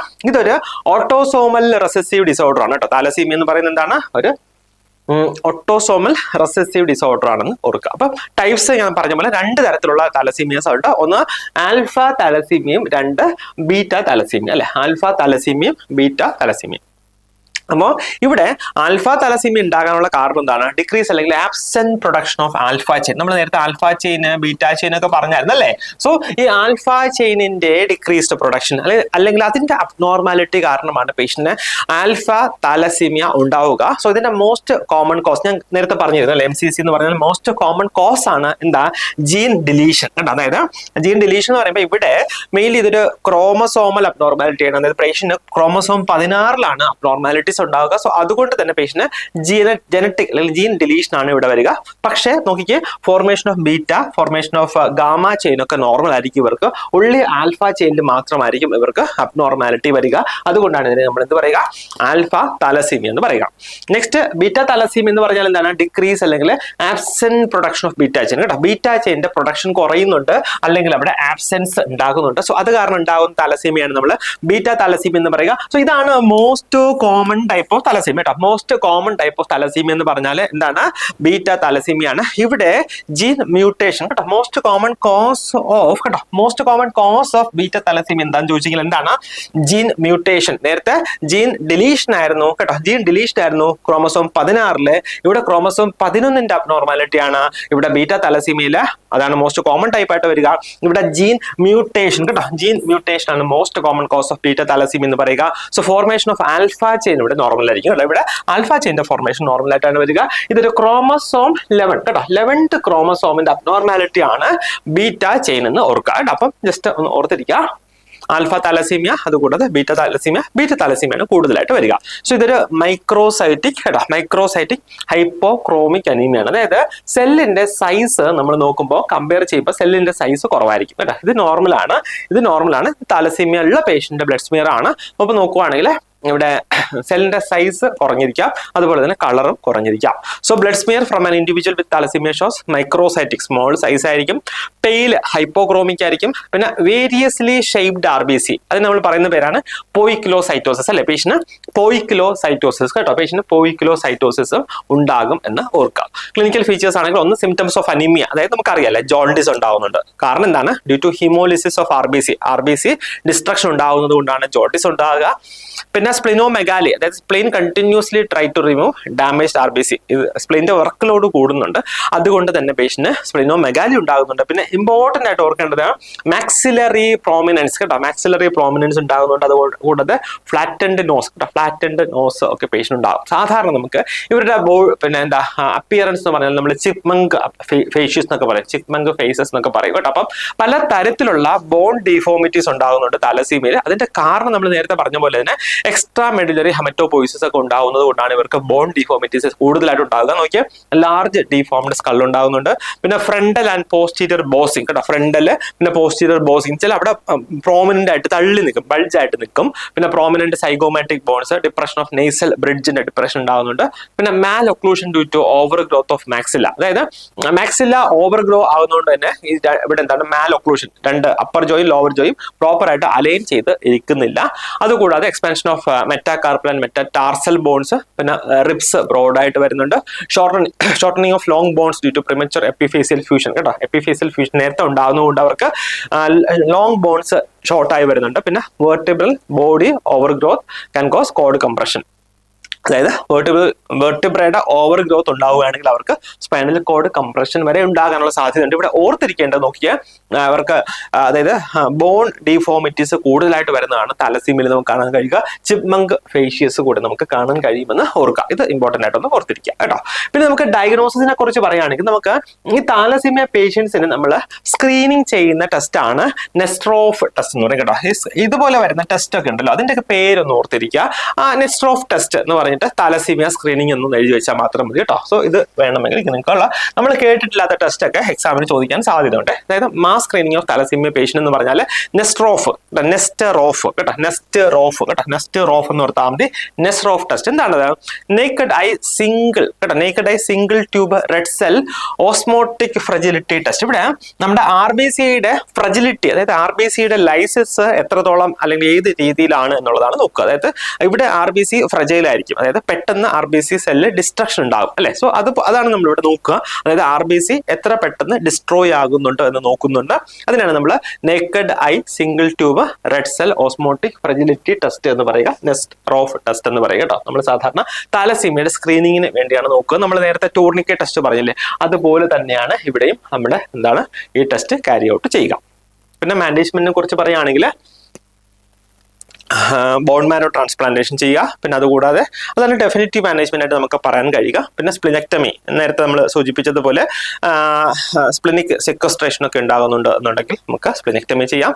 പിന്നെ ഡെഫറോക്സാമിൻ നമുക്ക് കൊടുക്കാം, അതായത് അയൺ ബൈൻഡിങ് അല്ലെങ്കിൽ അയണും ആയിട്ടുള്ള ബൈൻഡിങ് കൂട്ടും. അതിനുവേണ്ടി നമുക്ക് ഡെഫറോക്സാമിൻ നമുക്ക് കൊടുക്കാം. ഇവിടെ ഡെഫറോക്സാമിൻ നമ്മൾ കൊടുക്കുന്നത് എന്തിനാണെന്ന് വെച്ചാൽ ഞാൻ പറഞ്ഞല്ലോ, അയണുമായിട്ട് ബൈൻഡ് ചെയ്യുക. അതായത് ഈ പേഷ്യൻസിന്റെ മാനേജ്മെന്റ് വേറൊരു സംഗതി കൂടെ വരുന്നുണ്ട്. അതായത് നമ്മൾ റിപ്പീറ്റ് ആയിട്ട് ബ്ലഡ് ട്രാൻസ്ഫ്യൂഷൻ ചെയ്യാറുണ്ട് കേട്ടോ. ബ്ലഡ് ട്രാൻസ്ഫ്യൂഷൻ കൂടെ ചെയ്യാറുണ്ട്. കാരണം ഇവർക്ക് റിപ്പീറ്റ് ആയിട്ട് അനീമിയ കാര്യങ്ങളൊക്കെ വരുന്നതുകൊണ്ട് തന്നെ ബ്ലഡ് ട്രാൻസ്ഫ്യൂഷൻ ചെയ്യാറുണ്ട്. അതുകൊണ്ട് തന്നെ ഇവരുടെ ബോഡിയിൽ അയൺ ഓവർലോഡ് ഉണ്ടാവും കേട്ടോ. അയൺ ഓവർലോഡ് അല്ലെ, അയൺ ഓവർലോഡ് ഉണ്ടാവും. സോ ഈ അയൺ ഓവർലോഡ് കുറയ്ക്കാൻ വേണ്ടിയാണ് നമ്മൾ ഡെഫറോക്സാമിൻ കൊടുക്കുക. ഇതൊരു ചെലേറ്റിംഗ് ഏജന്റ് ആണ്. അയണുമായിട്ട് കമ്പൈൻ ചെയ്തിട്ട് ബ്ലഡിലുള്ള അയണിന്റെ ഓവർലോഡ് കുറയ്ക്കുക എന്നുള്ള ഉദ്ദേശത്തോടു കൂടിയാണ് നമ്മൾ ഈ ഡെഫറോക്സാമിൻ കൊടുക്കുക. So most common cause of death in thalassemia കേട്ടോ. താലസീമിയ ഉള്ള പേഷ്യൻസിന് most common cause of death എന്ന് പറഞ്ഞാൽ iron overload due to repeated transfusion ആണ്. ഇവർക്ക് റിപ്പീറ്റഡ് ട്രാൻസ്ഫ്യൂഷൻ ആവശ്യമാണ്. അതുകൊണ്ട് തന്നെ ഇവർക്ക് അയൺ ഓവർലോഡ് ഉണ്ടാകും. സോ അത് കാരണമാണ് ഇവർക്ക് most common cause of death എന്ന് നമുക്ക് പറയാൻ കഴിയുക. നെക്സ്റ്റ് വേറൊരു ടൈപ്പ് അനീമിയാണ് നമ്മൾ സിഡറോബ്ലാസ്റ്റിക് അനീമിയ കേട്ടോ. സിഡറോബ്ലാസ്റ്റിക് അനീമിയ എന്ന് പറയുന്നത് അതായത് കോസ്ഡ് ബൈ അയൺ ഓവർലോഡ് അല്ലെ, അയൺ ഓവർലോഡ് കൊണ്ടുണ്ടാകുന്ന അനീമിയാണ് നമ്മൾ സിഡറോബ്ലാസ്റ്റിക് അനീമിയ എന്ന് പറയുക. അതായത് characterised by the presence of ringed sideroblast in the bone marrow കേട്ടോ. അവരുടെ ബോൺ മാരോയിൽ സിഡറോബ്ലാസ്റ്റ് അല്ലെങ്കിൽ ഈ അയണുമായിട്ട് കമ്പൈൻ ചെയ്തിട്ട് കൂടുതലായിട്ടുള്ള ബ്ലാസ്റ്റ് സെൽസ് ഫോം ചെയ്യുന്നുണ്ട്. സോ ഇതാണ് സിഡറോബ്ലാസ്റ്റിക് അനീമിയ എന്ന് പറയുക. ഇവിടെ iron granules accumulate in the mitochondria of the RBC പ്രിക്കേഴ്സസ്. അതായത് നമ്മുടെ RBCയുടെ പ്രിക്കേഴ്സസ് അറിയാമല്ലോ, റെട്ടിക്കുലോസൈറ്റ് അല്ലേ. അപ്പൊ റെട്ടിക്കുലോസൈറ്റിനെ മൈറ്റോകോൺട്രിയുമായിട്ട് നമ്മുടെ അയൺ ഗ്രാനുൾസ് ബൈൻഡ് ചെയ്യുകയും അതിന്റെ ഫലമായിട്ട് ഇമ്പയർഡ് ആയിട്ടുള്ള ഹീമോഗ്ലോബിൻ പ്രൊഡക്ഷൻ കേട്ടോ. ഹീമോഗ്ലോബിൻ പ്രൊഡക്ഷൻ ഇമ്പയർ ആവുകയും ചെയ്യുന്നുണ്ട്. എവിടെയാണ് ഈ സിഡറോബ്ലാസ്റ്റിക് അനീമിയ. അപ്പൊ ഇവിടെ ചോദിക്കാൻ സാധ്യതയുള്ളത് സിഡറോബ്ലാസ്റ്റിക് അനീമിയ അല്ലെങ്കിൽ അയണിന്റെ ഓവർലോഡ് കാരണം ഉണ്ടാകുന്ന അനീമിയ ഏതാണെന്ന് ചോദിച്ചു കഴിഞ്ഞാൽ സിഡറോബ്ലാസ്റ്റിക് അനീമിയ ആണ് എന്ന് ഓർക്കുക കേട്ടോ. നെക്സ്റ്റ് നമ്മൾ ഇനി ജസ്റ്റ് നമ്മൾ ഈ പഠിച്ച അനീമിയൊക്കെ ഒന്ന് കൺസൈസ് ചെയ്ത് വളരെ ഇമ്പോർട്ടൻ്റ് ആയിട്ടുള്ള പോയിന്റ്സ് മാത്രം നമ്മൾ എക്സ്ട്രാക്ട് ചെയ്തെടുക്കുന്ന കാര്യങ്ങളാണ് ഇനി വരുന്ന ഒരു 4-5 സ്ലൈഡുകൾ. അപ്പോൾ clinical features of different types of anaemia നോക്കിയേ.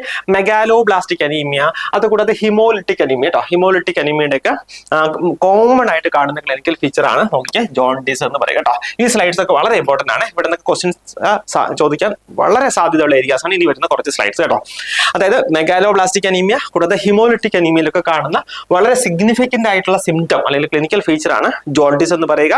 Tongue is smooth and red കേട്ടോ. സ്മൂത്ത് കൂടാതെ റെഡ് ടങ് ഒക്കെ കാണുന്നത് അയൺ ഡെഫിഷ്യൻസി അനീമിയ കേട്ടോ. അയൺ ഡെഫിഷ്യൻസി അനീമിയയിലാണ് സ്മൂത്ത് റെഡ് ടങ് ഒക്കെ കാണുക. കൂടാതെ മെഗാലോബ്ലാസ്റ്റിക് അനീമിയ അല്ലെ, മെഗാലോബ്ലാസ്റ്റിക് അനീമിയയുടെ ഇമ്പോർട്ടന്റ് ആയിട്ടുള്ള ക്ലിനിക്കൽ ഫീച്ചർ ആണ് ബീഫി റെഡ് ടങ്. അതുകൂടാതെ സോർ, ടങ്ങിൽ സോർ ഉണ്ടാകാം. പിന്നെ ബീഫി റെഡ് ടങ് ഒക്കെ ഇതിലാണ് മെഗാലോബ്ലാസ്റ്റിക് അനീമിയയിൽ കാണുന്നതാണ്. കൂടാതെ ആംഗുലാർ കിലോസിസ് എന്ന് പറഞ്ഞാൽ അറിയാലോ, നമ്മുടെ എന്താണ് ഈ എന്തായിരുന്നു നമ്മുടെ മൗത്തിന്റെ അല്ലെ അറ്റത്തൊക്കെ ഉണ്ടാകുന്ന കിലോസിസ് കേട്ടോ. ആംഗുലാർ കിലോസിസ് ഉണ്ടാകുന്നത് അയൺ ഡെഫിഷ്യൻസി അനീമിയ, അതായത് സോർ ഉണ്ടാകുന്നത്, ഇവിടെ സോർ ഉണ്ടാകുന്നതാണ് അയൺ ഡെഫിഷ്യൻസി അനീമിയ. കൂടാതെ മെഗാലോബ്ലാസ്റ്റിക് അനീമിയയിലേക്കാണ് എന്താ ആംഗുലാർ കിലോസിസ് കേട്ടോ. ആംഗുലാർ കിലോസിസ് ഉണ്ടാകുക അയൺ ഡെഫിഷ്യൻസി അനീമിയ, കൂടാതെ മെഗാലോബ്ലാസ്റ്റിക് അനീമിയയിലേക്കാണ് എന്നുകൂടി ഓർക്കാം. പിന്നെ വളരെ ഇമ്പോർട്ടന്റ് ആയിട്ടുള്ള പോയിന്റ്സ് ആണ്, നോക്കിക്കോണേ. ഏർലിയസ്റ്റ് സൈൻ ഓഫ്, എന്റെ കൂടെ ഇതെങ്ങനെ പഠിക്കണമെന്ന് അറിയാമോ? ഞാൻ സാധാരണ നമ്മുടെ കുട്ടികളൊക്കെ പഠിപ്പിക്കുന്നത് ഇത് കൂടെ അങ്ങ് പറയാട്ടോ. അതായത് ഞാൻ പറയാം, എന്റെ കൂടെ നിങ്ങൾ അങ്ങ് പറയാട്ടോ. അതായത് നമ്മൾ ഈ അനീമിയയിൽ നിന്നുള്ള വളരെ ഇമ്പോർട്ടന്റ് ആയിട്ടുള്ള പോയിന്റ്സ് ആണ്. Earliest sign of iron deficiency anaemia പറയൂ. Earliest sign of iron deficiency anaemia എന്താണ്? Decreased serum ferritin. നമ്മൾ ഇതൊക്കെ പറഞ്ഞ കാര്യമാണ്, ഡിസ്കസ് ചെയ്ത കാര്യമാണ്, എങ്കിലും വളരെ ഇമ്പോർട്ടന്റ് ആണ്, എക്സാം പോയിന്റ് ഓഫ് വ്യൂ വളരെ ഇമ്പോർട്ടന്റ് ആണ്. Earliest sign of iron deficiency anaemia എന്താണ്? ഡിക്രീസ്ഡ് സിറം ഫെറിറ്റിൻ കേട്ടോ. ഡിക്രീസ്ഡ് സിറം ഫെറിറ്റിൻ ആണ് earliest sign of iron deficiency anaemia കേട്ടോ. Earliest sign of iron deficiency anaemia എന്താണ്? Decreased serum ferritin. Next, most sensitive and specific test കേട്ടോ. Most sensitive and specific test for the diagnosis of iron deficiency anaemia കേട്ടോ. Iron deficiency അനീമിയയുടെ most specific ആയിട്ടുള്ള, most sensitive ആയിട്ടുള്ള test എന്താണ്? Serum ferritin കേട്ടോ. പറയണ എന്റെ കൂടെ പറഞ്ഞോണേ. Most sensitive and specific test for the diagnosis of iron deficiency anaemia എന്താണ്? Serum ferritin. Next, test done to determine the cause of vitamin B12 deficiency കേട്ടോ. വൈറ്റമിൻ B12 ഡെഫിഷ്യൻസിയുടെ കോസ് ഡിറ്റർമിൻ ചെയ്യാനുള്ള test എന്താണ് കേട്ടോ? ഏത് ടെസ്റ്റ് വെച്ചിട്ടാണ് നമ്മൾ vitamin B12 ഡെഫിഷ്യൻസിയുടെ കോസ് ഡിറ്റർമിൻ ചെയ്യുന്നത്? ഷില്ലിംഗ് ടെസ്റ്റ് കേട്ടോ. Schilling test. അപ്പൊ ഒന്നുകൂടെ പറയണേ. Earliest sign of iron deficiency anaemia എന്താണ്? Decreased serum ferritin. Most specific and most significant test, most sensitive and most specific test for the diagnosis of iron deficiency anaemia എന്താണ്? Serum ferritin.